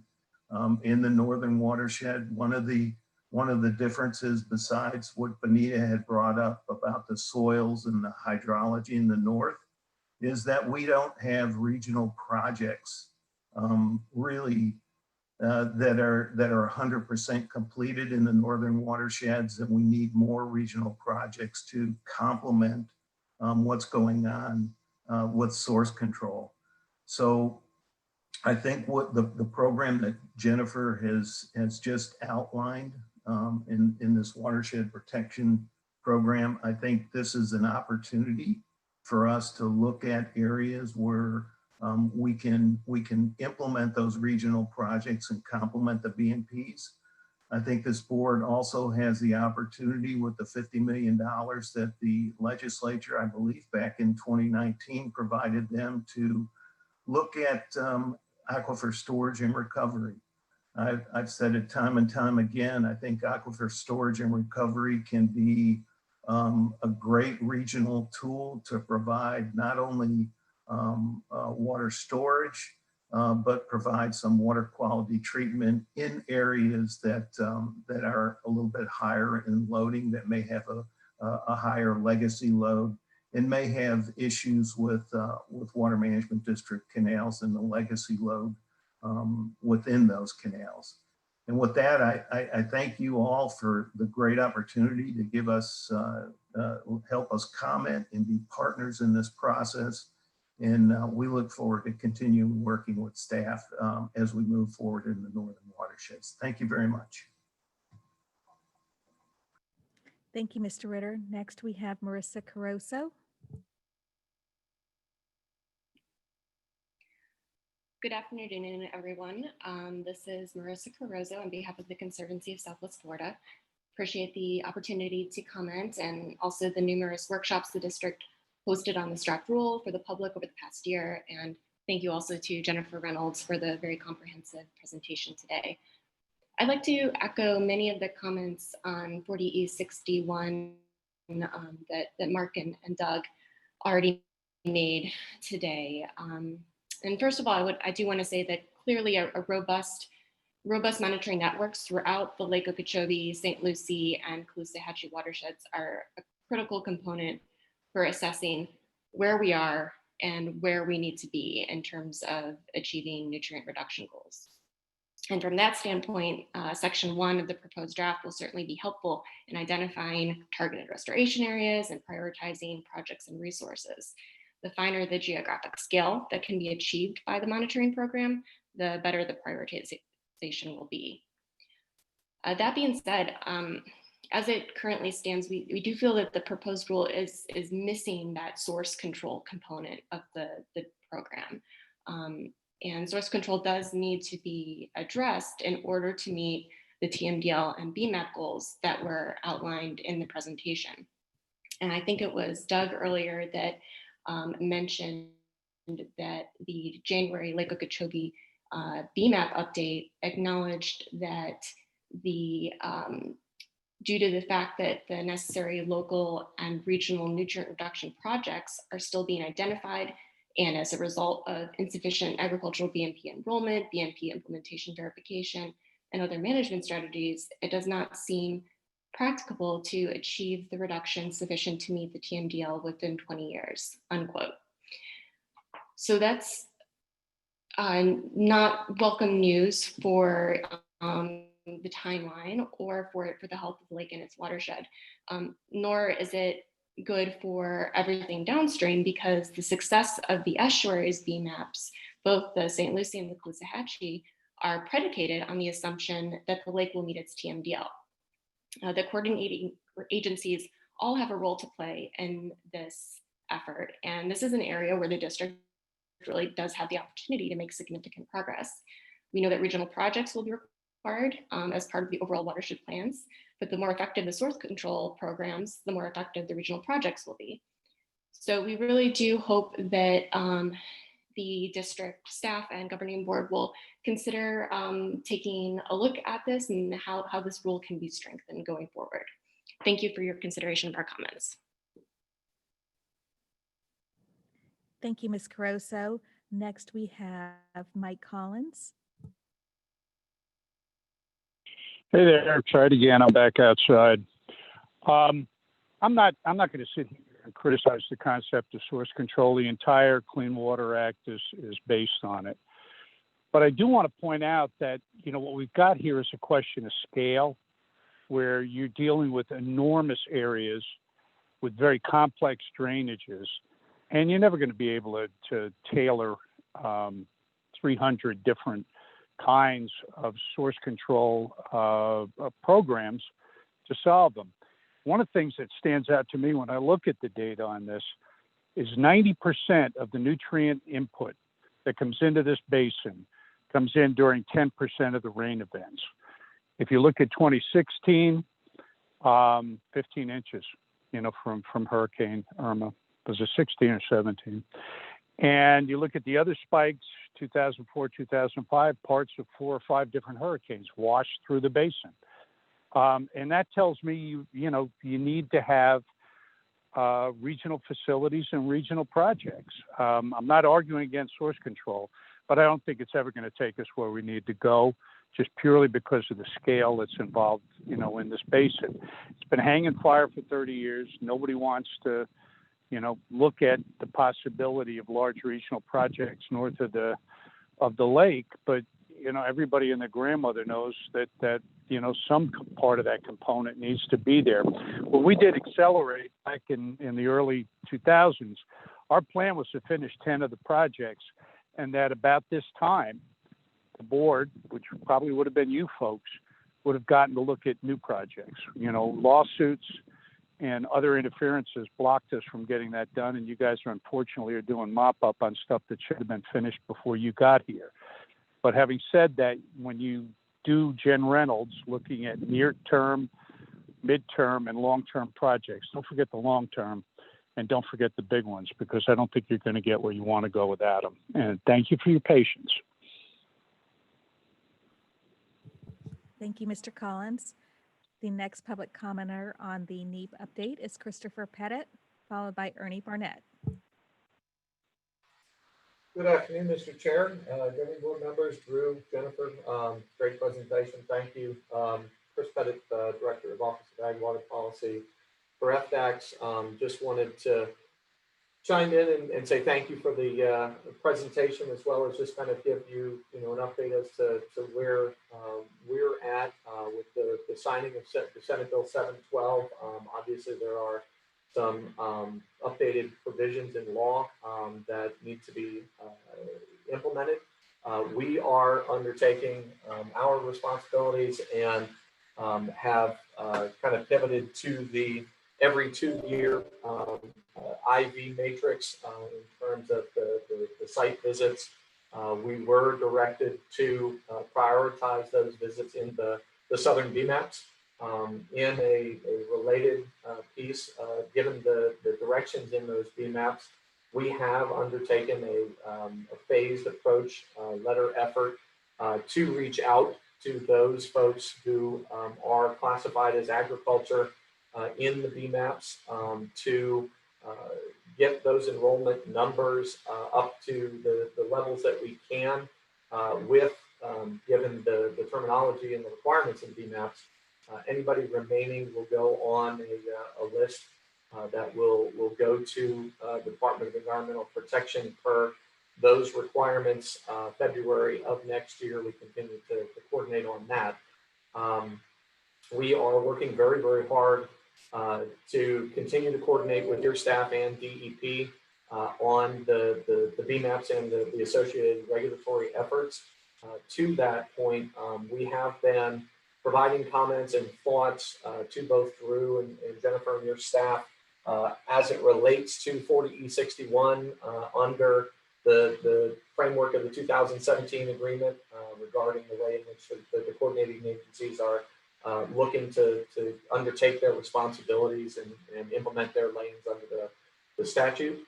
We'll continue to have those conversations, and I did tell Jen that we are looking, once you kind of readjust and take a look at the comments, we'll be happy to provide some written comments moving forward once you kind of settle on where you're going, but we continue to engage.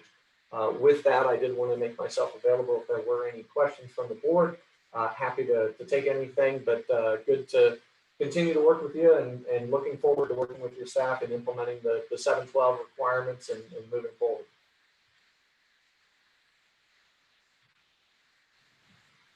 Thank you, Mr. Pettit. Next, we have Ernie Barnett. Thank you, Rosie, and thank you, board, and Jennifer Reynolds. I also compliment you on a very thorough and comprehensive presentation.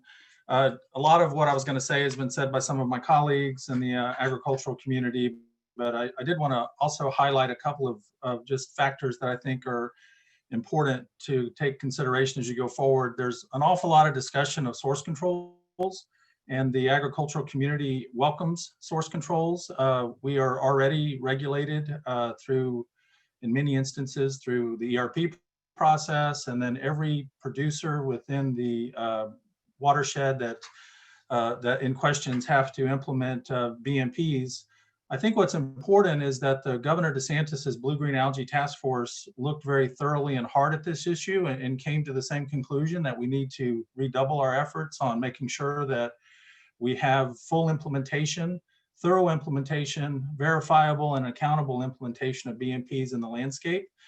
And their recommendations were embraced in the passage of Senate Bill 712, which puts some additional requirements of 100% implementation of BMPs of all producers within the watersheds of an approved Basin Management Action Plan, including the Northern Estuaries and Lake Okeechobee. Requires an unprecedented every 24-month full-blown audit and site inspection of every single producer implementing BMPs. That is unprecedented in any regulation of a non-point source pollutant, I believe, anywhere in the country. And that's a very important aspect of this, to make sure that the BMPs are properly implemented. I do think your watershed planning effort is a refreshing opportunity, and we are stand ready, willing, and able to participate in the identification of regional projects. I believe north of the lake we have some more teeth now put into the BMP program, so let's have the district shift its efforts to developing the hydrological fixes that are so desperately needed. Mr. Collins mentioned that we have a lot of the nutrients coming in these very extraordinary flood events.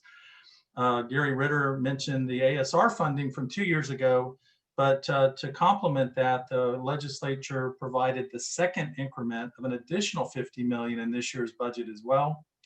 So with that, I just want to say the landowners are willing to support your efforts through the identification of projects, through the seeking of funding from Tallahassee to implement those regional projects, and also continue partnerships such as dispersed water management projects and water quality treatment projects like we have, for example, at Brighton Valley, and look forward to working with you as you develop these new plans.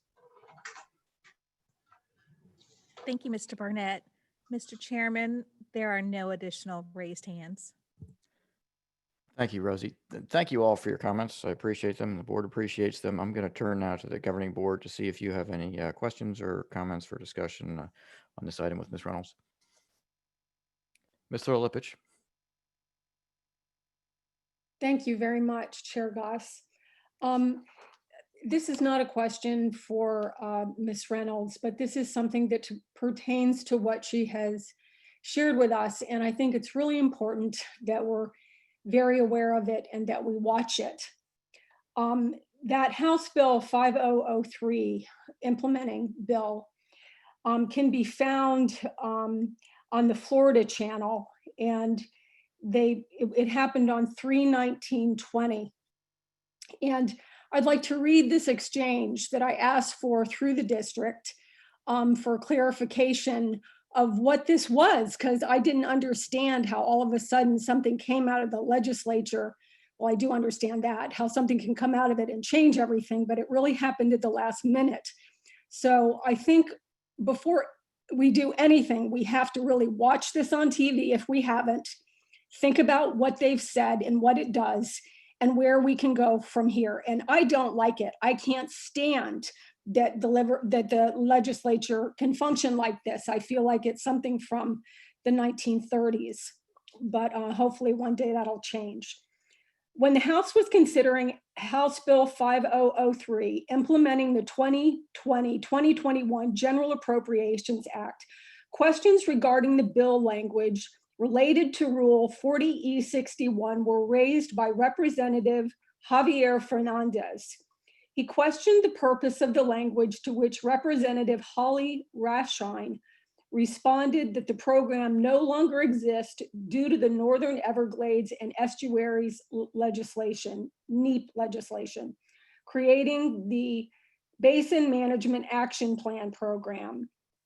She further stated that the proposed bill language makes clear that the district's responsibility relative to NEEP is water quality monitoring, and FDACS has regulatory authority over agricultural activities. A follow-up question inquiring if the district could replicate rulemaking north of Lake Okeechobee, similar to existing rules south of the lake, was asked, to which Representative Rathschein replied, no. This happened in the wee hours of the implementing the Appropriations Act. And I don't even totally understand how all that stuff works, but basically it was at the last minute.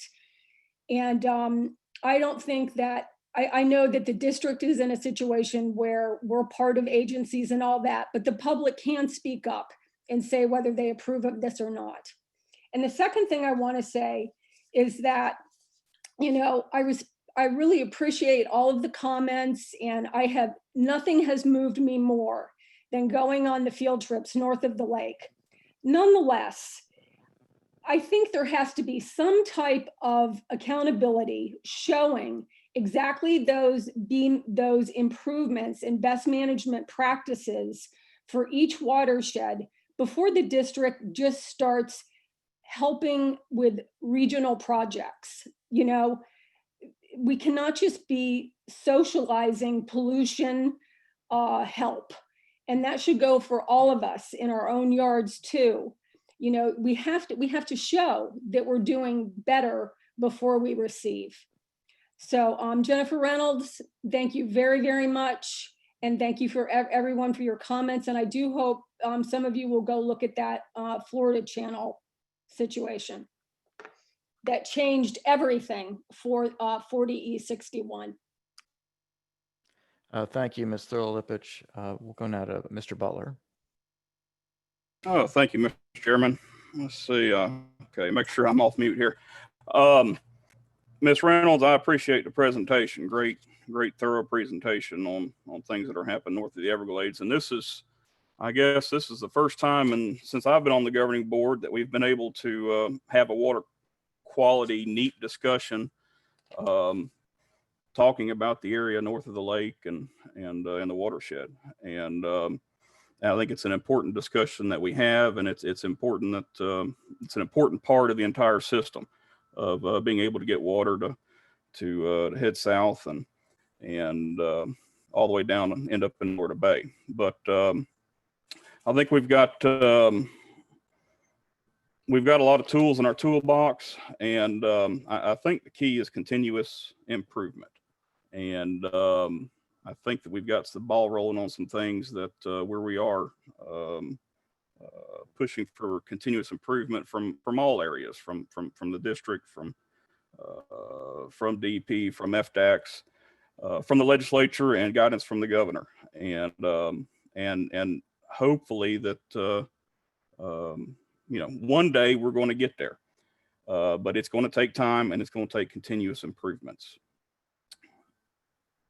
When you look at the basin north of the lake, and this is it's home for me, and dominated by sandy soils, and those sandy soils didn't happen overnight. There's a reason we have sandy soil north of the lake, and that's because over many years of rains and flushes that the natural occurring nutrients in the soil, well before man was here, was flushed down into the Everglades, and that's what made the muckland south of the lake.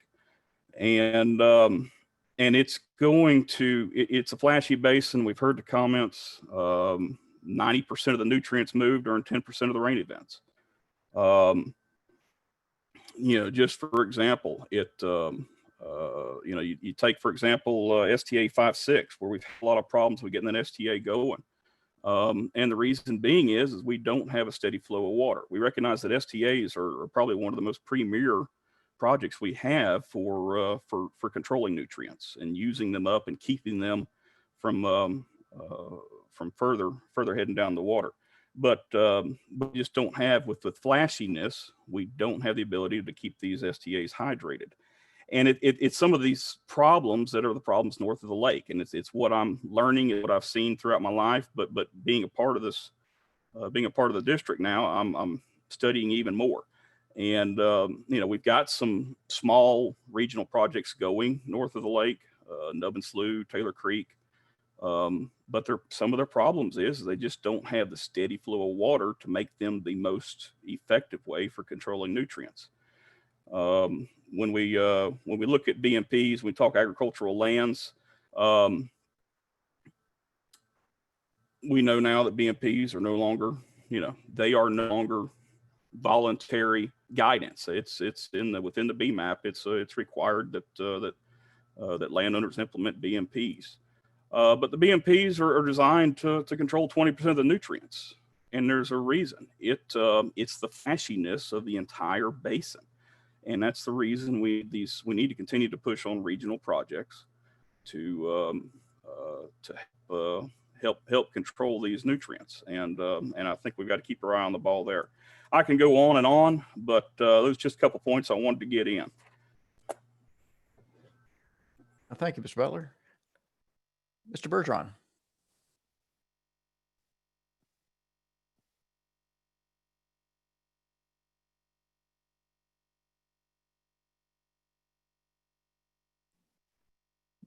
Mr. Bergeron, I'm showing you still muted.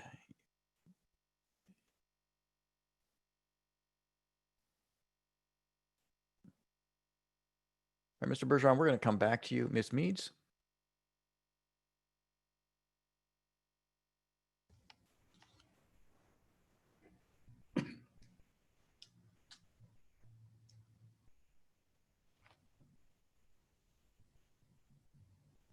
All right, Ms. Meads, you want to go ahead? Oh, sorry. I was double muted. I just wanted to ask staff to send me a copy of what Jackie just read. Holly Rashine in District 120 is my representative. I'm not happy, and I want to understand that a bit more. And I just want to say out loud what we all know. When you vote in 2020, vote for water. I know that is my one issue that I'm going after, but I would like to understand more about what happened, and if staff can send that to me. And by the way, Jennifer Reynolds, that presentation was exemplary. Thank you so much.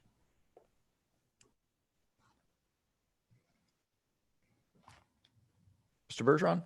Yes, thank you, Mr. Chairman. I think with this extensive monitoring that we're doing, I think that's going to be able to identify where the real pollution is coming into state waters. We're going to be able to see if the best management practices are achieving reasonable quality of water. I think if we're in this thing together, and we've got to be careful with agriculture, we need to respect them without any doubt. But at the same time, I'm not sure if we're not achieving a reasonable standard entering into state waters that we could ever build enough regional projects to ever achieve quality of water. So I believe that with this extensive monitoring, we can see, where all of the nutrients are coming from. I do think it's a little unusual in the Okeechobee Basin that we have a different standard on the south and a different standard on the north.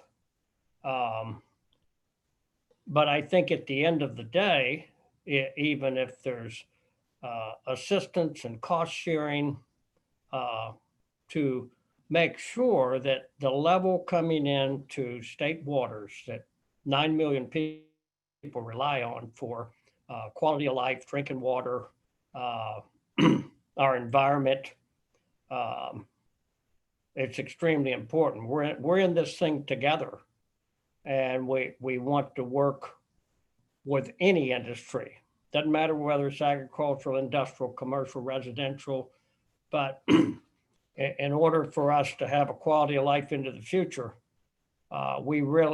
this is a very, very, very important issue on how we do this together.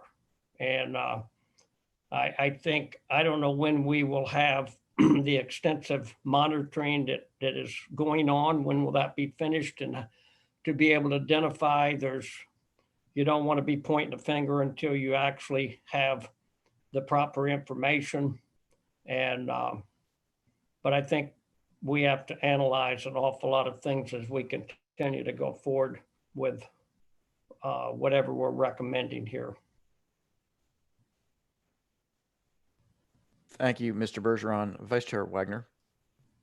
Thank you, Mr. Chairman. A few comments and a few questions. I'm very encouraged to see the increased monitoring. I think obviously that's an important thing, and touching on what Mr. Bergeron just mentioned, I think we can go even further with respect to the BMPs, because one of the things that I find happens from time to time, at least in some of the analysis that we do, is that we skip over whether or not these efforts are actually helping. And people are charged to do a lot of work, and the monitoring stations, I think, will hopefully help us analyze whether the onus that a lot of people are taking on are actually working, whether they're doing what they're supposed to be doing. Because if they're not doing what they're supposed to be doing, we're going to have to call an audible at some point, to try to take the corrective action that's meaningful. With respect to, I had a couple of questions to Jennifer. By the way, the presentation was excellent. I thought your ability to articulate these relatively complex issues and bring them down from, to layman's terms and explain it was fantastic. I had a question with respect to the TMDLs and the way that they're measured, or how they come to the conclusion or calculations on what the limits are. Do you know whether whoever does the calculations takes into consideration legacy phosphorus and nitrogen that may also be sitting already in the respective waterways? Thank you for that question, Mr. Wagner. So DEP is responsible for calculating the TMDLs, and there is discussion of legacy phosphorus in their descriptions of the TMDLs. I don't know all the specifics, so I don't want to say something that's incorrect. I will get you more information about that and provide that to the board. But I will add that that is one of the topics that we are talking about with the coordinating agencies, and that we plan to address in the watershed protection plan update, because it is an area that we have, there's common misunderstandings and common differing opinions about how to describe that, what the definition is, and what we do about it. And so it's an area that needs a lot more work and discussion, and we plan on tackling that as one of the topics in our watershed protection plan workshops. And Mr. Wagner, this is Drew. I was at DEP when the TMDLs were set for these three water bodies. Well, I was at EPA when the Lake one was set. And basically the total maximum daily loads is a function of a federal law that sort of dictates how they're calculated. And they are basically blind to where the pollution is coming from. What they do is they look at the lake and they figure out what can enter this lake and still keep it healthy, and doesn't really think about where it's coming from or what, you know, except for the fact that you differentiate between regulated sources and unregulated sources. But when you calculate the total volume, like the total amount of phosphorus that can come in, you just look at lake ecology and you figure out the total amount that can come in and maintain that lake ecology. And then, you know, you set that as the goal, and then you get into the planning efforts, which then on the planning side, that's when you differentiate sources. You try to figure out where the sources are coming from and how you can control it. And that discussion is where the legacy part comes in.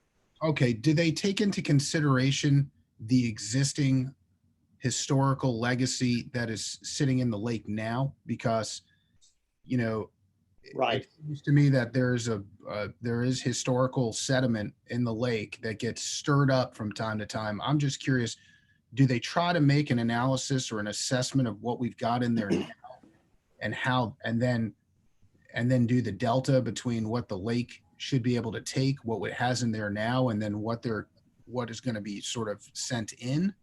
Or is it done in a different way?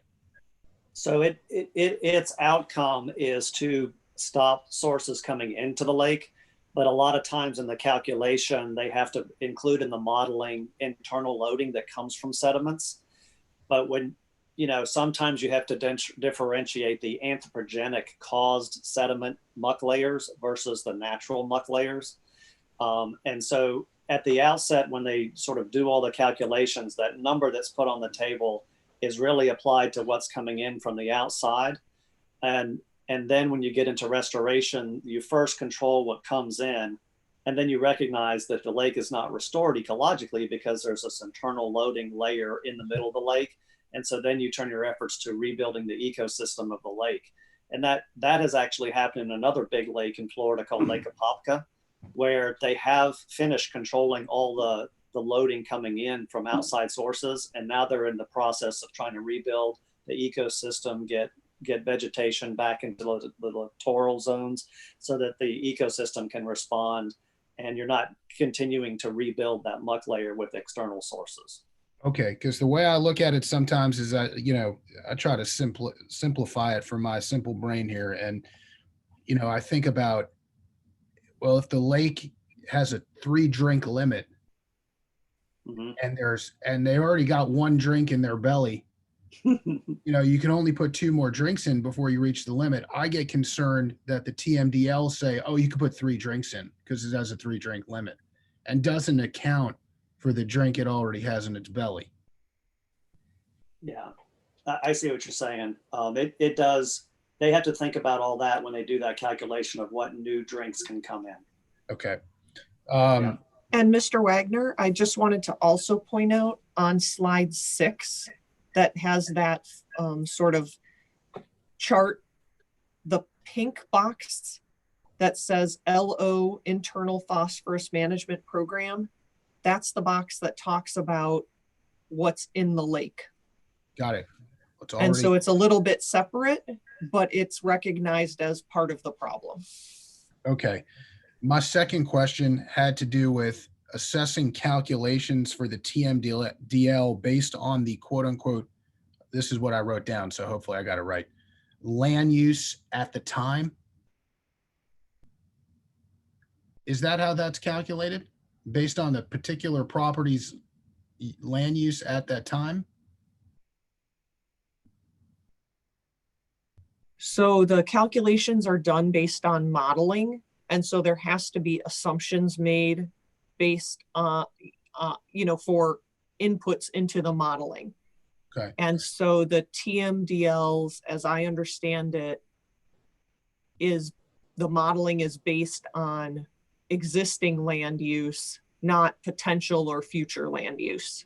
Okay. So my question is, I guess if somebody came back, a landowner, and wanted to change or is going to materially adversely change the way the land is used, do they have to come back to us or to one of the three departments that's in this holy trinity of ours to get approval to do that?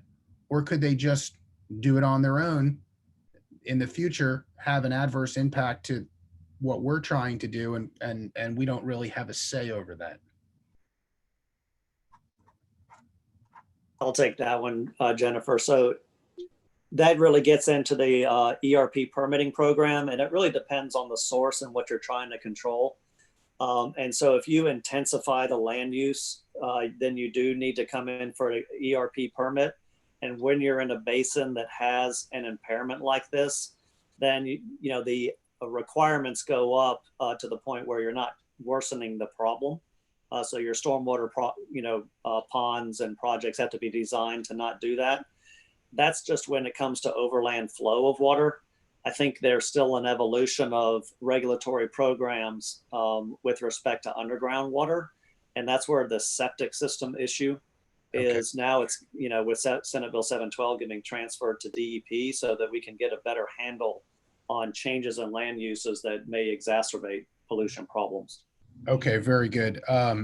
We had some milestones, a 5, a 10, a 20-year milestone.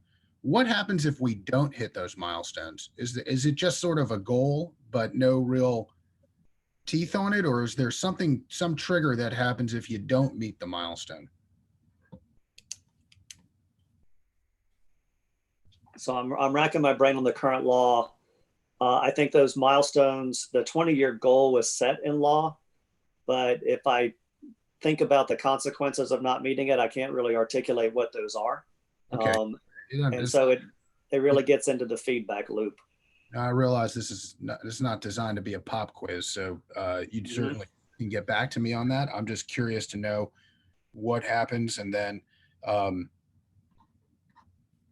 my last point was, I think that it had been noted that there were some sort of robust auditing process that goes into the BMPs, which I think is great. My question is that FDAX who's in control of that?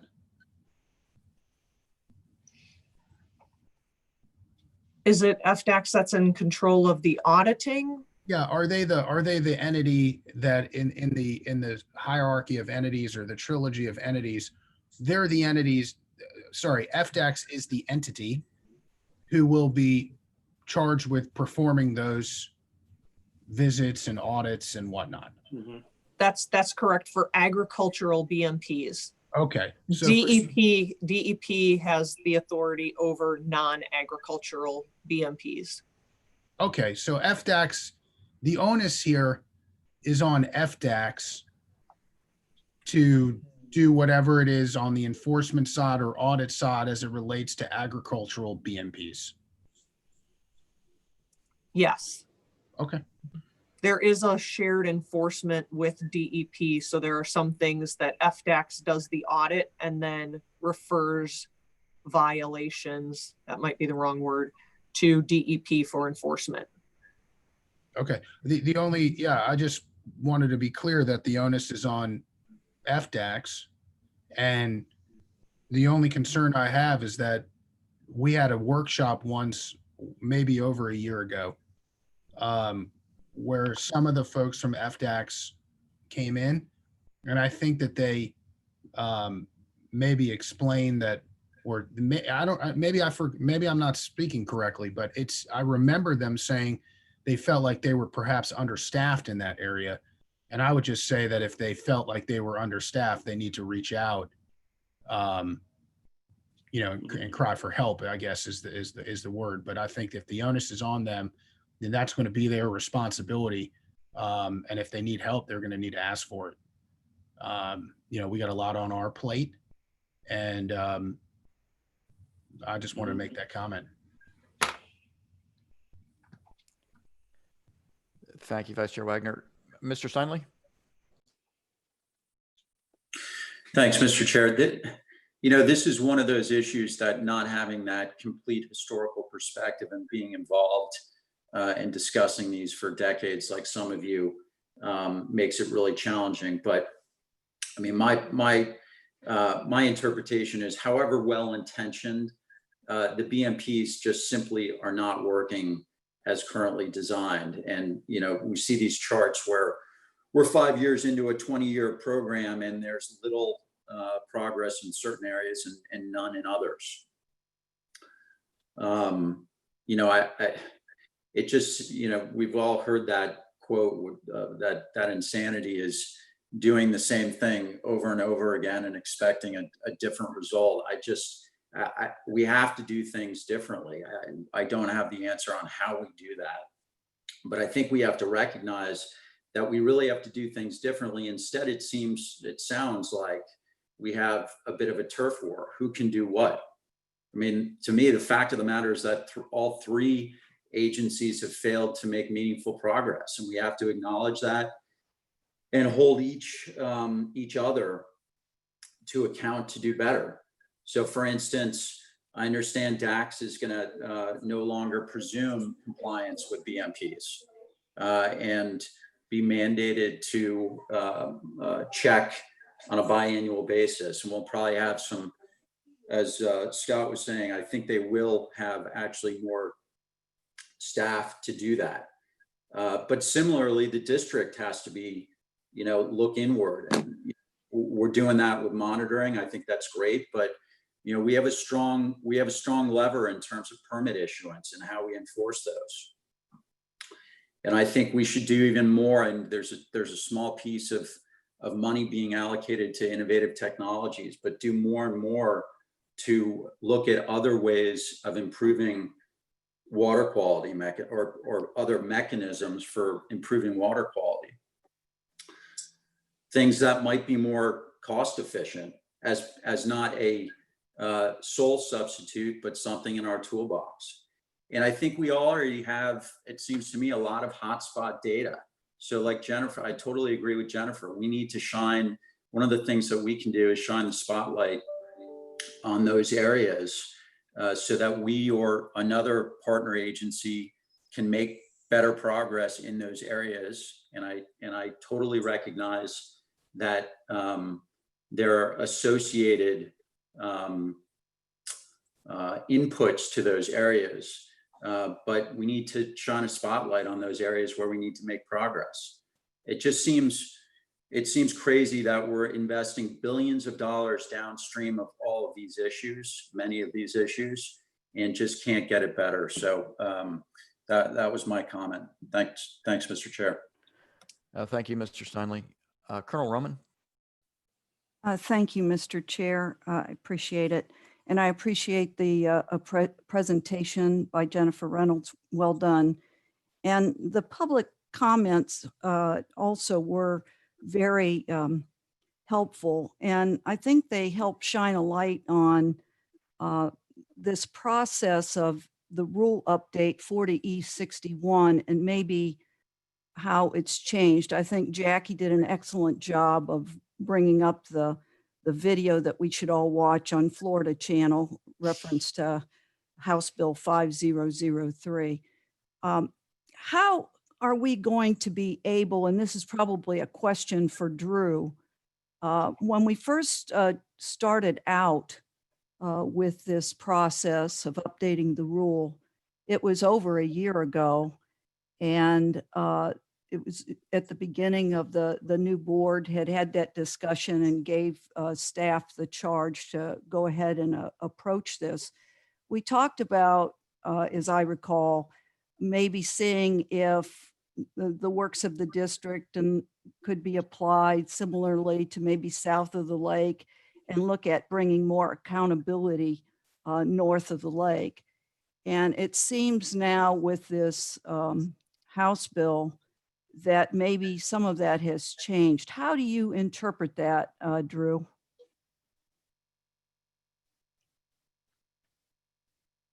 Okay, I'm off mute. Yeah, so that does, House Bill 5003 basically tells us that the rule that we promulgate while that's in effect needs to only cover monitoring for entities that decide not to implement BMPs for source controls, basically agricultural entities. And so, you know, as we were crafting the draft rule, that didn't exist. And so we were basing our rules on the legislation that was more recently changed in 2016 that sort of set out that framework with the three agencies. And the way we were crafting it was really getting at accountability because the board had already launched on the much more detailed monitoring network, and that was going to give us better information to figure out where hotspots are and what's causing those hotspots. And so we could focus in on priority basins and then craft that ultimate plan that takes into account BMPs, source controls, cost share programs, and ultimately watershed projects to see whether we could achieve our goals. And so as we were moving forward, which is kind of what we're doing when we launch these watershed protection plans in lieu of the, you know, a finished rule, is trying to put that puzzle together with the additional data so that we can then say, all right, we need this much out of this program, we need this much out of this project, we need this much out of BMPs, and then we can get to the goal. But it's really kind of using our knowledge and our public forum to create that accountability for us, for DEP, and for FDACs to make sure that in the end, we see what everyone wants, which is better water quality, which I think is the underlying frustration by me and everyone that we're not seeing that throughout the efforts. And we've seen it in the past in certain areas, but we want to see it again. And we've got a long way to go. So it's really trying to get the accountability structure in place. As a follow-up question to that, in our monitoring network going forward, and let's say that we identify an area that's a hot spot with pollution, how do you see that working from an interagency perspective? So that we already meet with the three agencies once a month, if not more often, and Jennifer is a part of those meetings. But really, I think that we as the district have really a lot of technical horsepower so that we can do analysis to show what's causing the hotspot, whether it's legacy or not, whether it's current things that are happening, how that is coupled with a regional system or with hydrology. You know, maybe there's a canal that just kind of mainlines it. And we can do that sort of detailed work to then point out what needs to happen. And then once we have that and we have that detail of what needs to happen to achieve our goals, then that can, we can engage the public, we can engage the other agencies, then we can launch programs to, if we need better regional treatment or better BMPs or a cost share program, we can start sort of putting a highlight on those efforts, do the research if necessary, or talk with DEP about updating BMAPs to add more things to it. I mean, there's a lot of back and forth that you can do with good high resolution information. And if you engage the public on it, they can help maintain that accountability for all three agencies. And I think that's what at least I experienced when we had our workshop with BMPs, was that there was no accountability. So this might be a a step forward, although a small step forward, but at least affixing that accountability, I think will go a long way for us to be able to work together to address the issues that we need to solve together. So I appreciate that. Thank you. Absolutely. Ms. Thurl-Lippett, you have your hand raised. Is that from before? Or would you like to speak again? Thank you. I wanted to speak briefly again. Thank you. I'll lower Sure. my hand now, so don't forget. Thanks. It's so good to hear everybody talk. Such a great board. Thank you, everybody. Again, yes, I think that accountability has to do with some of those meetings, Mr. Bartlett, being in the sunshine of DEP,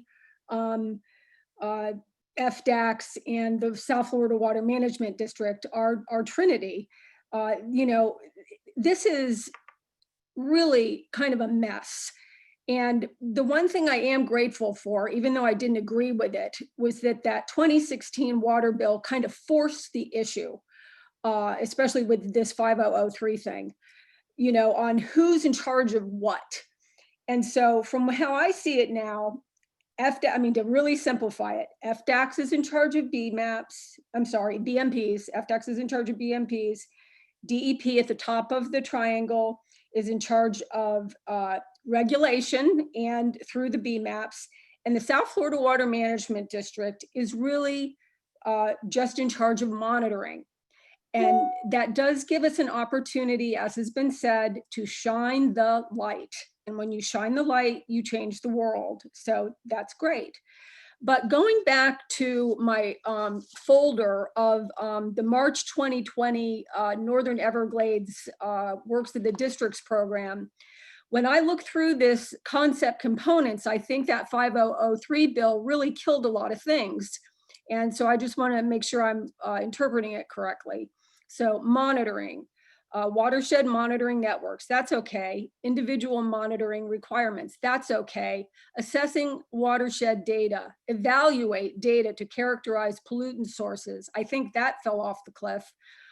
Recommended and expedite tailored nutrient reduction activities. I think that fell off the cliff because that would be the South Florida Water Management District kind of regulating, and FDACS doesn't want that. They want to be all in charge of that, and all the power to them. You want to be in charge of it, then be in charge of it, show us the numbers, show us the improvement. And yes, they have to get more money so they can do it. So the last part of this, triggering, I remember that was such a trigger word, triggering action where needed. Enhanced source controls, well, that's dead. New or enhanced projects. I guess that's still there because everybody wants us to do the monitoring so we can ask Tallahassee for projects. And, that's fine and dandy, but the bottom line is we all have got to be more serious about our source problems, whether it's me with a septic tank in the town of Souls Point, or it is any of the agriculture that, yes, is polluting through just their actions. And so anyway, Drew, are there any of those things that I'm wrong on? To me, it seems like all we're left allowed to do is monitor. So what I'll do is differentiate what we can put in a rule and what we can do, right? So a lot of these things we can still do, we just can't put it in our rule, which is why I was, why we wanted to start the watershed protection planning process, because we can still do the assessment, the evaluation, the identification. I'm not sure triggering action. We can certainly, tee action up. We can start enhanced source control programs through cost share or whatever. There's a lot of these things we can still do, but definitely 5003 limited what we could put in a rule. And so as we do our watershed protection plans, we will still look at all that list of things that the Northern Everglades, it charged us with as a law, but that, there's a difference about, what's in rule and what we can do just as a function of law. Well, thank you, Mr. Bartlett. I would say that powers that be will find a way to make us only be allowed to monitor, to stay in our lane, to do what we're allowed to do. But I have been very inspired by these COVID-19 dashboards that show each county and like what how many sick people they have in each county or whatever. And we could do that with all those basins and have a dashboard that shows very easy, just like they're doing all over the world now, to show where the high levels of pollution are. And maybe that will help bring projects and help. Maybe we will do the research and go, oh my God, those people have done everything feasible, but those numbers are not changing. We've got to change and work on put whatever we're going to do to get the lake and to get the muck out of the bottom of the lake. I don't know, but I feel this is like a major turning point and I don't like it. But when something like this happens in my world, I figure out how to do the best job I can on what I'm allowed to do to still, push for change. And that's what I hope we'll do. Thank you, Mr. Olipich. Mr. Bergeron, your hand is raised. Is that from before or is that a new one?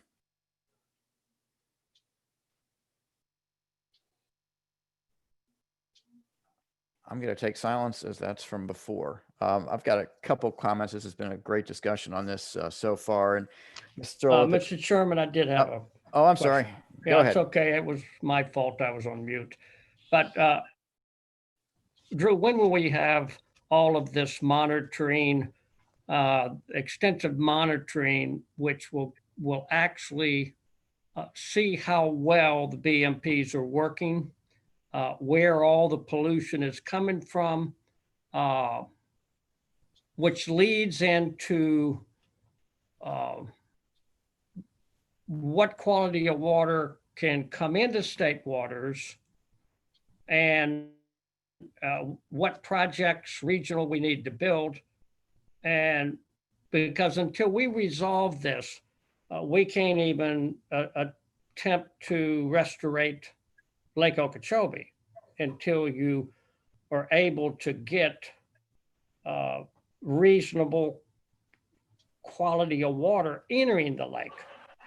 Otherwise, you can't even address that problem. But when will we be able to identify? Because when you're setting rules or you're making recommendations for a rule, you got to know where and what level of pollution is coming into state waters to make an intelligent recommendation of how we achieve quality of water through cost share, through reasonable regulations, through regional projects. I don't know how you proceed forward until you have that kind of information. So where we're at to be able to identify whether it's Fish Eating Creek or Kissimmee River or Taylor Creek or all these different avenues coming in, the upper Kissimmee Basin, the lower. I'll take this at first, Jennifer, and I'll turn it over to you if there's anything to add. But so it's not like we weren't monitoring before. So we do have years of data for the three. They're just at a different resolution, which allows us to know what's happening at one level of resolution. So there is work we can do with the data that we've been collecting for decades. Now we are adding more stations with higher resolution, more parameters that just got put in this week. So I would say that it will evolve over time to have better resolution, but it's not like we're powerless to do anything right now because we do have data from the past. We'll just get smarter as we go along and get more detailed as we go along as the years tick by. But they are in place now. And so, we are collecting the data and we'll just keep adding it to our current data sets and learn more and more as we go. But we have data to make decisions with now. And Jennifer, do you have anything else on that? Just to add that we can absolutely identify where problem areas or hot spots are now. What our expanded monitoring will help us is identifying the best or most cost-effective types of projects, because we'll be able to isolate more specifically where the sources of the problem are coming from, whether it's, water flow, whether it's particular specific parcels of land, whether it's how the water moves between canals, those types of things that will help us spend the limited funding available to do the best projects in terms of effectiveness.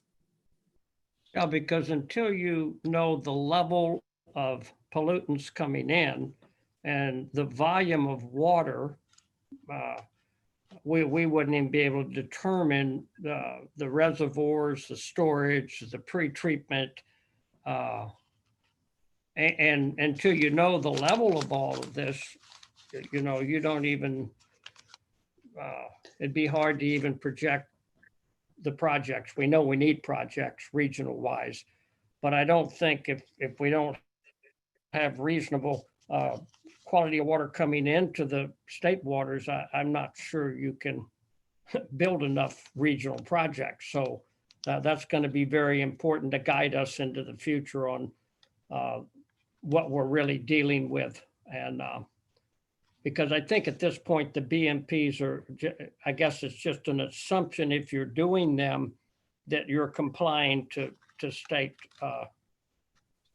quality of water, just an assumption at this point. Am I correct on that?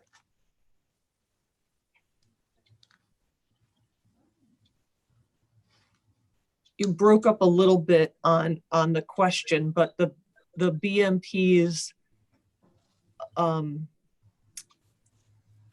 don't, if the question was whether the BMPs alone can solve the water quality problem, the BMAPs recognize that they can't, that there are additional projects that would be needed even if the BMPs were working perfectly.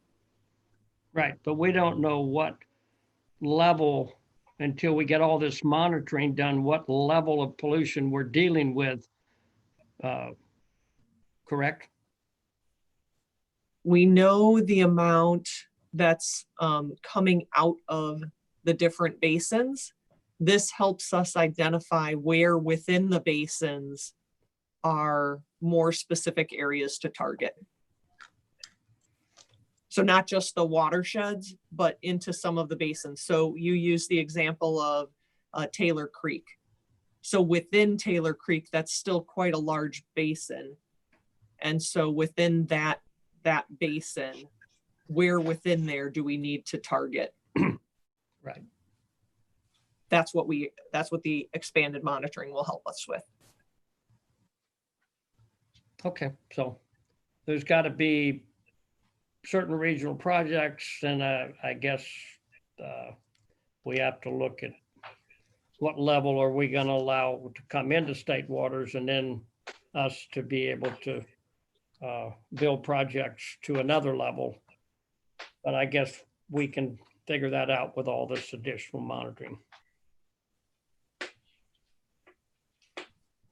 Yes, sir. Okay, thank you. Mr. Butler? Thank you, Mr. Chair. Question, Ms. Reynolds, what's the research say when it comes to nutrients? It comes to either implementing projects, BMPs. How quick is the ship supposed to turn around? What do we have any good research on just what the timeline is and what we should expect? And I mean, just what kind of research out there is there for that? Do you mean in terms of the meeting the TMDLs specifically, or in terms of meeting TMDLs, in terms of just reduced nutrients going to the lake? Yeah, so that's a tough question because there's a lot to unpack there. So there is some research out there, and for example, Mr. Lolipish had mentioned earlier about septic. So in areas where municipalities have done septic to sewer conversion and implemented other septic improvements, we've seen very significant, in some of those areas, very significant improvements to water quality monitoring data. And so in those areas, there can be very large improvements made under those programs. We also have data that shows significant improvements where agricultural BMPs have been implemented. But overall, the BMAPs do recognize, and I think it was quoted earlier, that even under the 20-year milestone, looking at the projects that are currently in place and those that are anticipated, it doesn't look likely that we'll meet the goals without doing something different. And Mr. Butler, one of the things that when I've been doing this a while, but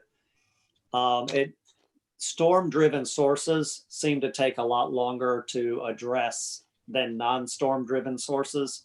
And so where you have a impaired water body due to wastewater, or septic or like human waste type issues, an infrastructure project can really solve the problem very quickly, putting advanced wastewater treatment plant on the wastewater plant. But where you have watersheds that are not, that's not the issue, where you have storm driven, unregulated, sort of very dispersed sources, then it just is a lot longer time to address all those storm inputs. So it can, it can happen. I've seen improvements in like the St. Johns River and other places. And a lot of times it's also infrastructure projects that address stormwater, right? So tailwater recovery or rerouting storm ditches, things like that, where you can see those ditches, those changes, but it just takes a lot, it does take a lot more effort and manpower to get at all those sources. Right, and my point in the question is that it's quantifying, it's legacy, and essentially, my definition of legacy, and I don't know if it's correct or not, but is in this sense, this discussion is the differences in practices that are happening on properties today versus what historically has happened and is contributing to some type of nutrient impairment. So, but I'm just, and I think to answer my question, yeah, it's quantifying the role of legacy. And I know there's some research out there doing it. And I know that Buck Island and Mr. Lawless, they've got some great research going on, some 25-year research that I know some of the other board members that we've seen. Gene, by the way, I haven't been out yet. I'm sorry, I had to cancel on you 2 weeks ago, and I look forward to going out and making my first trip 12 miles down the road to Buck Island. But but I think that we can learn a lot by looking at properties like that. And I know that Drew, you've talked about the district trying to do a little more work with Buck Island and using some of their data sets. But I don't think we're dealing with a ship that's going to turn around in a year, and especially in flashy situations and hurricanes and hurricanes and droughts. I mean, if it were, we're not dealing with a great system for scientific analysis, where it's way too many variables. And I think we're having some great discussion today. And I do. And don't get me wrong. In some of my earlier comments, I had to get some things off my chest and just some rants. But no, I'm just like everybody else. I want to see this thing fixed, and I want to see it fixed in my lifetime. And the more and more I dig into it, I realize we're dealing with such a big problem. It's going to take many years, but we're implementing some things today, and it is a slow process. And I can say, though, just from what I see, we are continuing to make improvement. And I think that if we dig down to some of the analysis and some of the data that I've seen, the trend line is coming down. And when we look at the period of record, depending on what you define as the period of record, we're seeing some trends. But that's okay. Again, that's my rant. Thank you, Mr. Butler. very much for that. I've got a couple comments on this. This has been a great discussion, and I can't thank Jennifer Reynolds and the district team enough. Mr. Olipich, I understand your consternation with the sausage making process. And it's not lost on me. The irony is not lost on me at all. Sort of what we're doing through this process. It's been an incredibly open process. Ms. Reynolds has had some great public hearings, some great public workshops. We've talked about this. We've allowed for public comment. And I contrast that with what I saw happen in the legislature, where we saw a provision airdropped in the middle of the night without a committee hearing, with no one understanding what it was. So that bothers me, but it's sausage making. It's what it is. And that's what we've got to deal with. And we're going to keep doing our work in the sunshine and the way it should be done. Moving on from that, Jennifer, you said that TMDLs basically equal max assimilation. And if that's true, there has to be a temporal component there, because going to Vice Chair Wagner's excellent lawyer analogy of being able to hold drinks, you can, if you're starting at 3, you can't put 3 more in. And if you're starting at 2, you can only put 1 in if 3 is your max. So when are TMDLs reset?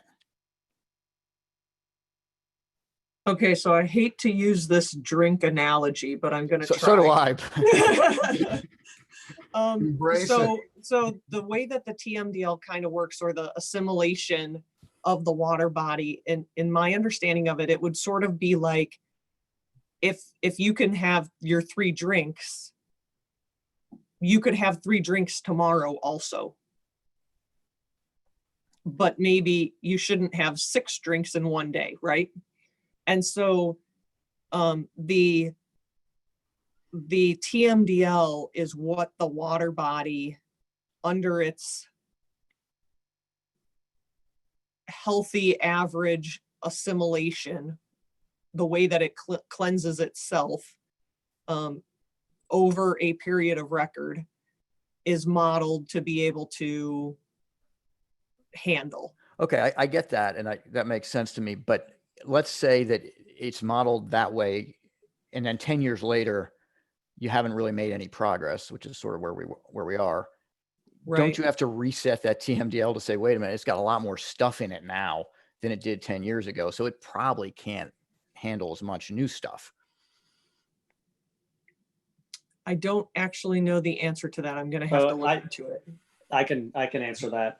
So the TMDL is what it needs to be healthy. And so let's take Lake Okeechobee. It's 140 metric tons per year. Right. And 10 years from now, it'll be 140, 20 years from now, it'll be 140. Even if the loading went up, right? So the current loading is 500 metric tons per year.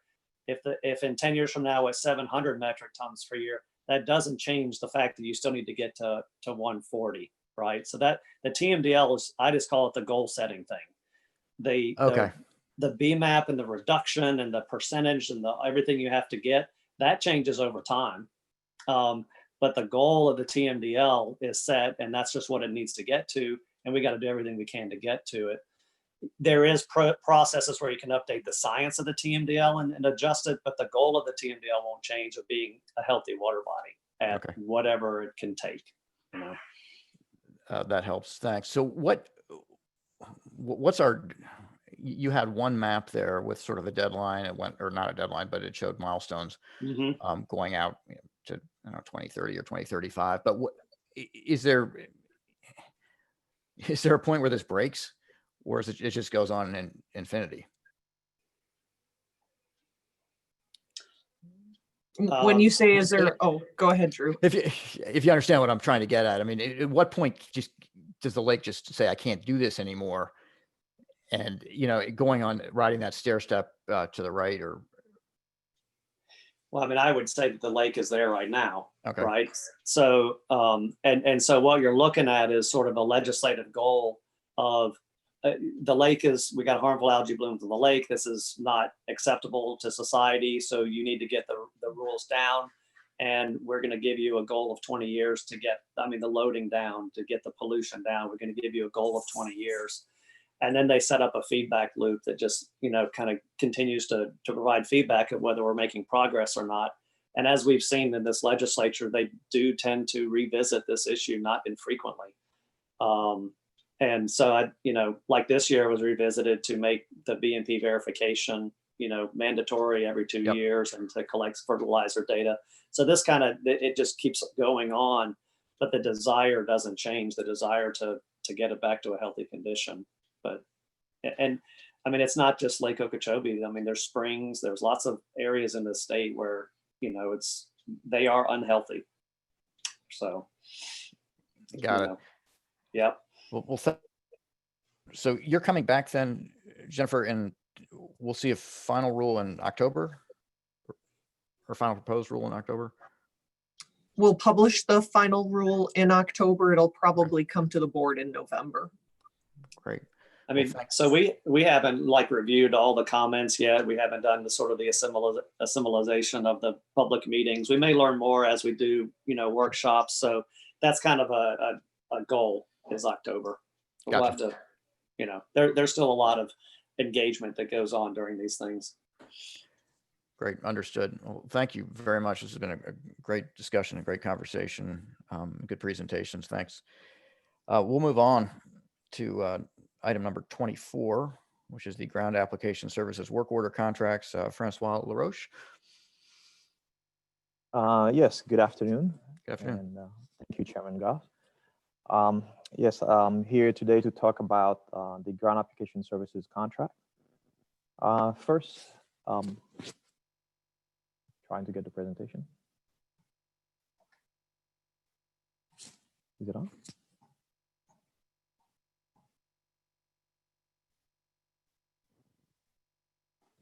Okay.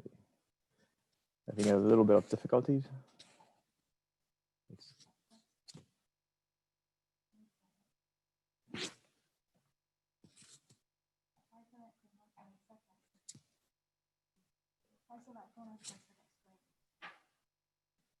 One moment, Mr. Chairman.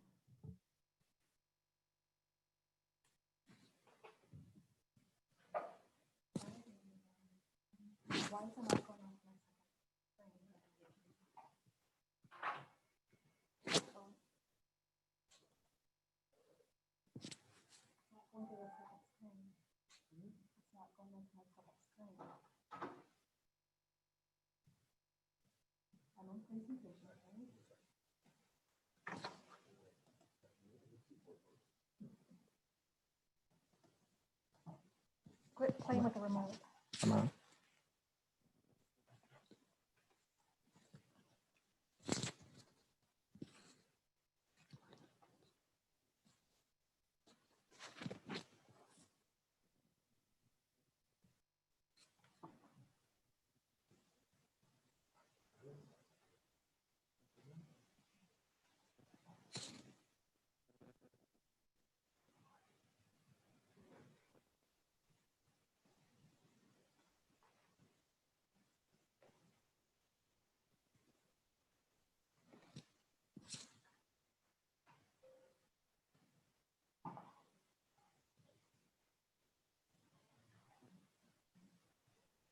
Okay, I guess we're there. There you go. Very good. Thank you, Rosie. Yes, so we'll be talking about the grant application services contract. First, I want to give a quick overview of invasive and nuisance plant species and their impact to the district. It's not moving, Rosie. Trying. Okay. Very good. So invasive and nuisance plant species are plants that we deal with throughout the district.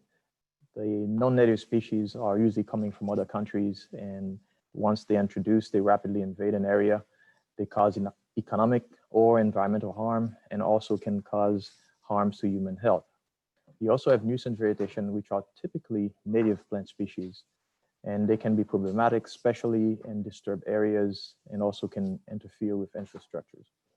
There are over 1,000 naturalized non-native plant species within the district's jurisdiction. And we currently manage over 76 of those invasive plants throughout the district, and 18 are widely established within district lands and waterways. Impacts of invasive plants are, they do significantly impact the district missions by altering ecosystem and structure processes, displacement of native flora, and endangerment of threatened species.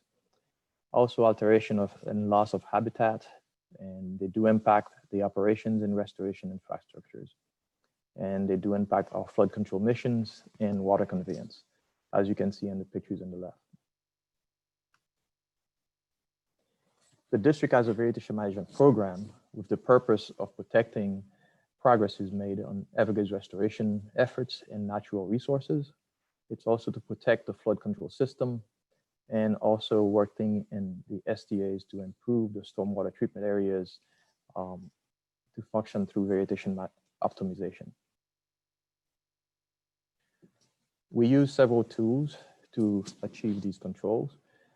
These tools can be divided into 5 categories. The first one is prevention, basically preventing those plants from coming into an area or preventing them from spreading into other areas. We use biocontrol, which is bringing other organisms from the country of origin to this country to control or maintain these plants under control.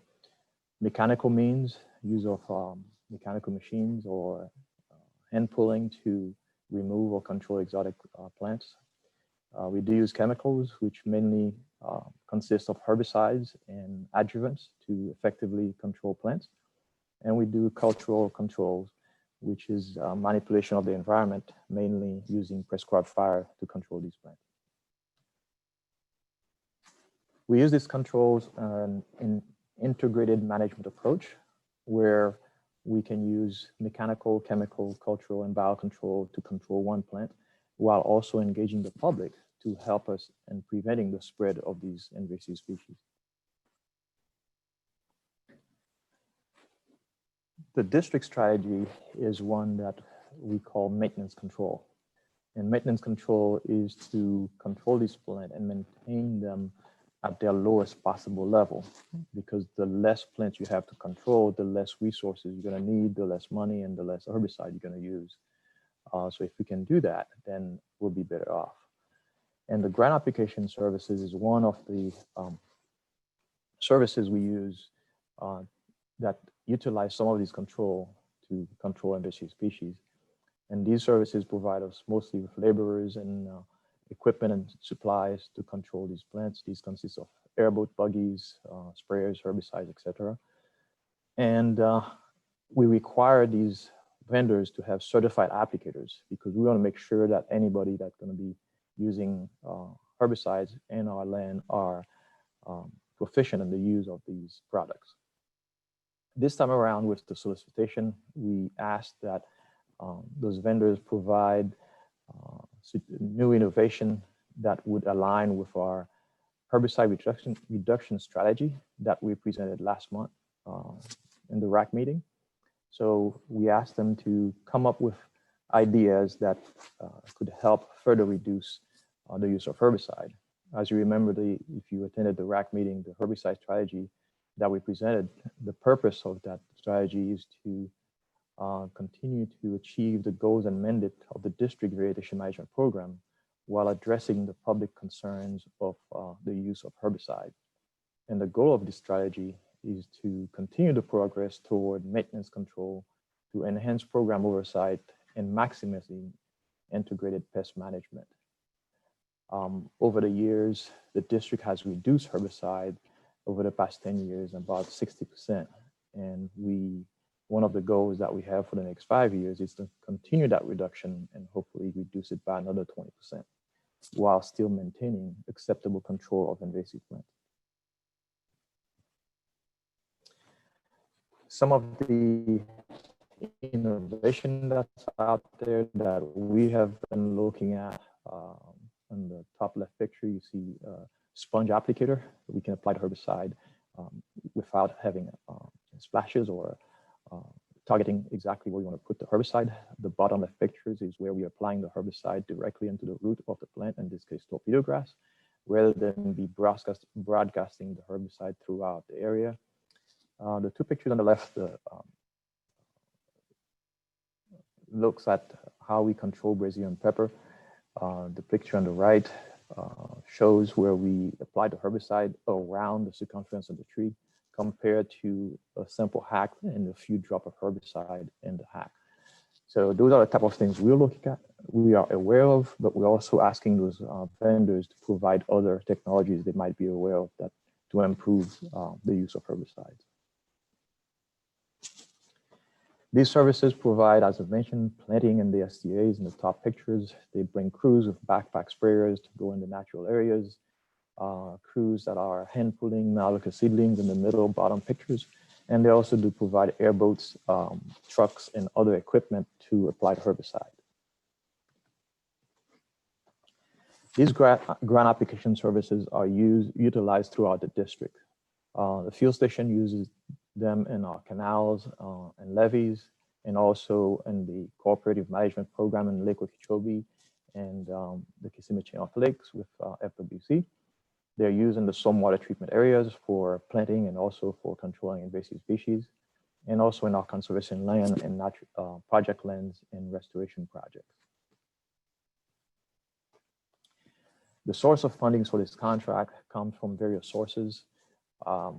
About 40% is ad valorem. The rest include mitigation funding, funding from federal funds, and also from the state. We have a long history of cooperating with FWC and other federal agencies in the control of invasive species, and they do provide some funding for us to control those plants.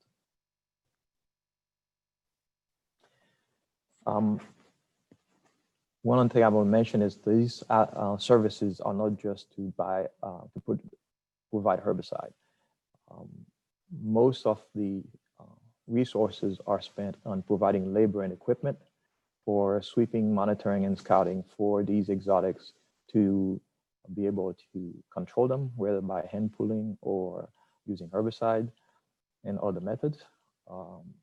10% of these services are used in the SDAs for planting and provide labor and equipment for planting vegetation. And only about 11% is used for purchasing chemicals, including herbicide and adjuvants. As I mentioned, the request for proposal, we requested additional innovation. One other thing we do with this contract, we have substantial oversight.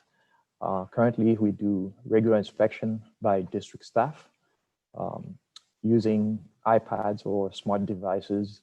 We have an app that was developed by our IT department called Survey 123, where we can get all the information observed and take pictures, and then we can then file those reports.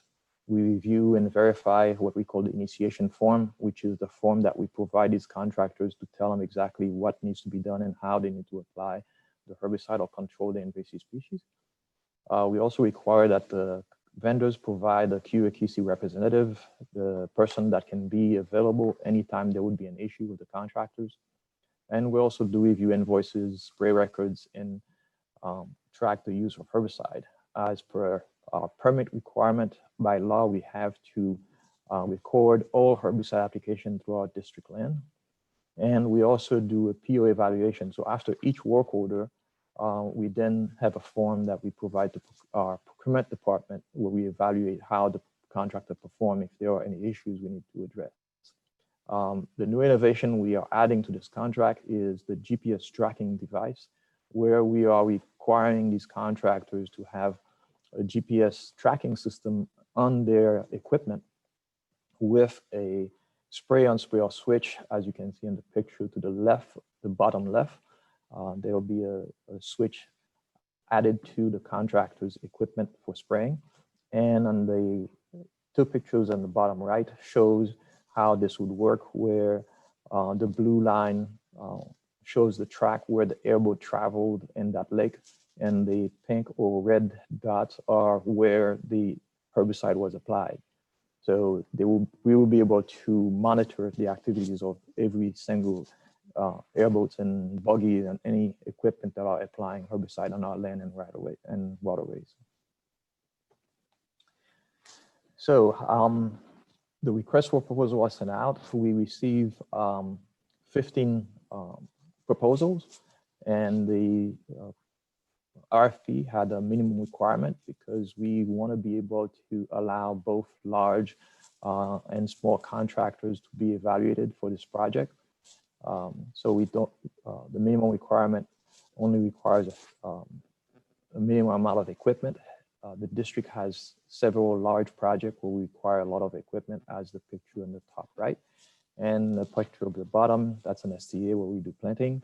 And we do also have jobs that requires 1 or 2 airboats.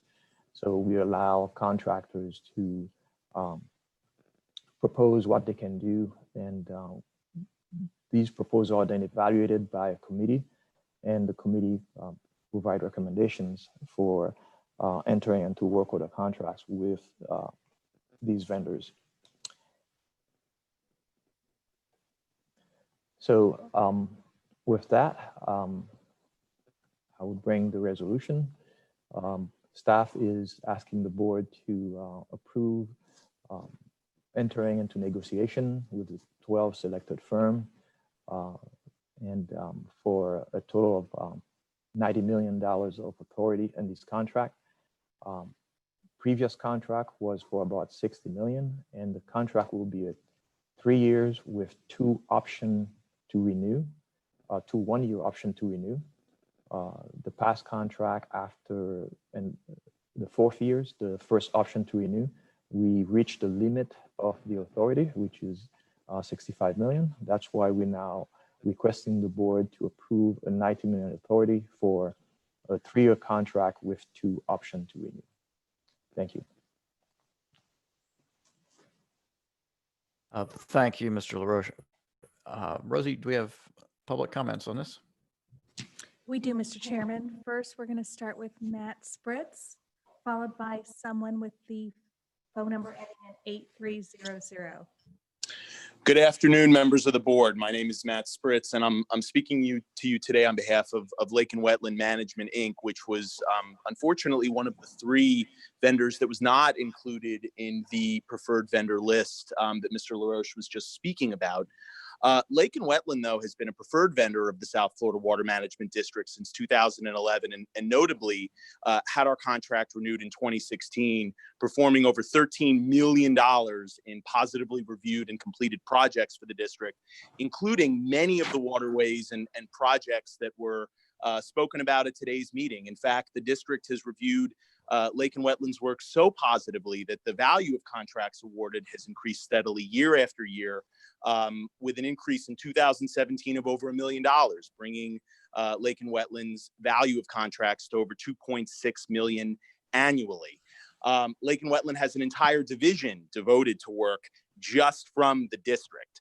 And we raise these points because the RFP response that was submitted this time around was substantially similar to the RFP that we submitted in 2011 and then again in 2016, where we've performed tens of millions of dollars worth of completed projects that were positively reviewed from the district and had our contract renewed. Notably, there are district employees that have come from Lake and Wetland. And again, we believe the process here was, conducted in a way that obviously deviates from the norm because of the pandemic. There were no oral presentations of any kind. And in fact, the scoring system scored Lake and Wetland negatively because of the value of work that was given to Lake and Wetland from the district because of positive work. One of the scoring components was that if you've performed more work for the district over the last several years, you were actually rated negatively. So we stand before the governing board here today, and we understand there are $90 million at stake here. What we want is for the board to look at the process, reject the item that's been brought forward by staff and include all 15 companies on the preferred vendor list. This isn't a decision to award contracts today. It's a decision to figure out, who are the companies that are going to be on this list. And we believe that all 15 companies are worthy and should be included. We'd also like to note that this situation has occurred before in the past, where staff had suggested that a limited number of companies was included on the vendor list, and the board decided to include all of the companies that had bid on the preferred vendor list. So we would ask the board take the same action today and include all 15 companies on its preferred vendor list. Thank you very much for your time. Thank you, Mr. Spritz. Next, we have someone with the phone number ending in 8300. Good afternoon. This is Jason Watts. I'm with Florida Best Inc. The gentleman right before me actually pretty much summed up the exact thing that I was also gonna talk about. And I also, my company is one that I guess we barely missed the cutoff of I guess we were 13th.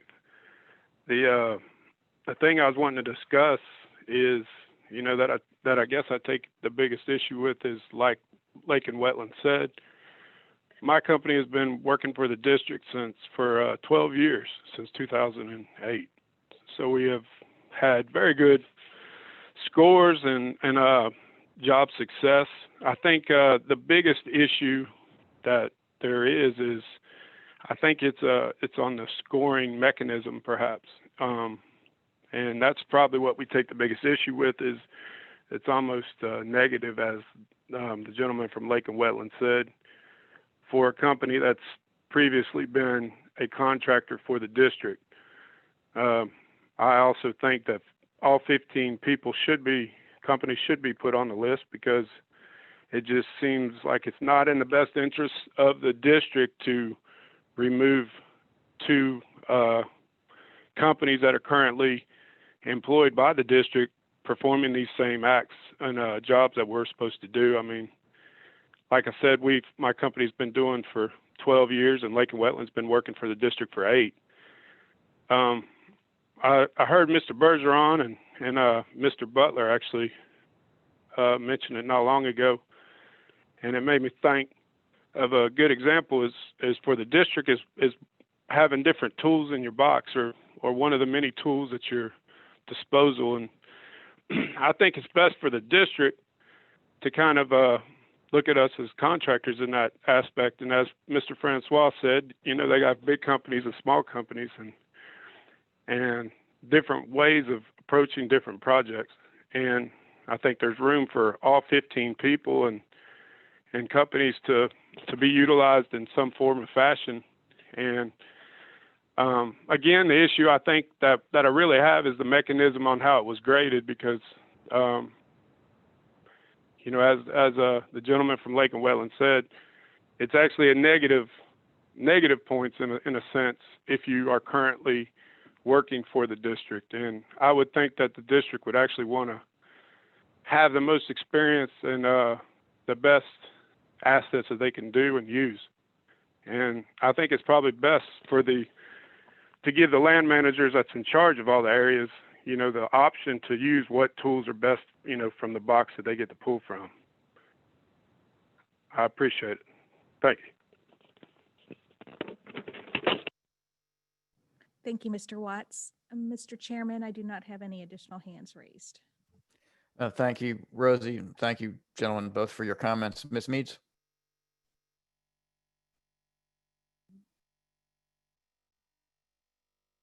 Sorry, it takes a second for me to unmute because I'm double muted. So personally, I'm not in favor of the approach that we just put everybody. So I hear that there's an issue with how this process was conducted. I don't think that the answer to the issue is to default to put everyone on the list.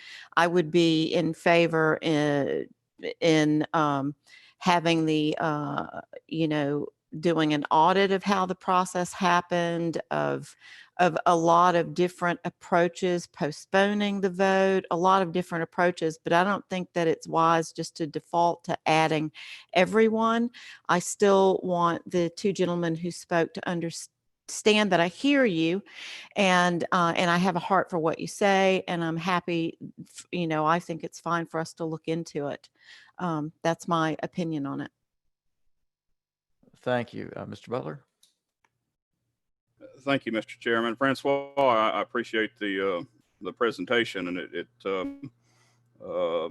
glad we had the workshop previously that talked about invasive species control, and now we're here looking at the contracts. But my question was in the scoring criteria, what were there any changes in the categories that the applicants were scored on this go round compared to the previous solicitation? You're talking about the previous contract? The previous go round, and my point is, I know there was a change, and it was the new techniques. Yes. Can you talk about that? You talked about it in the presentation, but did we see any new from the applications? Did we get any new innovative technologies that were offered by the vendors that maybe we didn't know about? That was one of the scoring criteria that the committee looked into, and they were scored appropriately based on what was presented. I personally did not review all the proposals, but that's one of the things the committee looked at, is based on what the vendors provided in their proposal. That's what they scored on. Okay, but did we have, or you may not be aware then, if there was any technology that the vendors presented that we may not have been aware of, and that's what I was curious of. Yeah, it's like once we enter into a contract with them, that's when that will come out. Is we will sit with each vendors and discuss what we know is new, and also based on the proposal, what they provided, then we will then ask them to provide information on that. Okay, all right. And how are the rankings used? Is it just for this part, or are the rankings used further down the line for other reasons? That would be a procurement question. Not sure if Ms. Labrada is on the line. I would ask her to answer to that question. Actually, Ms. Yes, Butler. good afternoon, board member. Oh, excuse me. Yeah, Mr. Butler, is John Mitnick. I'll jump in here. So you saw in the resolution on the previous slide, not only is the board looking at the number of vendors, but it also, the resolution indicates that staff would be negotiating those contracts in ranked order. So what that means, right there at the second to last sentence on the screen, that means we go to whoever is the highest ranked vendor and start negotiating a contract with them to determine the rates that then work orders would be issued against. And then assuming there's a successful negotiation, then you go on to the next one, so on and so forth on down the line. Once all the contracts are in place, typically, at least in my experience, when I've done similar type services contracts for engineering and construction, then it comes back around after all contracts are negotiated and executed. You start off with that first ranked firm, and if you have some work that needs to be done in a particular area, and you talk to them about whether or not they're able to provide that service, and if they are, you negotiate that level of effort. If they're not, then we go on to the second one, and you kind of cycle through the first go around like that. Hopefully that answers your question, sir. Okay, all right. Thank you, Mr. Mitnick. Yes, sir. Yeah, okay. So they are used further down the line when we do negotiate contracts further. And the other question was were all of the vendors that applied, were they qualified? And I guess the term I saw was responsible and responsive. I guess at Francois, we're all 15 responsive and responsible vendors. Yes. Yes, for them to be evaluated by the committee, they have to first meet that requirement to be responsive and responsible. Okay. All right. And I, you know, looking at it, knowing that the rankings are further used, and we are in a situation where I would guess that we've got, looking at the jump from 65 million to $90 million is that what we're looking. Can you explain the jump in a 65 to $90 million? Yes. The district over the year has reduce our in-house crews, and back in, I believe, if I'm not mistaken, 2016 or 17, that's when we the last remaining district crews that we had, 4 crews in St. Cloud, 2 crews in Okeechobee, and 2 crews in Fort Lauderdale that were redirected. So now we added more work to these services. Also, we added the Laxality Refuge after the past contract, where we are now in an agreement with the refuge where we do take care of the exotic plants in the Laxality Refuge. Additionally, we continue to add projects. We're going to have STA 1 West expansion. We have the I believe C43 and other project that we'll continue adding. We also have the Picayune Strand that we may be taking on.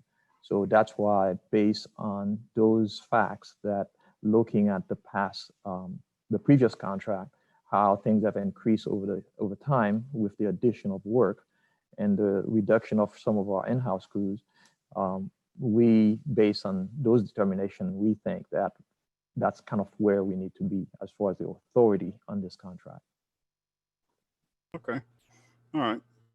Sounds good. Well, Francois, I appreciate it. And I appreciate all the work that staff's put into it, into getting this process going. And you know, after receiving our 2 speakers here that we had today, they also, I believe they were the 2 that submitted e-comments. So I got those last night. And then after I got those, I've been kind of pouring into this thing and kind of looking at it just to, because there were comments on it, I wanted to look at it.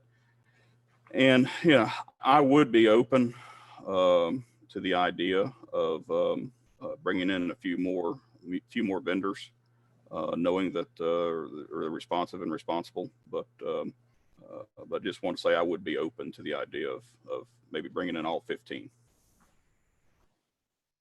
Thank you, Mr. Butler. Mr. Bergeron?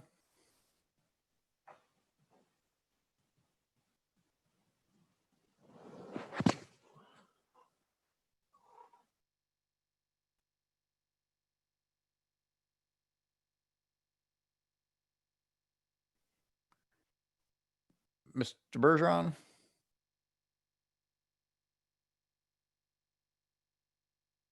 Can you hear me now? I can. Go ahead, sir. Thank you, Mr. Chairman.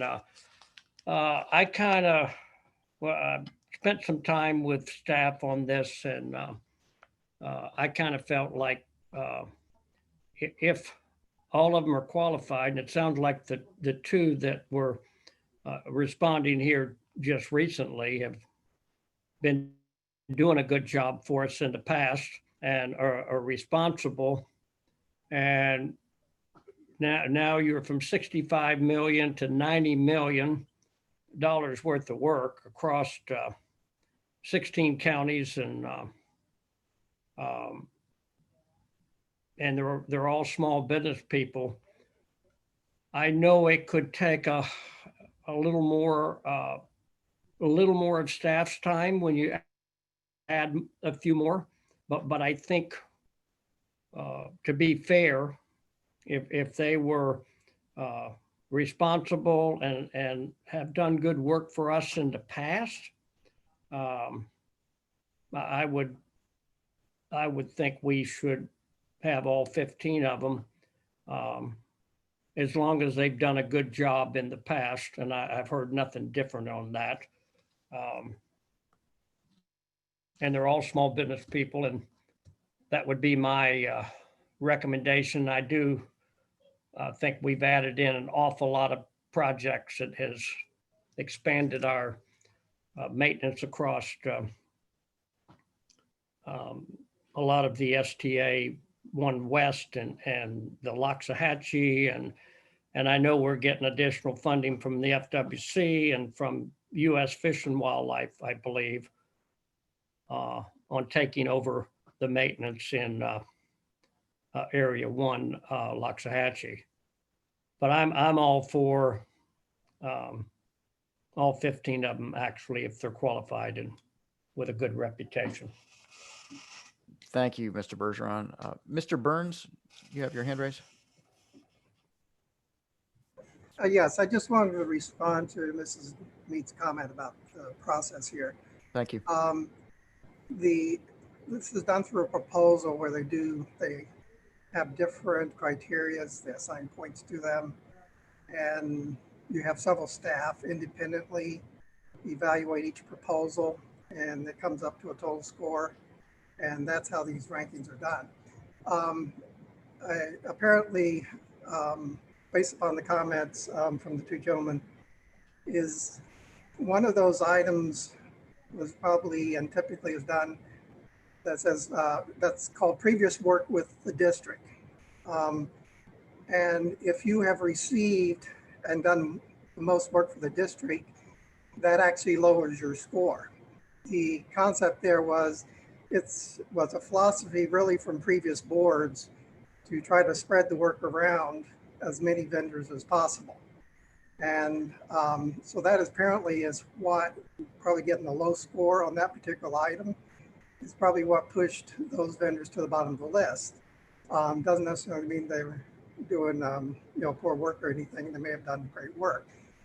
I'm not aware of any statute that requires us to do that. Judith can chime in if I'm wrong on that. But if this board wants to take a different philosophy on that, that's something that's at your discretion to change and eliminate that from future proposals. Thank you, Mr. Burns. Thank you. That was very helpful. I appreciate it. Ms. Thorlipwich. Thank you, Chair Goss.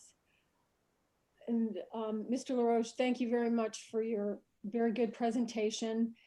I was hoping that perhaps Mr. Bartlett, as our executive director, could just speak briefly to the year contract here.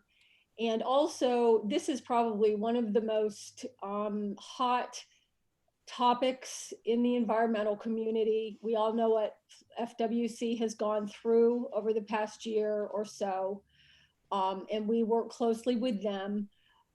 We've learned the good things that we're doing, like 60% over 10 years less and 10% of the budget is chemicals. But Mr. Bartlett, could you please just take a minute or so to reassure us about how much money we spend on what we wish we didn't have to? Sure, Ms. Thurlippish. So as you have experienced when you went to Dupuy, you can see what good land management looks like, right? And so one of the things that we noticed as FWC was going through all the public deliberations about Lake O is that we were coming to the end of our land management contract, which involves more than just spraying, but involves, just everything that's necessary for land management. And so we immediately said, look, I started engaging stakeholders about, hey, we've got a lot of land, we've got canals and everything that we need to work on and keep exotics under control. They didn't disagree with that. But, we understand there's concern about herbicide.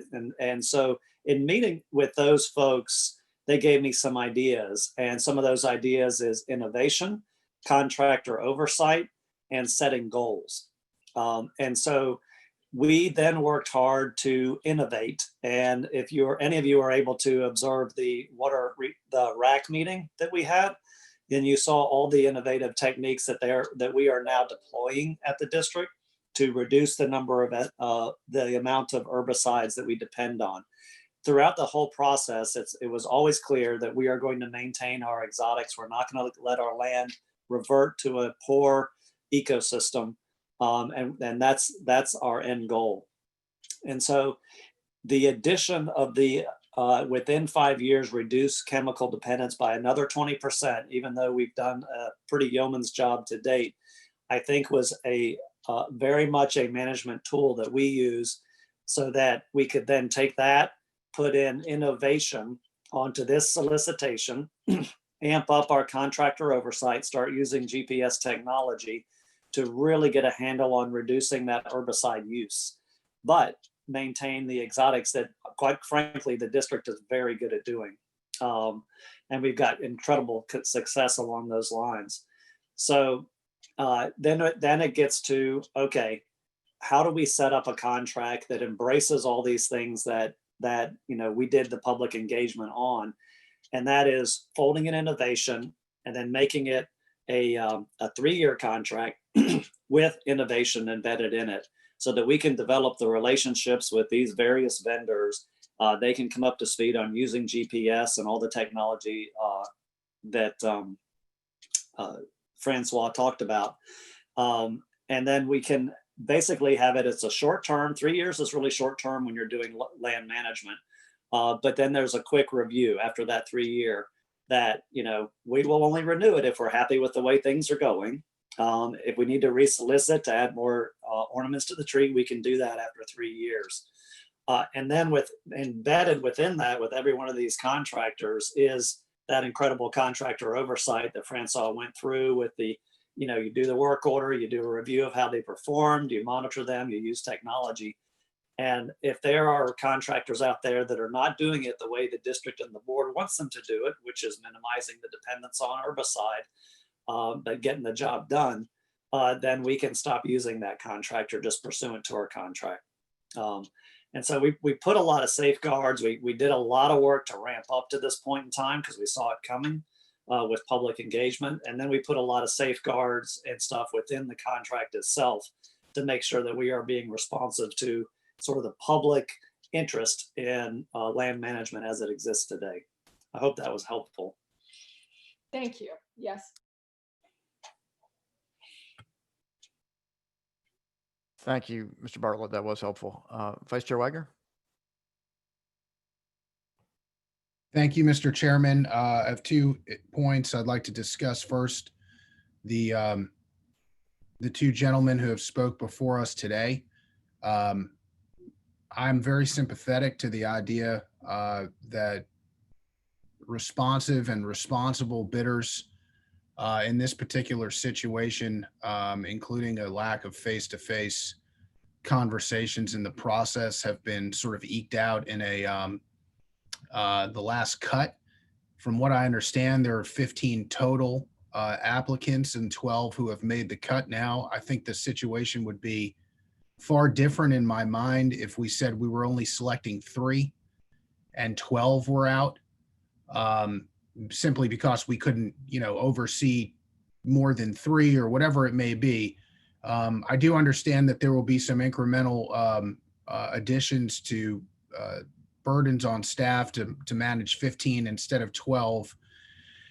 But I am a little bit allergic to the idea that over the years you perform well for a client, you do well, you build up your business, your small business, you create an infrastructure to service that client, and you've done well by them for a period of time, and merely because we have some sort of arbitrary rotation that knocks a person for doing well by us, they suddenly become out.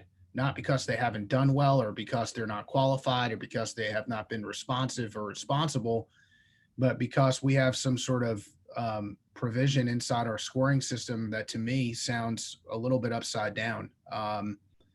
In this particular situation, I think that Ms. Meads had originally raised the idea of, perhaps doing an audit, and that may have been, I don't know, but it may have been because when she spoke initially, and maybe did not know, I did not know until it was mentioned later, that all of these people had previously worked for us and have been responsive and responsible and are qualified and are only really being knocked because they have done good work for us over a period of years, which I have some trouble getting my mind around. In this particular situation, I would echo a few of our other board members' comments regarding bringing in the 15. Quite frankly, I don't see why we should not, especially under these situations. And if we're really getting down to the fact that people were scored negatively for doing well by us over the years, I do think we should have a conversation about changing that. Now, with respect to the overall concept of this resolution, I think the thing that jumped off the page at me was the $90 million number. I mean, I know this is a significant effort that we undertake, and we have a lot of significant efforts we undertake, but to see $90 million on the page was a big number for me. And I believe that as a governing board, I'm not necessarily, I think Francois's presentation was great. And I think we have a lot of tools and technologies and innovations that we use to do extremely good work inside this little category of ours. But I also think that maybe as the governing board, we should be guiding the district and the district staff to be thinking about forward thinking solutions, innovations, investments that we can make that will bear dividends over time, because this is a huge number that we're spending on this. And if we can get out ahead of it with not just operational details, but bigger picture items that we can possibly invest in the infrastructure, whether it be, for instance, drones or some sort of tool that we can use to better and more efficiently manage contractors who are on site doing this work, I think it's certainly worth looking into because of how big a ticket item this issue is, and and how much we have to get to. Now, just to make one last comment on this, it does appear that once we get down away from the initial reduction of exotics, where we're trying to get down from an out of control situation to a controlled situation to where we're simply maintaining and managing it moving forward, that number significantly drops off in terms of how much you're spending. So I think that we should try as a governing board to guide the district into creating some sort of thought process or think tank or group of people who can actually look into this, not on a day-to-day basis, but on a bigger picture basis, to see if there's some certain thing we can invest into or invest with to make this job cost less money. And I think that would be worthwhile, especially considering, you're nearing a $100 million mark. I think that's a task the governing board or guidance the governing board should give to the district. Thank you. Thanks, Vice Chair Wagner. Colonel Roman. Thank you, Mr. Chair. I want to support Vice Chair Wagner's comments about looking for opportunities for cost savings, but in having some up close and personal experience with this in the basin, much of the cost is the manpower. And it's always a challenge when you need people to actually do the job, but maybe there's a way that we could explore some ideas with this. I have a question for you, Francois, regarding your presentation. What made you choose 12 companies? Well, that was a decision that was determined by the committee. And so they look at various aspects, the amount of work that is going to be needed to do. Previously, we had 8 contractors on board. So with the amount of work that they need for the district, they look at that. And then also, as certain of the board members mentioned, the ability of our staff to manage the number of contracts. So those are the main thing. And also there's a procurement process that goes on also. And again, I would defer to procurement to talk about that. Okay, so 12 was just basically selected for the amount of work. You could have selected 5, you could have selected 10, you could have selected any number of companies if you wanted to, right? There was no limit. Is that the correct understanding? Right. When the solicitation went out, it says we would be choosing multiple vendors. So as these vendors are evaluated, the committee looks at their capacity and also understand the amount of work that the district has. And also looks at, hey, we had 8 in the past, and here's the amount of work that is going to be increased. So then how many vendors you think you need to do that work? So that's kind of what the committee goes through. And then there's like I mentioned, a procurement process that they follow to make those choices. Okay, I understand that. So when a vendor gets on the list, one of these vendors gets on the list, makes it through the process, the procurement process and selection, is there a guarantee that they're going to get work? No, the way these contracts are set, it's an amount not to exceed, and there is no guarantees of work, no. Okay, so even if you've got 12 or 15 contractors on a list, things could change and not all of them would get any work and make any money based upon that contract. Is that correct? Yes. Okay, I have a procurement question next. And I think we have someone from the staff that has already participated in our discussion from procurement. And I'd like to ask if the score sheets that are used for the procurement process are standard throughout the district.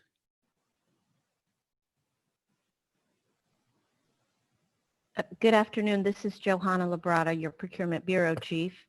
And yes, to answer your question, we do have an electronic scoring system that is used throughout all of our evaluations done for request for proposals. Okay, and I know that the procurement process, my experience has been, it's a very rigid process to make sure that it's fair to everyone.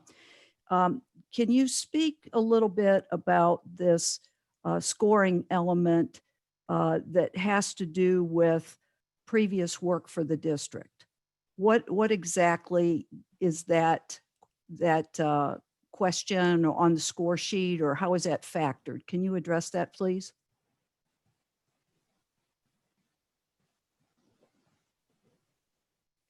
Yes, of course. Previous district work is a component of the evaluation criteria that is put out in the solicitation, that's included in the solicitation, so that when all of the responses are received and evaluated by the committee, their scores are then added to the scores resulting from previous district work. Okay, so could previous you district? Go ahead, I'm sorry. The dollars spent or paid to each of these contractors for the past 3 years is what determines the number of points allocated for previous district work. Okay, so this would mean that the contractor would have to have been on the contract previously, right? Just the immediate contract or any time in the history? In the last 3 years. Okay, so a contractor who worked for the district in the past 3 years, if they never were called on to do any work and make any money, if I'm understanding you correctly, they wouldn't have been penalized. I don't call it a penalty, ma'am, but the more work you've done for the district, the less points you get. So if you've never done any work for the district, you receive higher points. The maximum number of points in this case were 10 points. And the reason for that is to allow new businesses an opportunity to do business with the district. Whereas we are continuously doing business with the same companies, those new firms are not necessarily given an opportunity because there's no criteria that sets them apart from the ones that have done business with us for years and years. How many total points are there in the scoring sheet? There's a grand total of 100 points, 90 of which were for technical criteria, and only 10 points were dedicated to volume of previous district work. And I appreciate that clarification because that's exactly what I was looking for. So it was 10 points out of a total of 100 points for the selection committee to actually rank the firms. And go ahead. Yes, I just want to clarify that there were 5 committee members. There were 5 committee members on this panel. And so the combination of all 5 points or scores were a maximum total of 500 points, each of which is then ranked. Thank you for that.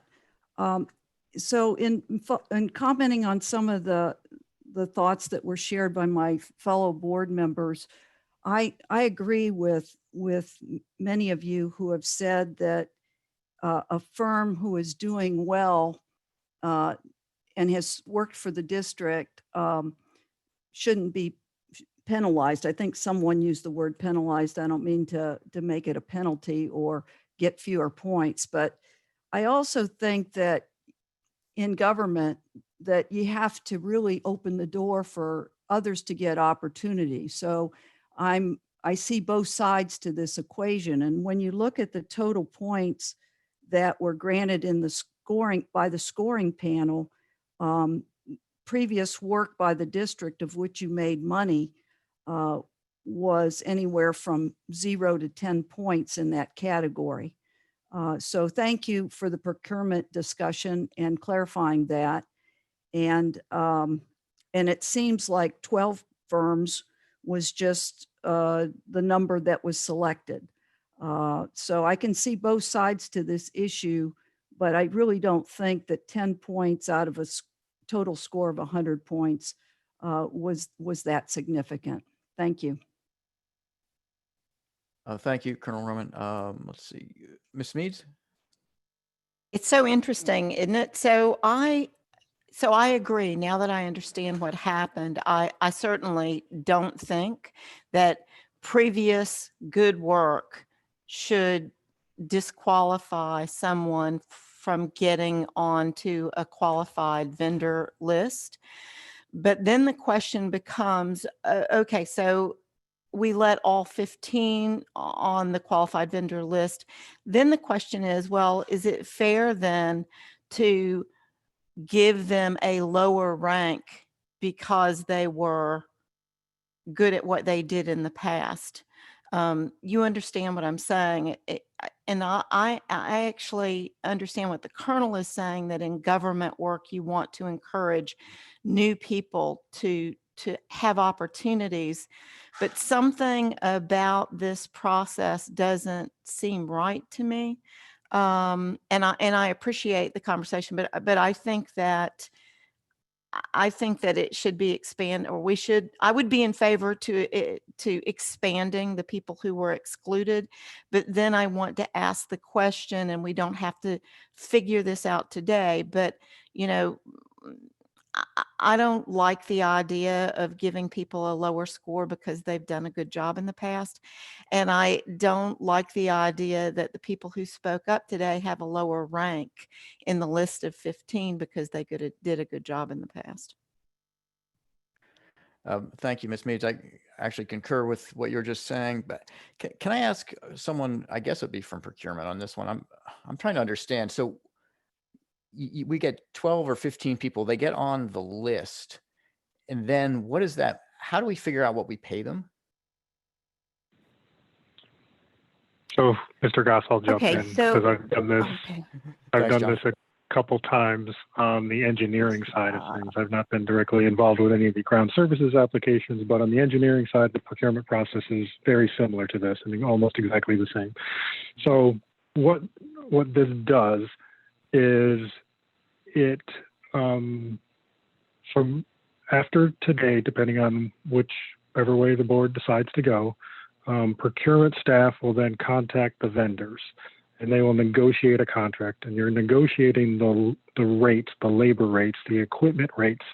So to give an example, you saw in some of those pictures, various vendors were using airboats, and I'll just make up numbers. Let's say that vendor believes it costs them $10 an hour to operate that airboat, whereas we think it costs $8 an hour to operate that airboat. We'll have that conversation and we'll negotiate that number as part of a contract. Okay, that's what I was wondering. John, hold on there. So you don't negotiate that out with a 15. You're only negotiating with the 1, which seems totally counterintuitive. One at a time. In a free market. Why wouldn't you negotiate it and then take, if someone wants to give you that airboat for $4 an hour, why wouldn't you take that? Well, we would. So But you negotiate one at a time. You wouldn't have gotten there because you would have taken the 8. You never would have. In other words, you're not negotiating all 15 at once. You're negotiating one off, then you're shutting that one down, and you're saying, okay, we did well enough with that one, so we're going to take that, right? Right, but correct. But the information that you gained and the knowledge that you learned from the first one will carry on down, and we'll say, well, that guy gave it to us for $4. Why can't you give it to me for $4?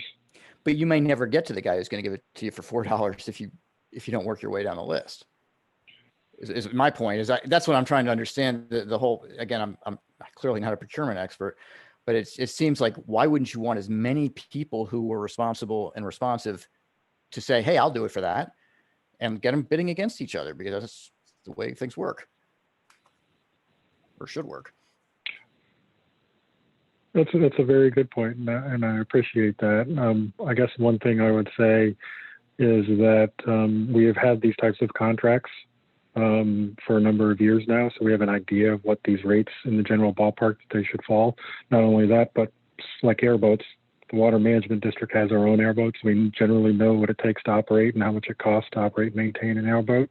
So we bring all of that level of knowledge as well as the industry standards into those negotiations. But you make a very good point, and that's something that we'll consider as we look to the next phase in negotiating those contracts and those rates. Thanks. Vice Chair Wagner. Thank you very much. I thought that Ms. Roman's questions were incredibly on point and shed some more light on this particular issue. I understand that 10% of the scoring goes to the history and context of how much work has been done for the district, with people doing no work getting higher scores in that 10-point category. People doing longer work, even if they've done it well, are getting less points scored. What I would be curious about, to try to maybe strike a balance here, is it seems that 90 of the 100 points are scored on merit-based items that have nothing to do, excuse me, with the final 10 points that are scored in this sort of odd-ish category. I would be curious to know, and I don't know what the answer is now, but I would be curious to know, was there a difference? For instance, if you just counted those 90 points for the 15 applicants, were the other 12 ahead of the final 3 to begin with? Or did the final 10 points change that final ranking such that the final 3, which were ahead perhaps on a merit-based scoring system for the 90 points, somehow get pushed back and therefore penalized because of their historical work with the district? Because it does seem that this 10-point category is sort of an artificial one. And I do understand the idea of opening the door to other contractors for the district. But if you take out this 10-point component, you're neither giving anybody a benefit for previously working for the district or a negative for previously working for the district. And therefore, on the 90 points, all 15 applicants appear on their own 2 feet for a merit-based committee scoring for those 90 points. So I would be, for instance, if you told me that taking those 10 points out, that the 12 on the list are still the top 12 on the list, I feel less sympathetic to the other 3. Although in this situation, I'm not saying that I don't think that maybe they should be included, but I would feel less sympathetic, because if the top 12 were indeed the top 12 under the 90-point system, that means more to me than if the top 12 got rearranged because of this oddish 10-point category. Hopefully that wasn't too confusing. I understood you. Mr. Bartlett? Thank you, Mr. Chair. I want, we got to think about our options here. And one of the things that the procurement process is a very tight run ship. It's tight run in state law, and it's tight run in state regulation. And the solicitation had all the criteria, whether you like the criteria or not, that then carry through to where we are today on this resolution. And I and the governing board really doesn't get into the process of scoring. What we got to do is decide where to draw the line. So the scores and the ranks exist as they were solicited. And we can certainly relook at our policies on the solicitation side about past work. And so really our decision point today is not to critique the solicitation. I mean, certainly we can do that, but if we want to change how we do it, we got to start over, because the proposal that was put on the street is what your sort of guides you. Yeah, I think, Drew, I think we're trying to understand it, not change it.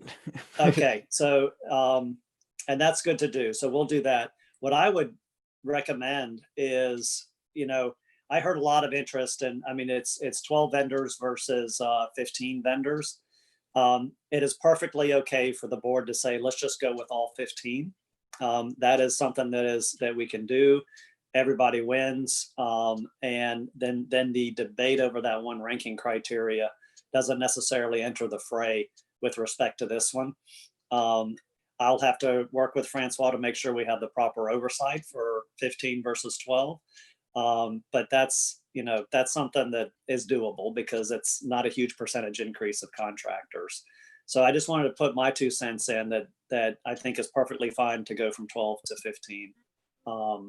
And we can certainly help you understand all the ins and outs of the procurement process, but I just didn't want you to run down a path of re-ranking based on different criteria. No, I understood. I appreciate that, Mr. Bartlett. Yeah. Mr. Bruce?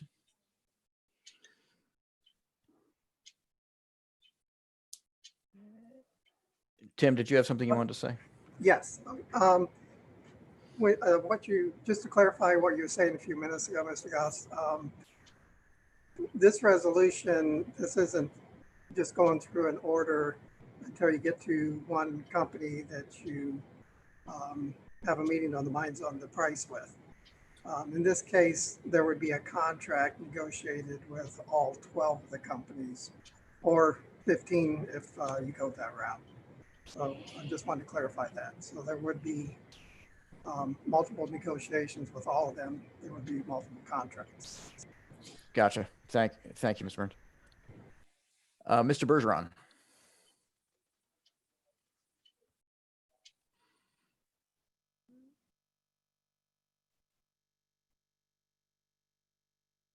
Can you hear me?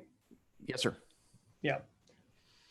I don't, there may have been a policy prior to the board that sits here today, but I truly believe that you shouldn't be penalized if you've done a good job in the past and you're scoring.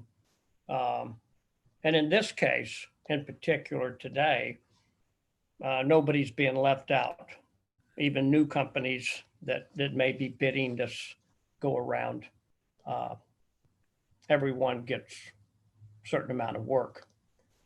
I do think that normally in these processes, the price to do the work is normally in most bids about 50% of the scoring. And then all of your qualifications from that point are scored separately. And, this is, do you have a scope of work? So much for an airboat, so much for a swamp buggy, so much for certain spraying equipment, so much for laborers. Do you have a scope of work that's going to be priced like the past? Well, I guess I can answer that question. This is Francois. The way we negotiate the prices is we have 3 sets of prices that we request from the contractor. One is called a supervisor. That's a person that is certified, an applicator that is certified, and it comes with all the equipment. And the equipment can include airboat, sprayer in the boat, or a buggy, ATV, any equipment that that person will require to perform the work. We have a laborer rate. The laborer is a person that the contractor uses with a supervisor. The supervisor oversees that laborer. They could be doing a planting job, so they're that laborer who goes to the planting. They could be doing hand pulling of seedlings or hack and squirt. So that then there's a price for that labor. And then we have another set. It's like a crew chief, and that crew chief is kind of like the supervisor, but he's not a licensed applicator. So those are the 3 rates that would be negotiated. So at the end of the day, does every one of them get the same rate? Or is there different rates And the previous contract, no. Basically, we look, if I remember correctly, we look at all the proposal and try to determine either an average price and figure out what is the best price that for the district. And based on that, we then negotiate with them to be close to that price. But not all the contractors will have the same price. And we try to bring it as close as possible in previous negotiation. Yeah. Okay, that's. This is Johanna. I want to add further clarification to Francois' comment, if it's okay. Basically, there is a rate schedule that becomes a part of the contract, and those rates are utilized throughout the term of each of the contracts. These are work order based contracts, and so the cost for every work order is what gets negotiated in terms of the total dollar value, whether it's fixed price or not to exceed. That's after the contracts have been executed and the rate schedules have been agreed upon. Initially, during negotiations prior to the contract, we do look at all of the rates, and we do, we pretty much put them all on a spreadsheet, and we review, low to high, what is the estimate, what have we paid historically, what is fair and reasonable, and that's how we enter into negotiation with each of the firms in ranked order. Okay, that's helpful.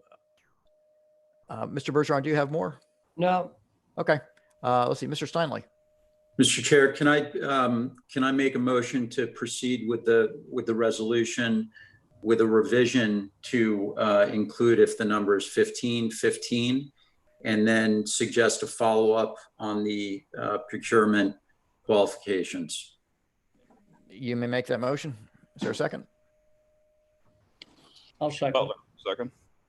I have a second by Mr. Bergeron. I have a motion and a second on the floor. Is there more discussion by the board?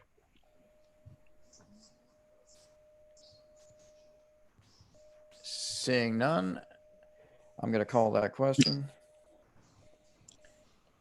So just so we're clear, the motion is to accept this resolution, expand it to the 15 rather than the 12. And I'll call the question. Mr. Bergeron? Yes. Mr. Butler? Yes. Mr. Martinez, if you're there. Yes, I'm here. Thank you, Charlie. Ms. Meads?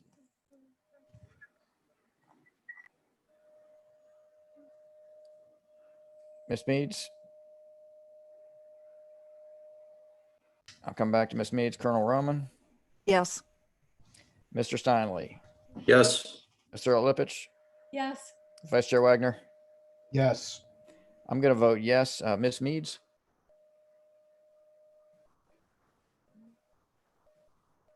I'm sorry, we're having a tough time hearing you.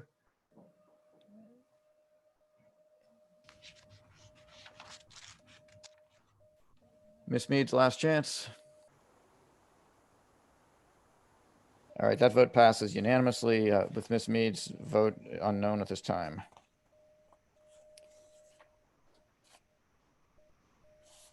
Next, Ms. Heater, we're going to talk about the budget.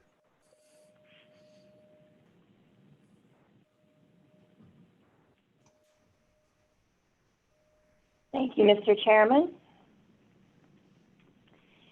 So it's always an honor to be able to present to you as a board and the public our wonderful budget. I will tell you that this is an exciting budget for me, for staff. We've heard a lot of good conversation today, a lot of positive work that is being illustrated that the district is moving forward with, as well as positive work and direction from you over the past year or so, as well as from our governor and our Florida legislature and our executive team. So this item basically takes all of that direction and all of this work and puts money to it and lays the foundation to make it happen.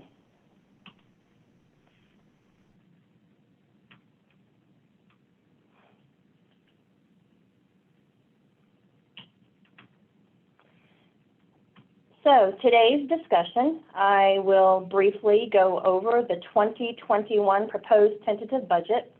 I do want to note that shortly after this meeting, by tomorrow, we will also load on the district's web under budget and finance reports, the line item budget, which are the details that support this budget that I'm about to discuss with you today. I'll briefly go over the calendar of milestones, as well as we'll go over the numbers, revenues, expenses, and then at the end, request board action for approval of the proposed millage rates for submission to the property appraisers.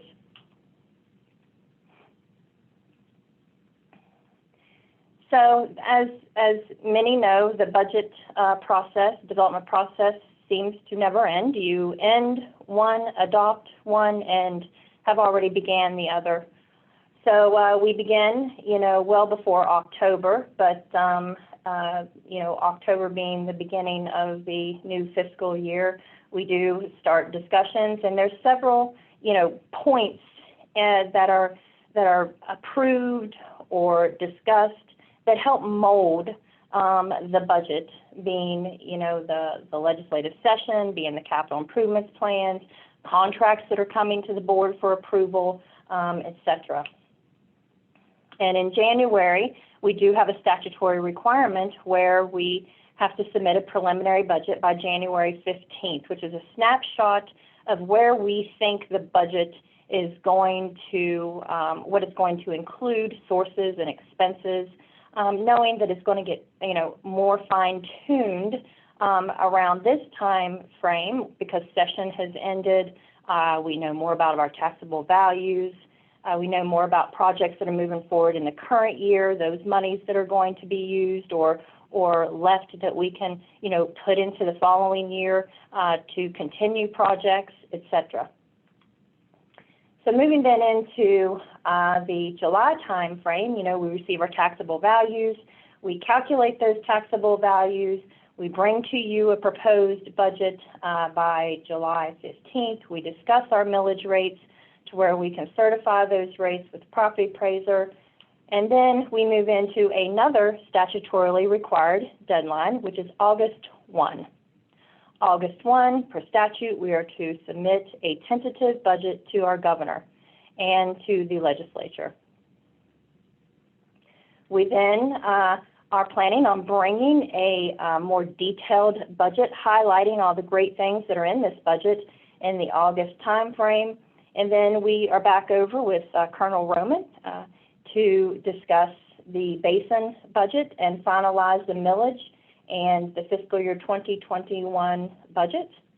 And then we move into September, where we finalize this budget 2021, with September 10th being the first of our hearings, tentative hearing being September 10th, and then September 22nd, the final hearing, which is the adoption of your budget and your millages.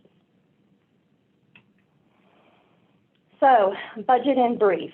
So this is upfront, where if someone wants a quick glance of what the budget looks like and changes and doesn't want to go further, you can get a lot of information off of this slide.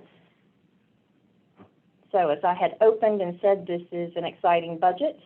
And as Mr. Steinley mentioned in his board comments at the beginning of the board meeting, this is a historical budget.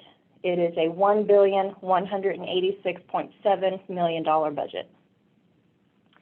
This is one of the largest budgets in the past 11 years.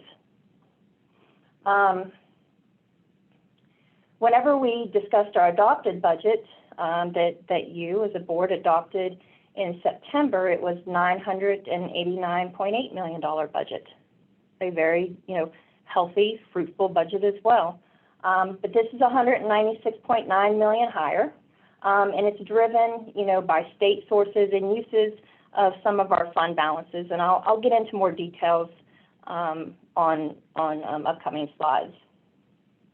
And our tentative budget compared to our preliminary, when I had mentioned that we submitted a preliminary budget in January, it was $1,023 million, and this is $163.6 million higher than the preliminary budget. And again, state sources, fund balances being the driving forces of those increases.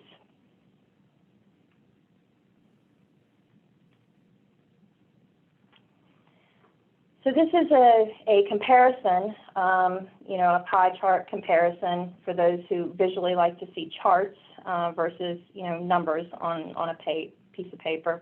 As you see, the largest sources consistently over the three budgets are from state sources, being an average of about 43%.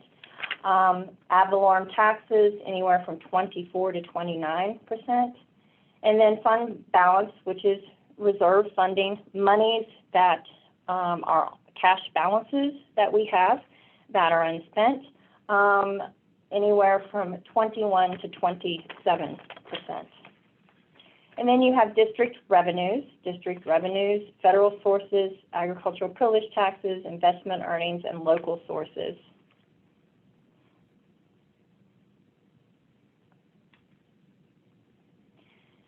So here's where you can see more of the numbers and the comparisons. As I had mentioned, state sources ranging from a 76 to an $87 million difference. This is basically, again, we have received very large amounts of state revenues from our governor, Governor Ron DeSantis, and our Florida legislature. This also includes, the tentative budget includes some current year appropriations that projects are not fully underway, meaning construction contracts. There may be design, there may be planning going on, but the actual construction of those contracts aren't underway. So we take those monies and then we allocate them, line item them out in the upcoming year to where those monies are available for those projects. So that is one of the reasons why there is a variance between the adopted and the preliminary budget.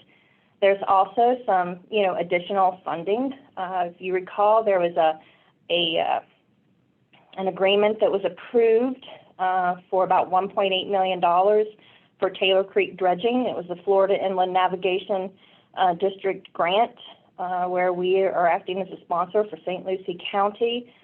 There's also $10 million in the budget where we have worked with DEP to secure some funding for Taylor Creek and Nubbin Slough, as well as from the preliminary to the tentative, an additional $50 million, as has been mentioned throughout the board meeting, for the Lake Okeechobee Watershed Project.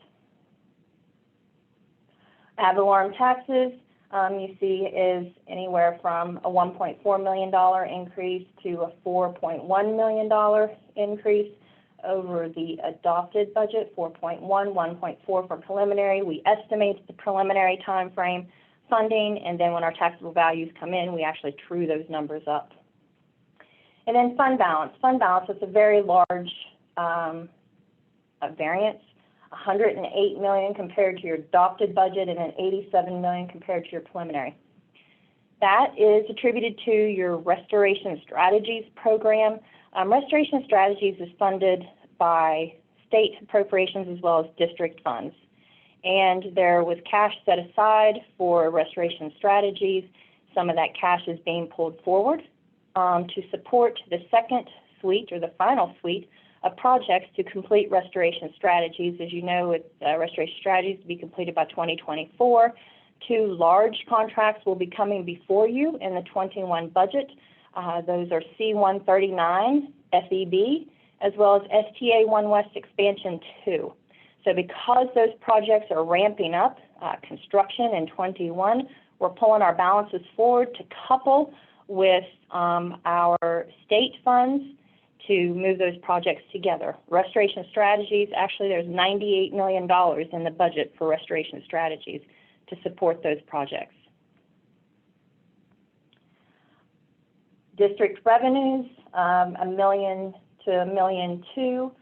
That is notably lease revenue, as well as some of our health insurance costs.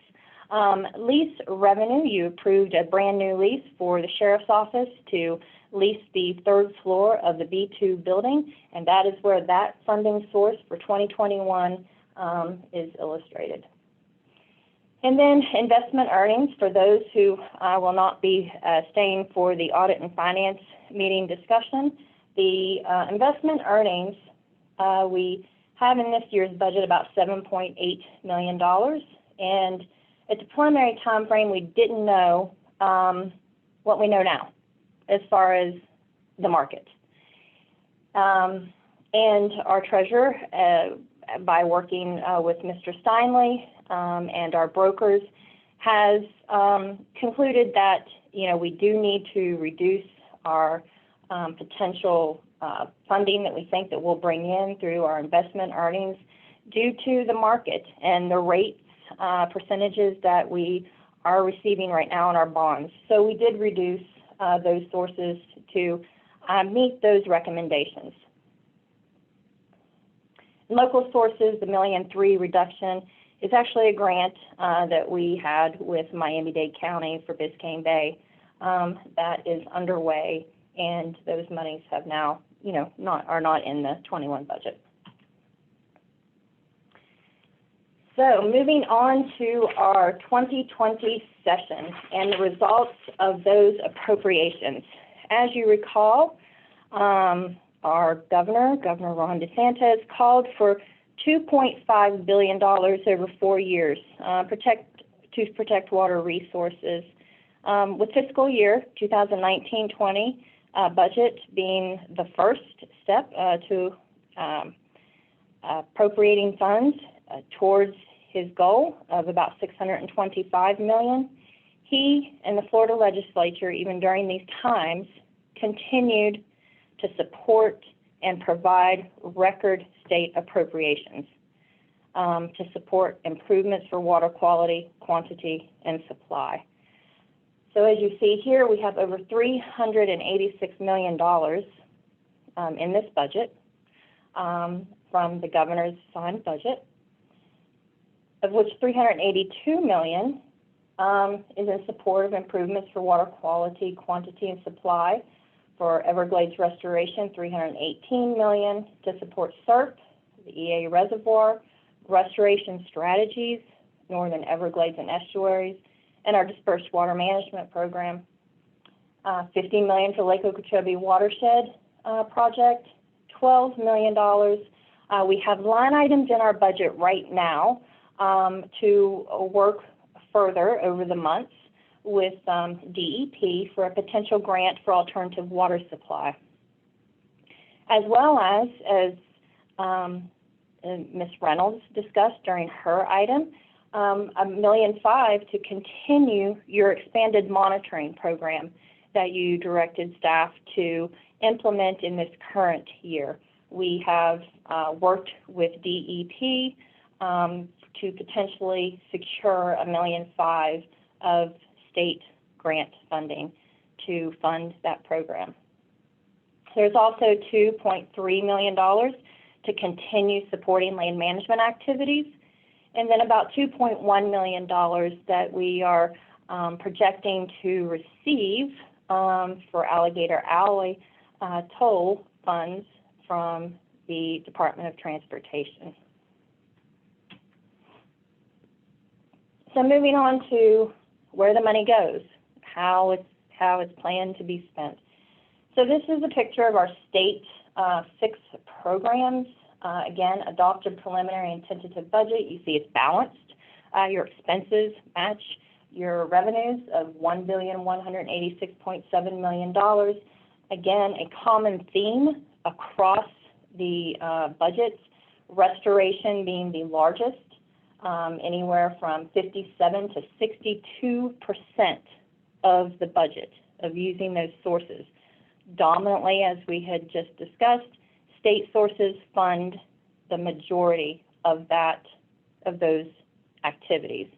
Those activities within that program are your restoration projects, CERP, restoration strategies, Northern Everglades, dispersed water management. Operations and maintenance being the second largest. That is operations of your current infrastructure, your stormwater treatment areas, and your land management and your vegetation management. That all falls in that program, as well as your hurricane reserves, which is $62 million. You have emergency reserves set aside that if they are not used, they then get rebudgeted each year. And that program ranges from 28 to 31%. And you see, compared to the adopted budgets, they have both increased from $564 million to $734 million for restoration, $310 million to $334 million in O&M.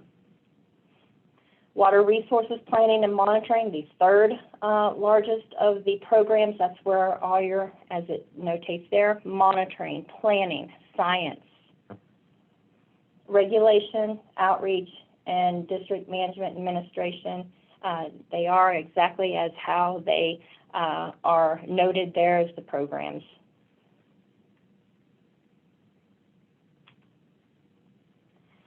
So again, similar format, a comparison. So land acquisition, restoration, about anywhere from $143 to $169 million increase. Same theme as discussed earlier. Your project money that has been added to the budget, either between the preliminary and the tentative time frame, or additional funds received or not going to be utilized in your adopted budget, then added to your tentative budget in support of restoration projects. District management, a $2.2 million increase or $600,000 increase over your preliminary budget. Those increases are related to some one-time fundings that is being provided for our information technology group to implement, number one, our financial system, upgrading it. It is a requirement that we upgrade our system to where it will be supported, as well as some purchase of some radios that are needed out in the field. And it also, that program increase includes increases in our health insurance and FRS and FICA. O&M, $16 to $24 million increase. That's related to your C-139 Annex project. We talked about C-139 FEB as part of your Restoration Strategies program and restoration program. C-139 Annex is within your land management group. It falls within this category. That project you approved earlier around the April-May timeframe, a clearing and grubbing contract. We are projecting to bring now the construction contract in the upcoming months, being into the 21 budget. As well as there was some balances of funds that we have added one-time money in support of coastal resiliency projects, as well as some additional funds in support of your flood control system, your STA operations, etc., that are residing in Mr. Mitnick's area for him to be able to allocate on an as-needed basis if we have some major needs within the agency to then come and discuss with the board and with the various departments.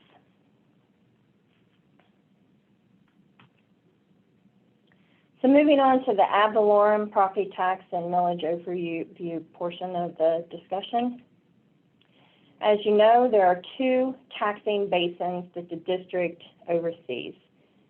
Number one, the Okeechobee Basin, 15 of our 16 counties. The second one, Big Cypress Basin, Collier County, and a small portion of mainland Monroe.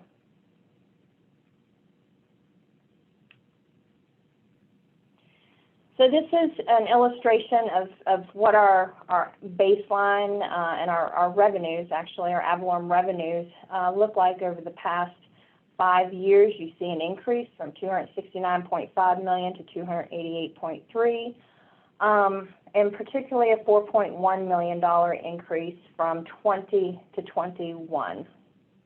We do have noted impacts from the value adjustment boards. Those are impacts where citizens dispute their taxable values, and if they win, the taxable value is then adjusted. So what this illustrates is that, for example, in 2021, we received some adjusted prior year of values through that value adjustment board, those value adjustment board hearings, that that reduces your taxable value, your prior year taxable value. And here you see it was a $2 million reduction. But new construction, on the other hand, is illustrating a $6.1 million increase. We had an overall 6% increase in our new construction growth. Many of the counties had well over 25% increase in their new construction growth. So you net all that together, and it's $288.3 million for your ad valorem funding.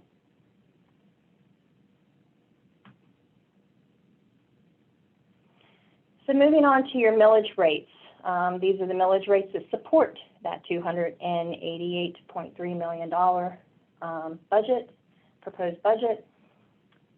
So the rates that are being proposed are rolled back millage rates for 2021. The rate that is being proposed for the district-wide is 0.1103. It's a 0.0049 or 49-cent change. It's 0% of the rollback rate. Okeechobee Basin, 0.1192, which is a 0.0054, 54 cents change from the prior year millage rate, which is a 0% change from the rollback. Everglades Construction Project, 0.0380, which is a 0.0017 change, 17 cents, 0% change from rollback, for a combined rate of 0.2675, which is a reduction of 0.0120, $1.20. The rate converts to $26.75 for $100,000 of taxable value, and it's a 0% change over the rolled back rate calculation. Big Cypress Basin. Big Cypress Basin, the district-wide, as we had mentioned earlier. And then the Big Cypress Basin rate at 0.1152, which is 0.0040 reduction, 40 cents, 0% change over rollback, for a combined rate for the Big Cypress Basin of 0.2255 or $22.55 per $100,000 taxable value, and an 89-cent or 0.0089 reduction over the prior year, and a 0% change of the compared to the rolled back millage rate calculation.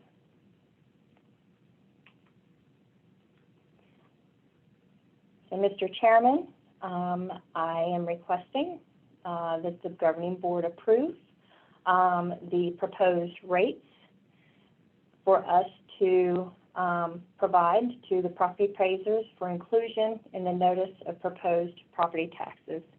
And that concludes my presentation. Thank you very much, Ms. Heater. Is there any public comment on this, Rosie? At this time, no, Mr. Chairman. I don't see any raised hands. Thank you. Is there board comment? Let's see. Vice Chair Wagner.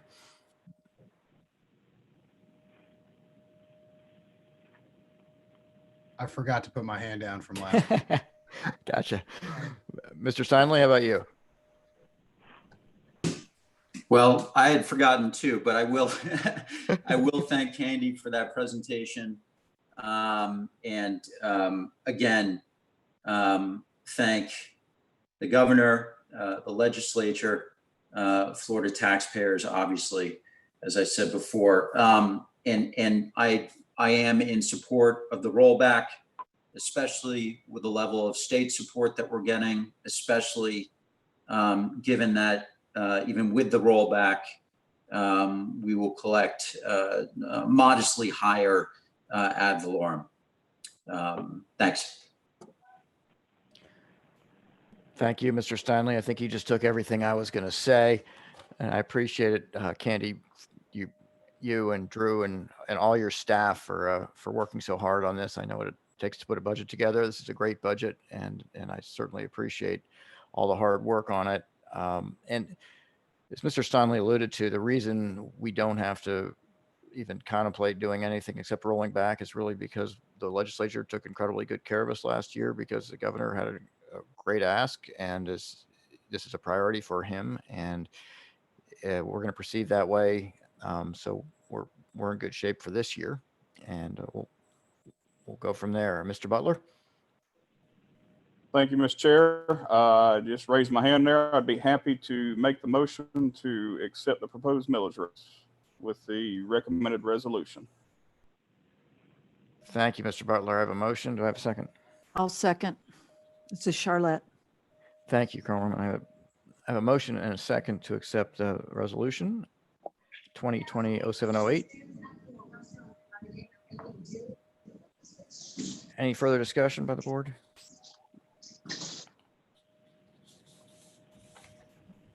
I'll call that question. Mr. Bergeron? Yes. Mr. Butler? Yes. Mr. Martinez? Yes. Ms. Meads? Yes. Did you say yes? Still having trouble hearing you. I'm sorry. Yes. Okay, I got you this time. I got you with a yes. Colonel Roman? Yes. Mr. Steinley? Yes. Mr. Olepich? Yes. Vice Chair Wagner? Yes. And I'm going to vote yes on that. Thank you all very much. That passes unanimously. We will now go to the project partnership agreement of the Central Everglades Planning Project South Phase. Ms. Reynolds? So I know it's been a long board meeting so far, but we saved the best discussion agenda item for last. Lucky you. So I have the honor today to present a resolution to you that directly implements your direction to expedite projects that flow water south. So what are we talking about? We're talking about the Central Everglades Planning Project, CEPP. It's a CERP project, and it basically does what you've been talking about so much today and every board meeting, which is uncorking the south end of the system and making it a reality, the priority of the governor, of the board, and of multiple stakeholders to move water south and facilitate the sheet flow of water into Everglades National Park. And so what the project partnership agreement really is all about is that CEPP has 3 phases: CEPP South, CEPP New Water, and CEPP North. And this project partnership agreement is for CEPP South, which is uncorking the bottom end, the south end of the system, and allowing there to be an opportunity for water to more freely flow south and into Everglades National Park. Then CEPP North, which puts additional infrastructure into place in order to allow the water to flow into the top end of the system. And New Water really allows that water that was previously being discharged out to the northern estuaries to be captured and made available to the natural system. As we've talked about before, the EAA Reservoir Project was originally part of the New Water component. Under the recent interpretation of the legislation, the Corps has made this a separate project from CEPP, and so it will require its own separate project partnership agreement. So that makes 4 project partnership agreements in order to achieve all of the components that are part of CEPP and really restoring that sheet flow into Everglades National Park. So the CEPP South phase increases the conveyance, and you'll see the picture that's on the right-hand side of the slide, as well as a list of the different component structures. And we have already moved out on a couple of these components, and I'll talk about those on the next page. But this project partnership agreement that's under your consideration today includes all of these features that are outlined in the table. We're already making progress on several of these features: the Old Tamiami Trail removal and the S333 North structure. These, the district has moved out ahead of a project partnership agreement, and how we've done that has been under a PPCA, a pre-project Cooperative. man, my mind just went blank. Cooperative. A pre-project cooperative agreement that allows us to maintain our ability to seek cost share credit. And so that allows us to work within the confines of the project as it was conceived, but not until the project partnership agreement, the thing that's under consideration today, is actually signed, can we get that cost share credit. The other thing that the PPA does is that it allows the Corps to move out on their construction. And the Corps of Engineers plans to award a contract for 3 culverts on the L67 canal, and they plan to do that in September.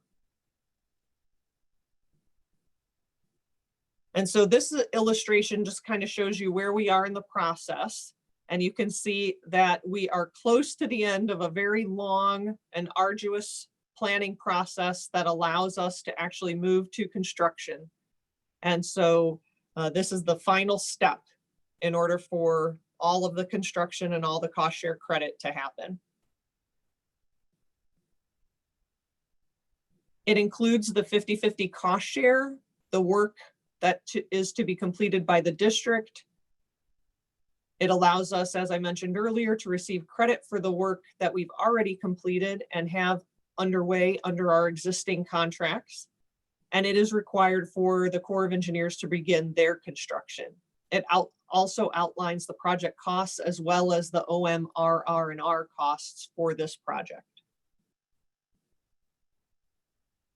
So without further ado, I will present this resolution for the district to enter into a project partnership agreement with the U.S. Army Corps of Engineers for the CEPP South phase of the Comprehensive Everglades Restoration Plan project.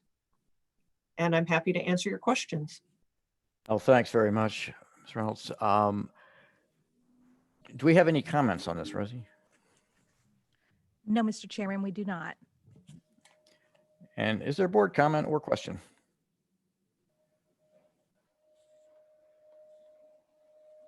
Hearing none, I'd love to hear a I have a motion. comment, Mr. Chair. I'd like to hear your comment. Yeah. Mr. Bergeron. I think, so I fully understand this. We're talking about 3 projects, the Tamiami Trail removal and the 333 North and the culverts that are going in the L67 levee. And with this, in order to get reimbursed or getting the 50% cost share, we're entering into an agreement on all 3 of these projects, because I assume we're funding the 2 projects. We've been funding it because they're already under construction and one of them is nearly finished. Is that correct, Colonel? That's correct. So as you know, the CERP program includes a whole lot of projects, and we have a 50-50 cost share with the federal government on the whole suite of CERP projects. Right. And so some of the projects we construct and some of the projects the Corps constructs, and we maintain a cost share ledger whereby we complete and pay for 50% and they complete and pay for 50%. And we manage each of the projects and each of the different components within projects in order to keep that balance. Right. And this is just going on the ledger to that the cost share is equally divided amongst these 3 projects. This will be added to the ledger, but each agreement doesn't have to be split exactly 50-50. Just all of the agreements all together have to be a 50-50 split. Right. But it is going on the ledger. Correct. Okay. And if I may, Mr. Bergeron, just to clarify, the overall project partnership agreement, which is what this resolution pertains to, covers that cost share amongst more than just the 3 projects. It includes those 3 projects, but there are also the other projects in the previous slides related to Central Everglades Planning Project's southern portion. So it's degrading the L29 levee, it's the new 356 pump station, and a new control structure within the L29. So it covers more than just those 3 projects. Just wanted you to be aware of that, sir. Yeah, and I think we have I think we've accelerated ahead of the federal side on the money. I believe, Sean, is that correct? Yes, sir. Overall, through all the projects that we've done over the past 20 years. Yes, sir. We're currently ahead as far as the cost share. Yeah. Okay, thank you. Thanks, Mr. Bergeron. Ms. Lipich. Thank you. At this time, I'd like to make a motion to support authorizing entering into a PPA with the Army Corps of Engineers for CEPP and the following wording to the resolution, please. This is Jay Steinley. I'll second. Thank you. I have a motion and a second. Is there further comment?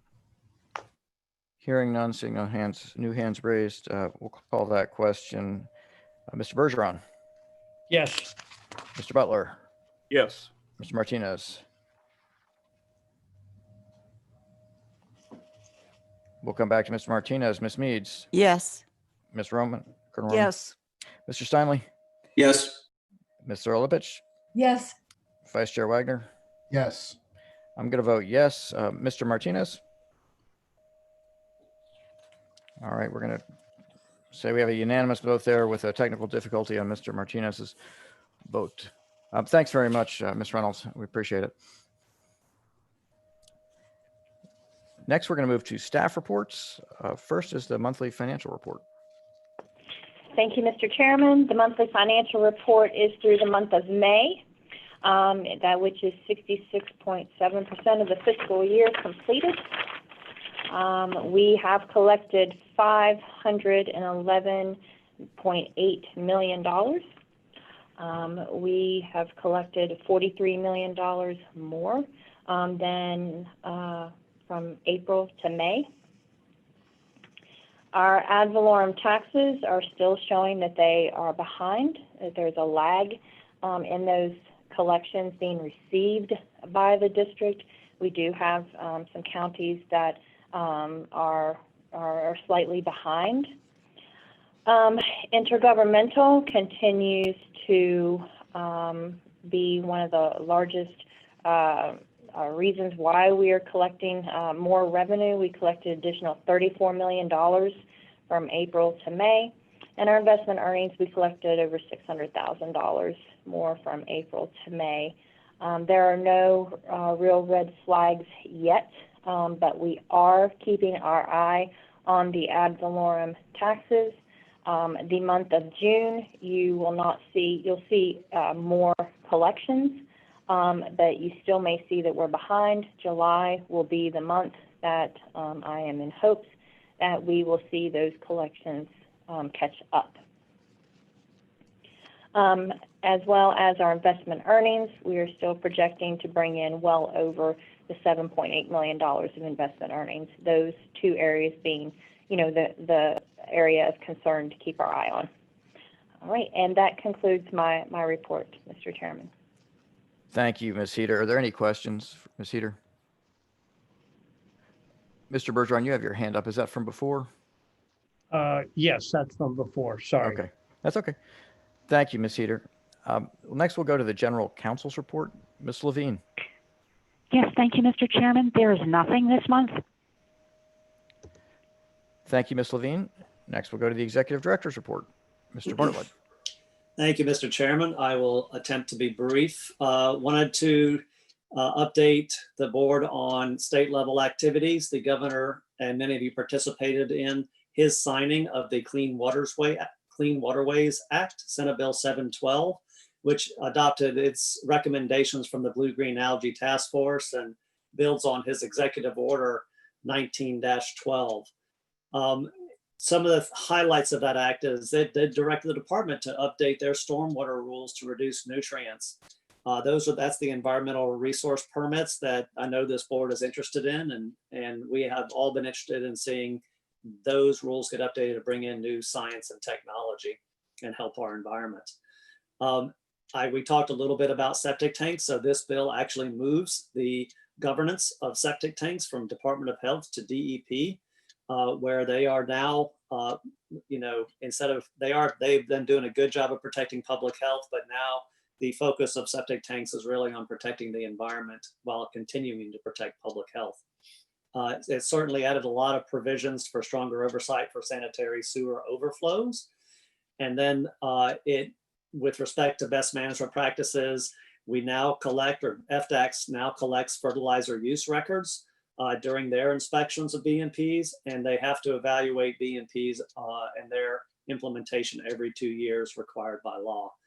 So that's the highlights of the Clean Waterways Act. The budget that he signed recently is incredible. $625 million to Everglades and water resource protection, $322 million to Everglades, $50 million for our springs in the state, $160 million for targeted water quality improvements, $40 million for alternative water supply, and $25 million to combat harmful algae blooms. And also an additional $100 million for Florida Forever land conservation land acquisition. Of the $160 million for targeted water quality improvements, that also includes a $25 million appropriation for water quality projects to benefit the Indian River Lagoon. So we will be partnering with the St. Johns River Water Management District and DEP to solicit water quality projects along the Indian River Lagoon and drainage ways to the Indian River Lagoon to improve the water quality there. So that will get added to our budget once that unfolds.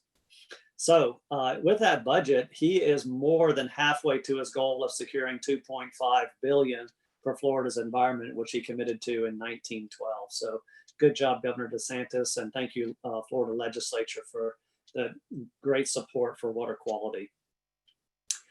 Wanted to move on to our COVID operations. Here we are again on a Zoom meeting in July, not where we wanted to be. The governor just last week extended his emergency order another 60 days through September 5th. We also extended ours another 60 days through September 5th, so we can continue having these types of public meetings, keep our buildings closed, and continue to do our business over the electronic airwaves in order to protect our staff and continue to implement social distancing. To our public, we are looking at, if we, as hopefully the pandemic subsides at some point, that when we can come back together for in-person board meetings, we are looking at using remote technology so people can continue to participate, whether it's Zoom or not, I don't know, but continue to participate remotely and don't have to always make the trek to wherever the board is located. With respect, we are again starting our strategic plan process. We do it every year associated with the budget timelines. We'll be putting it out for public comment later this month or early next month.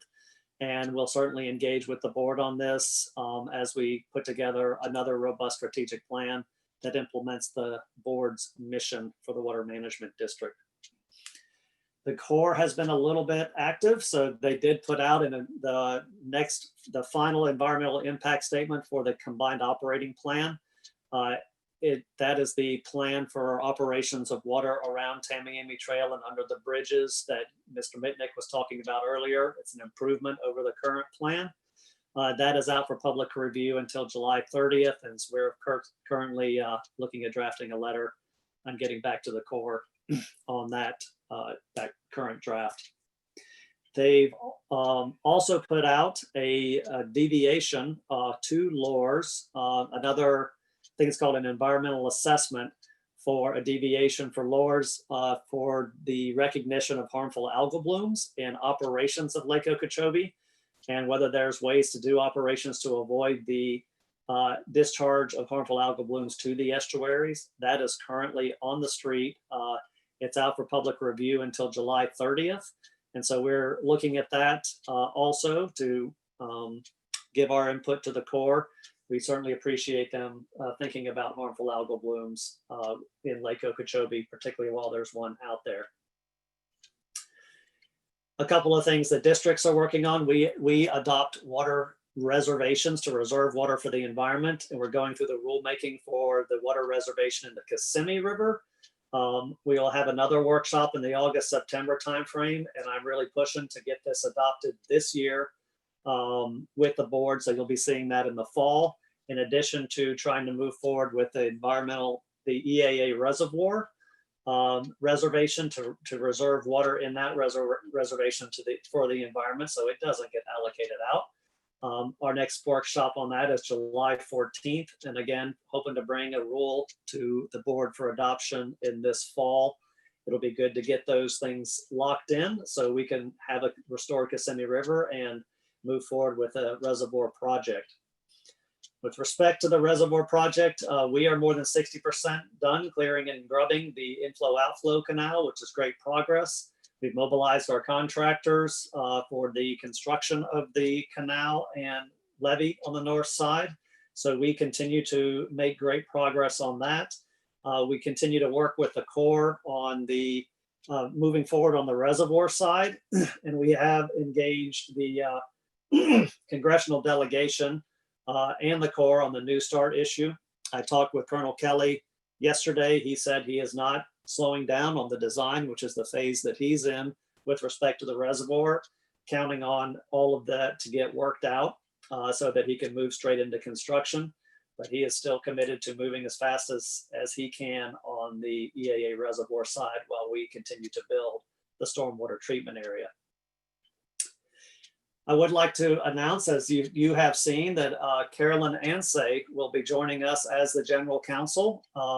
She's got over 24 years of environment and water law experience, and she has worked for the district before from 2011 to 2014. So I got to know her while she was at the district, and she was very integral into working through changes to the Everglades Forever Act and including restoration strategies to make sure we put clean water into the Everglades, the Central Everglades, and that brought resolution to the Judge Gold case and had lots of benefits to Everglades restoration.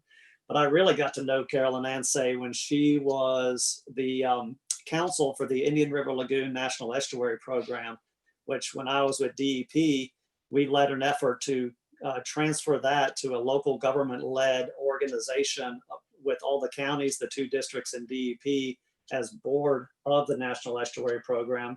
It was not this, it was a little bit of a rocky, there was a lot of public engagement and a lot of decisions to be made, and Carolyn Ansay was so reliable on helping guide me and the executive director that ultimately was there and all the county commissioners to putting together the right kind of charter and all the different policies necessary to make that happen. So I called Miss Ansay, thinking it was a long shot to get her back to the Water Management District, but I can tell you she really likes it here. I mean, she's looking forward to it, but I think she might be online as well. And I'd like to, if she is, to turn it over to her to introduce herself. Thank you, Drew. Mr. Chair, members of the governing board, I am extremely honored to be selected as your next general counsel. I've devoted my entire career to environmental, water, and governmental law issues.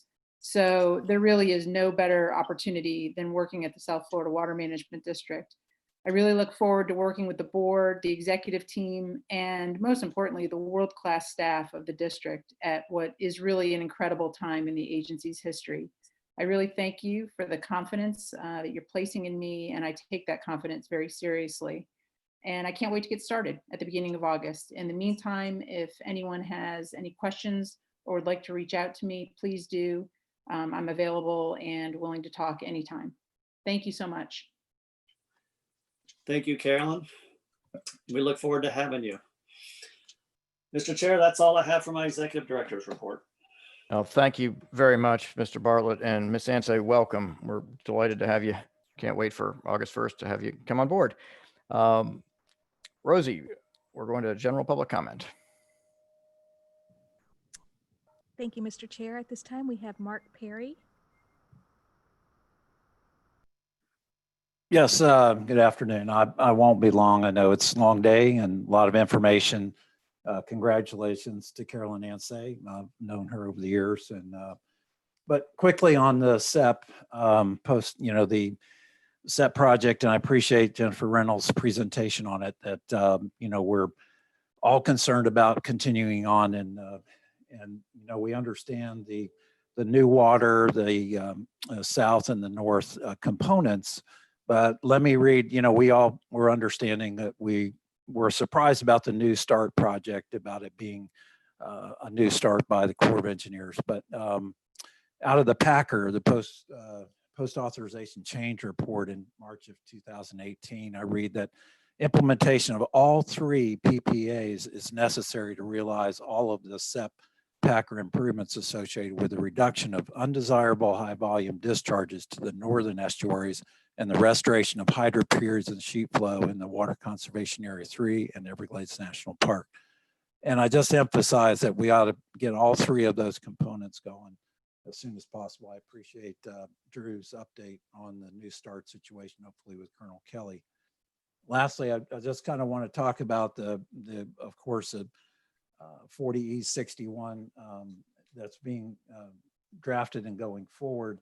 And I understand the 2 parts of the watershed assessment and understanding our watersheds, how they all are working together and what kind of target areas are inside of the watersheds that we can focus on for improvements using BMAPs and best management practices and others, but also the implementation of individual permits for doing water quality monitoring in lieu of BMPs. But I want us to understand that, the district already has 750 active permits issued under 4061 in Lake Okeechobee watershed that are very specific concentration limits, for phosphorus output. And I wish we had kind of gone back to more using the existing 40E61 as a format, because it provided more kind of regulatory authority of when we do recognize that those limits are being accessed and how to deal with them. And I hope that at some time we can really revisit that in a future revision of 4061 perhaps. But I thank you for all your service. Each and every board member there is doing a yeoman's job at working with all these different issues throughout the district. And I appreciate the time and the opportunity to be able to comment. Thank you. Thank you, Mr. Perry. Mr. Chairman, at this time, there are no more hands raised. Thank you, Rosie. We'll go to board comment. Let's see. Ms. Meads? So we've spent billions of dollars and decades having discussions, making plans, building structures toward restoration. We've made mistakes. In some cases, we've started over. So with that said, in totality, can staff please provide us with a detailed explanation of where we are currently and why? And I don't mean this minute, you know what I mean. Can you put together a document for us that shows us where we are right now and why? Ms. Meads, is that related to CERP or something Yes. else? Okay. No, sir. Yep, you bet. We can do that. Thanks, Ms. Meads. Mr. Lipich?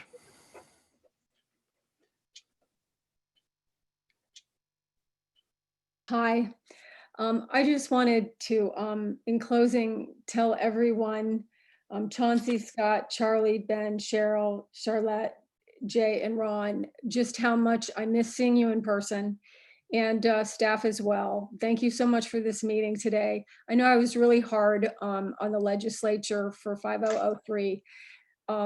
I'm such a control person. I like to have everything in order, but I want to state for the record how incredibly thankful I am for all of the money that is coming into the Treasure Coast area and for Everglades restoration. And I am on board with the legislature and the governor and with everyone, every stakeholder, to do what everyone is asking, to know clearly how to send the water south and what we need to do. Thank you so much, Chauncey, for a great meeting. Thank you, Mr. Filipich. Mr. Bergeron? Yes, thank you, Mr. Chairman. First, I want to thank our staff. I'm just totally amazed at how professional everybody is, how we run these meetings through Zoom, the way we're doing it. And I can't wait to be with all of you again. I'm kind of a in-person type person, but we'll have to deal with what we have to deal with. I would like to see how we, I'd mentioned earlier about the Central Everglades, not water conservation areas. I would like to see how we can change that name. I think it's more appropriate. It is the Everglades. It is the Central Everglades. I look forward to a workshop on the moving waters south.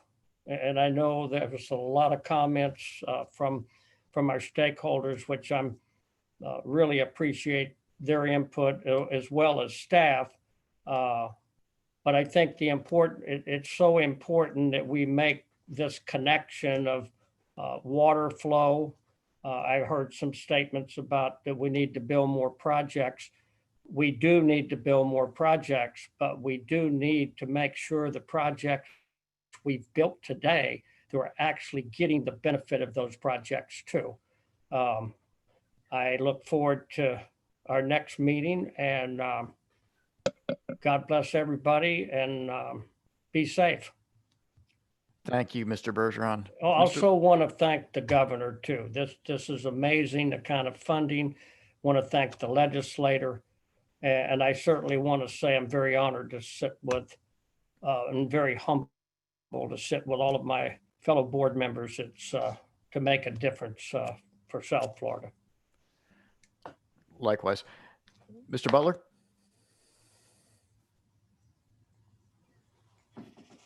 Hello. Yeah. Mr. Butler? Hey, I'm my doing safety great, was man. on. How about you? My safety was on. Hey, Ronnie, your speaker's on. There you are. Hey, I want to, my comments, Ron, a lot of my comments, Mr. Bergeron, but I want to commend staff for a great job putting this Zoom together again.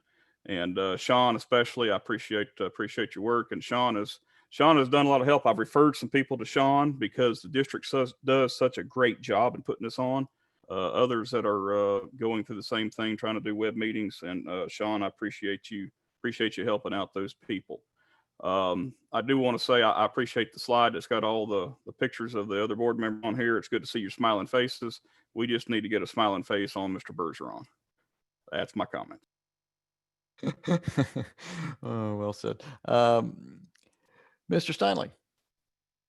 I made it at the beginning of the commented at the beginning, but I guess I'm supposed to say again, we will have our Audit Finance Committee directly following. For anybody who has the stamina to sit through what I hope will be a quick meeting, please join us. Thanks. Thank you, Mr. Steinle. Colonel Roman? Yes, thank you, Mr. Chair. First of all, I want to thank the staff. The support that I get and the other board members get is just top notch. I mean, it's such a privilege to work with such a professional team with the staff that I just want to say thank you. And also, I want to thank every one of my fellow board members for the great discussion today and how valuable it was for us to spend time together in our meeting and really share ideas. And I think that's what makes us unique.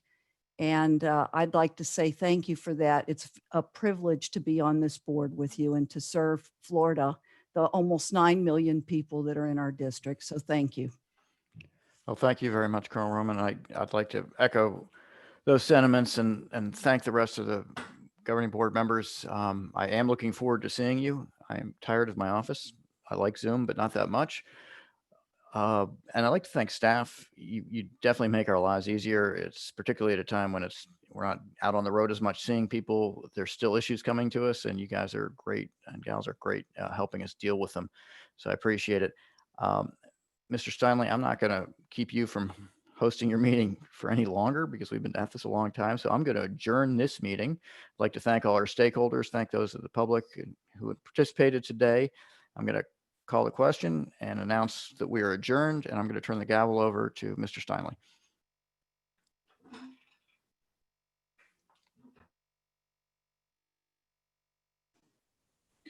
Thanks, Mr. Chair. And Rosie, I'll just wait for you. Tell me when if we're going to hold for a couple minutes. I think we will hold for a couple minutes until folks have the chance to drop off who aren't going to be staying with us. Mr. Steinley, I'm ready whenever you are.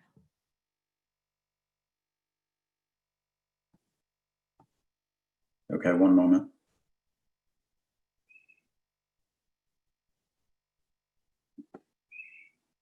Okay, so I want to call the July 9th Governing Board Audit and Finance Committee meeting to order. Like with the Governing Board meeting that just ended, any member of the public who wishes to address the committee may use the raise hand feature in Zoom. We'll be sure to check that. If you're using a phone and like to comment, please press *9 to raise your hand and *6 to mute, unmute. And then committee members, Cheryl and Jackie, if you could also use the raise hand feature during the meeting, except when making a motion or seconding. So the first item is approval of the minutes for the January 31st meeting that we held, gosh, it seems so long ago, in Port St. Lucie.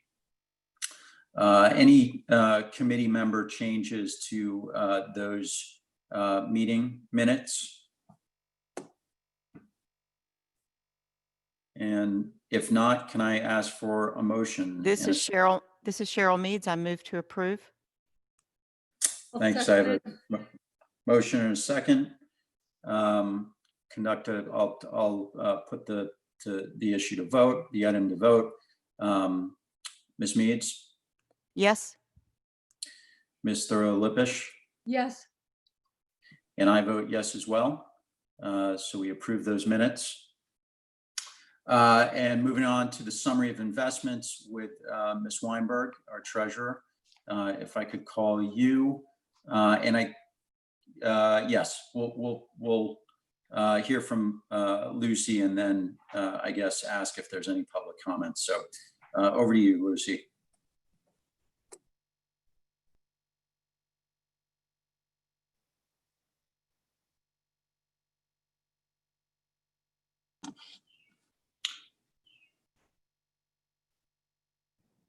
Lucy, if you could unmute your mic, and if you need assistance controlling the presentation, just let me know.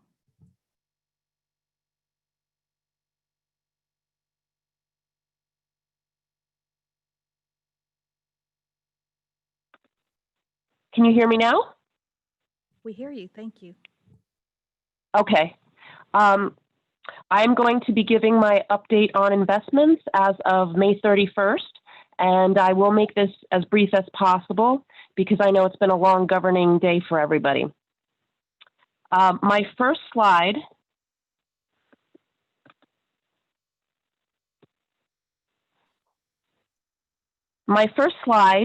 shows how much rates have dropped since I last presented, and that was as of February. As you can see, Fed funds rates back then were 1.5 to 1 3/4%. And as of May 31st, they are at 0 to 0.25%. So they have dropped significantly. And this will most likely be for the foreseeable future. We trade in the 5-year agency arena, and that trades as a spread to treasuries, which if you look down the column, the 5-year treasury was at 0.89% as of February and is now at as of May 31st is at 0.30%. So that's a 59 basis point drop, and that's had an impact on our portfolio and interest earnings. Our portfolio balance as of May, it was at $672 million. As you can see, we have had a large balance in the operating account, and we were pretty much in the same boat as most governing agencies. Everyone was pretty much sitting on the sidelines waiting to see where the market would go during this whole pandemic. And at this point, everyone's come to accept this new rate environment, so everyone's tippy-toeing back into the market and putting their funds to work rather than keeping them in overnight funds at super low yields. So, and we're hearing that this market will last 1 to 2 years from our economists, and I speak with our brokers and traders just pretty much on a daily basis. So, and that's everyone's vision that this will last for some time. We had 50% in our operating account as of May, and that has actually dropped down to 25% since investing $180 million in June. But I will get to that point later on in the presentation. This is a summary of where we ended the month. We earned $6.5 million through May month end, and this was at an overall yield, inclusive of both cash and investments, of just a little under 1%. And we had 66% in cash and cash equivalents and 34% in investments. So as you can see, that's very heavy in the cash, but since we invested all the $180 million in June, that has dropped significantly. Our investment strategy is still the same: keep cash balances low and remain conservative. The difference now, excuse me, is that our target percentage in the operating account will be 25%, which is where we are now, as opposed to our original target, which was 10 to 15%. I had a conference call with Mr. Steinley and Candy, and we spoke about it and decided that it was best to remain conservative, and we felt that this was a prudent change. And as I mentioned earlier, economists are projecting this market for the next 1 to 2 years. We budgeted $7.86 million for this fiscal year, as Candy had mentioned earlier, and we are estimating to earn $9.7 million. And through May, we earned $6.5 million. The Federal Reserve is maintaining their funds, as I mentioned, their Fed funds rate at 0 to 0.25% for the foreseeable future. The 10-year Treasury is down 48 basis points since my last presentation. This is a huge drop. And as I've mentioned, we invested $180 million in June. We put $90 million into U.S. agency securities and $90 million into mortgage-backed securities. These were purchased at a weighted average yield of 0.85%, and that is where the market is at pretty steadily now during this whole pandemic. These investments will earn us an additional $1.5 million annually. And to summarize the effects of these investments on the portfolio, our agencies, which were pretty much almost all but one, were called by May, and the last one was called in June. So that increased from 1.5% to 13.3%.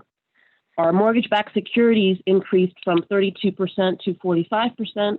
And our operating account, as I mentioned earlier, decreased from 50% to 25%. And that's our new target for the time being, and that's where we will remain. And as a whole, our portfolio adjusted to 60% invested and 40% in cash and cash equivalents. And that concludes my investment presentation. Does anybody have any questions?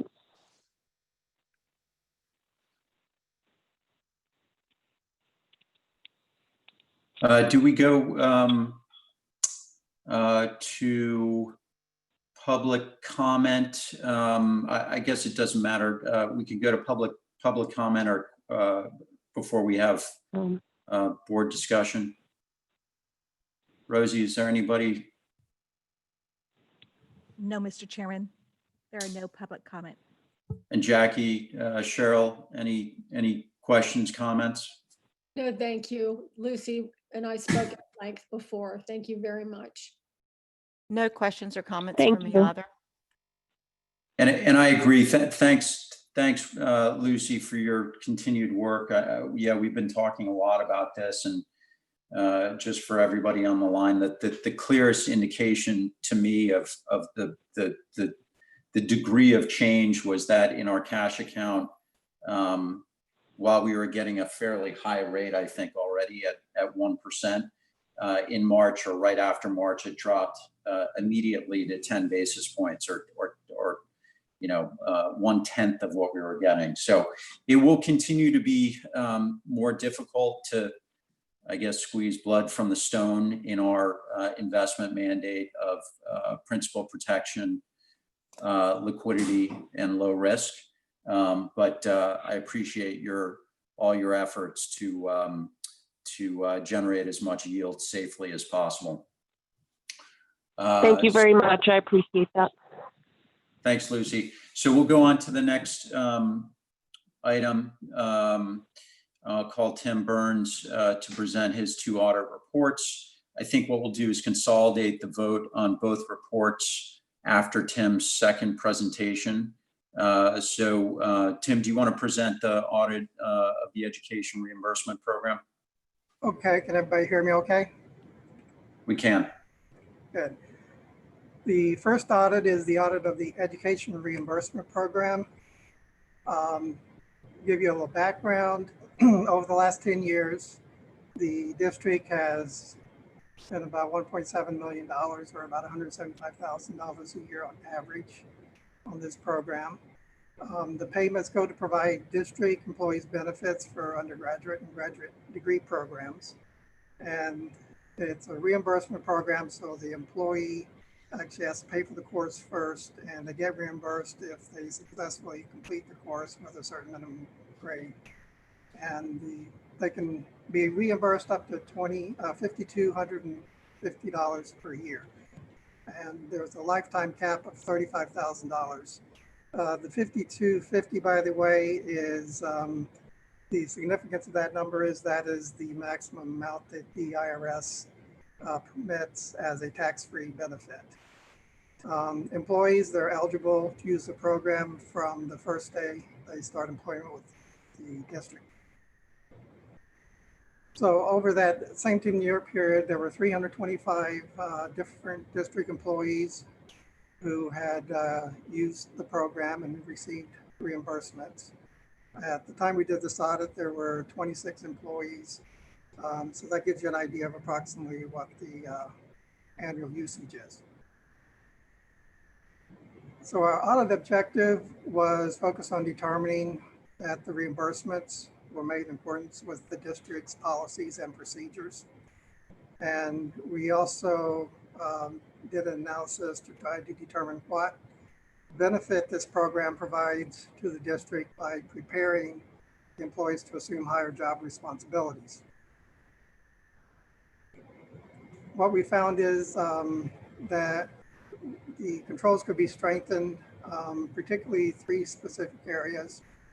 Some of the documentation wasn't available for the payments that were made, or in some cases there was documentation, but it was insufficient, for example, to show what the employee actually made the payment of and what the amounts were. The other issue is that in some cases, the reimbursements, the policies and procedures were inconsistent or a little vague, and so maybe in some cases they were reimbursed, in some cases the same expense was not. And the total in I'll go to the next slide for this last bullet. So this was a detail of the $209,000 of expenses that we looked at. There was about 41,000 that fell into one of those 3 categories, which was about 20% of the sample that we looked at.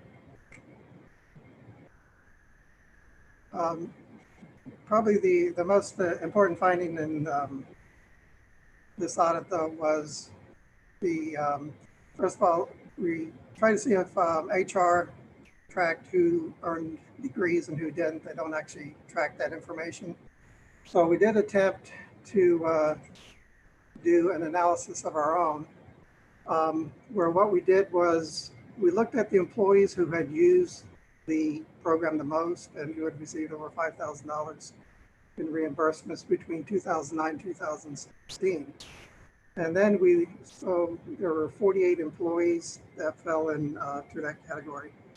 And then we looked at the promotion rate of those 48 employees and compared it to that of the district as a whole, and found that those employees, their promotion rate was nearly 3 times that of the district as a whole. So that gives a good strong indication that this program does help prepare employees to take on higher job responsibilities. There were 4 recommendations in the audit report regarding internal controls. We also had the 1 recommendation for HR to consider tracking the effectiveness and outcomes of the program. And management concurred with all those recommendations. And that concludes this presentation. And I'll answer any questions at this point. Thanks, Tim. Rosie, any public comment? No, sir, not on this item. And from the committee, Cheryl or Jackie? This is Jackie. I just wanted to thank Tim for all of his hard work, and the educational piece was extremely interesting and inspiring. Thank you. And I don't have any questions. Thank you. Thanks. And I think everybody agrees that this is a useful program that we want to maintain, and that might just need some additional accounting oversight work, but otherwise no issues with it. Okay, let's move on to Tim, if you don't mind, to the district matching Save Our Everglades Trust Fund. Okay. This audit was about the matching that we're required to do in accordance with the statute. This is a lot of the money that comes from the state for the restoration work comes through the Save Our Everglades Trust Fund or the Land Acquisition Trust Fund. It goes back to the year 2000 when this fund was established. And over the years, that has been expanded to include things like CEPP and the Northern Everglades Estuaries, restoration strategies, the Simi River, and also the long-term plan. What is the important thing about this is the matching is a cumulative requirement for that 20 years, so it's not a year by year. There were 2 years in which we were required to match both of those trust funds. And for example, so the district has to use funds from ad valorem and dedicated revenues to match this with.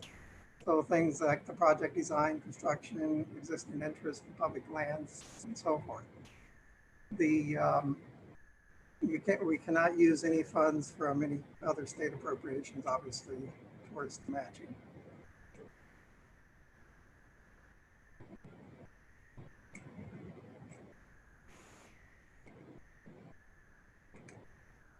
So the objective of this audit was to determine that we were on track to meet that matching requirement.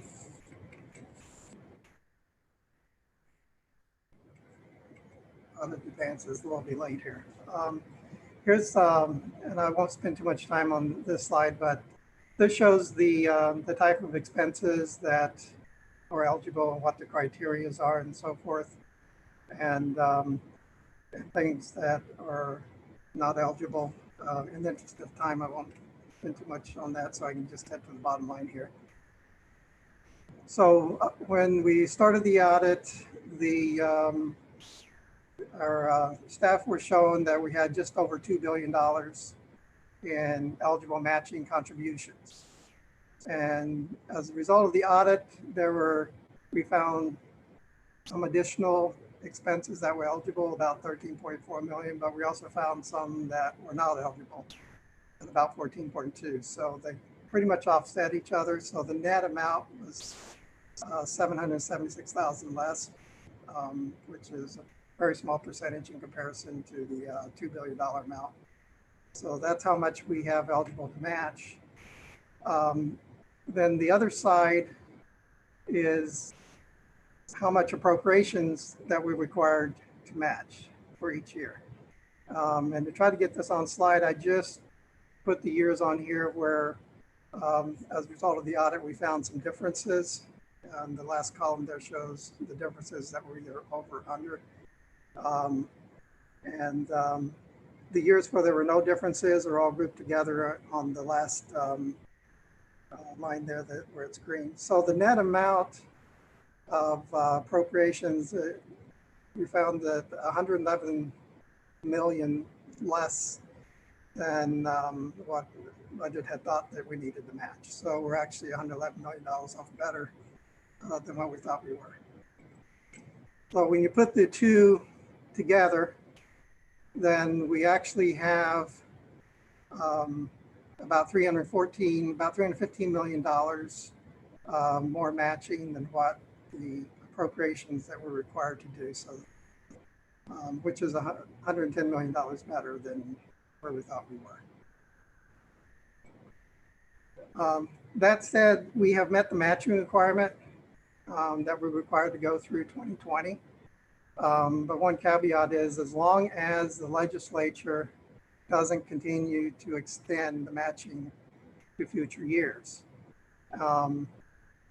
If they were to do that, we would have difficulty continue to match that amount based upon the funding that we're expected to receive through these funds over the next several years.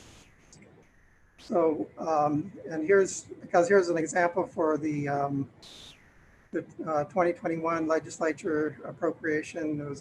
That's over 300 million. And then the governor is also proposing another excess of 300 million for the 21-22 fiscal year. So, you know, it wouldn't take long to use up that $300 million buffer that we have. So during the 2020 legislative session, the district budget staff and the executive office, they did work with the district's legislature liaison department of environmental protection to monitor the various bills going through. The end result was the matching requirement was not extended beyond 2020. And the takeaway from this audit is that we need in subsequent years to monitor it to ensure that they don't continue to require this matching to future years. There were 5 recommendations made in the audit, and management concurred with all those recommendations. So that concludes the presentation. I'll take any questions. Thanks, Tim. Rosie, any public comment? No, Mr. Chairman, there are no public comments. Okay. Jackie or Cheryl? Yes, I have a quick question, and Tim and I spoke about this recently, but not quite this. Tim, is there a legislative bill or something that you could direct me to where the monies are no longer required in 2020? Just something I can see in writing. And, you know, thank you for talking to the legislative branch, or, you know, people from the district who are in touch with the legislature. It's right here on this slide, the HB 5001. Okay, I'm sorry. My slides have somehow gone away from my screen, so I'm just looking at the screen, but everything else works. So it's HB what, please? 5001. Okay. All right. Thank you very, very much. You're welcome. Jackie, this is Drew. That's a very, very large bill. So we'll get you the specific items out of that bill that shows where they stopped making us match. Okay. Thank you so much. Sure. I can forward that to you. I have a copy on my computer. I can email it to you. Thank you, Tim. Sure. And Tim, do I understand correctly that this will have to sort of go through this on an annual basis, or because they did not require the match, that is that is the situation until they vote otherwise? As long as they don't, the legislature doesn't extend the matching requirement, I don't see that we would need to ever come back and readdress this issue. Okay. Because the audit included that whole 20-year period from 2000 to the 2020. So, Okay. So sorry, I don't, maybe I'm not, so you don't expect that staff has to work with legislature in every year following to just assure the match is not required? That's what you're saying? oh, I misunderstood your question. Yes, that would be necessary. That's the really only ongoing item that we need to do that comes out of this audit. Annual basis. Okay. And As Drew, far as any my- issue? Yeah, so it's in what we call proviso for each appropriation. And, you know, basically when they pick up the next appropriation bill the next year, they generally start with the one they did last year. And so the starting point is the same proviso language, which would not be a match. So, you know, our expectation is that they'll stay there and stay that way, but that's why we have Phil to monitor it to make sure that there isn't a change as it's in the process. Okay. Auditing the numbers. Yeah. So with each Appropriations Act, that's where it is. And so you'll have Everglades funding 200 million, and then it has what it can be used for. And in that what it can be used for statements, it would say it's put in the trust fund and shall be matched by the district. Well, last year, the year before, they took shall be matched by the district out. So we would expect that same language would just get repeated year after year after year, but it can change. And so we have to monitor it for every year. We have to just monitor it. But fortunately, the baseline is that we don't have to match right now. Okay. All right. Thanks, Drew. Unless there's any other comments, I'll ask for a motion and a second to the audit of education reimbursement and the audit of the district matching Save Our Everglades Trust Fund, Land Acquisition Trust Fund, and Trust Fund appropriations. This is Cheryl Meads. I move to approve. Thank you, Cheryl. I have a motion. I'll second, please. Thank you, Jackie. I have a second, and I'll call that to vote. Ms. Meads? Yes. Ms. Thorough-Lippisch? Yes. And I vote yes as well. Thanks, Tim, for your and your team's work on these two audits. Appreciate it. Rosie, any raised hands for public comment at this point? No, sir. Okay. And any comments from I'm not looking at hands. So any comments from the committee? Cheryl, Jackie? No, thank you. Okay. Well, I'll move to, well, the next meeting is scheduled for the 8th. I hope we're all sitting in the same room at that point, but this seems to be working if not. But thanks, everybody. And I'll adjourn the meeting. Thank you. Thank you, Jay. Mr. Chairman. Bye, everybody. Goodbye. Bye. Goodbye.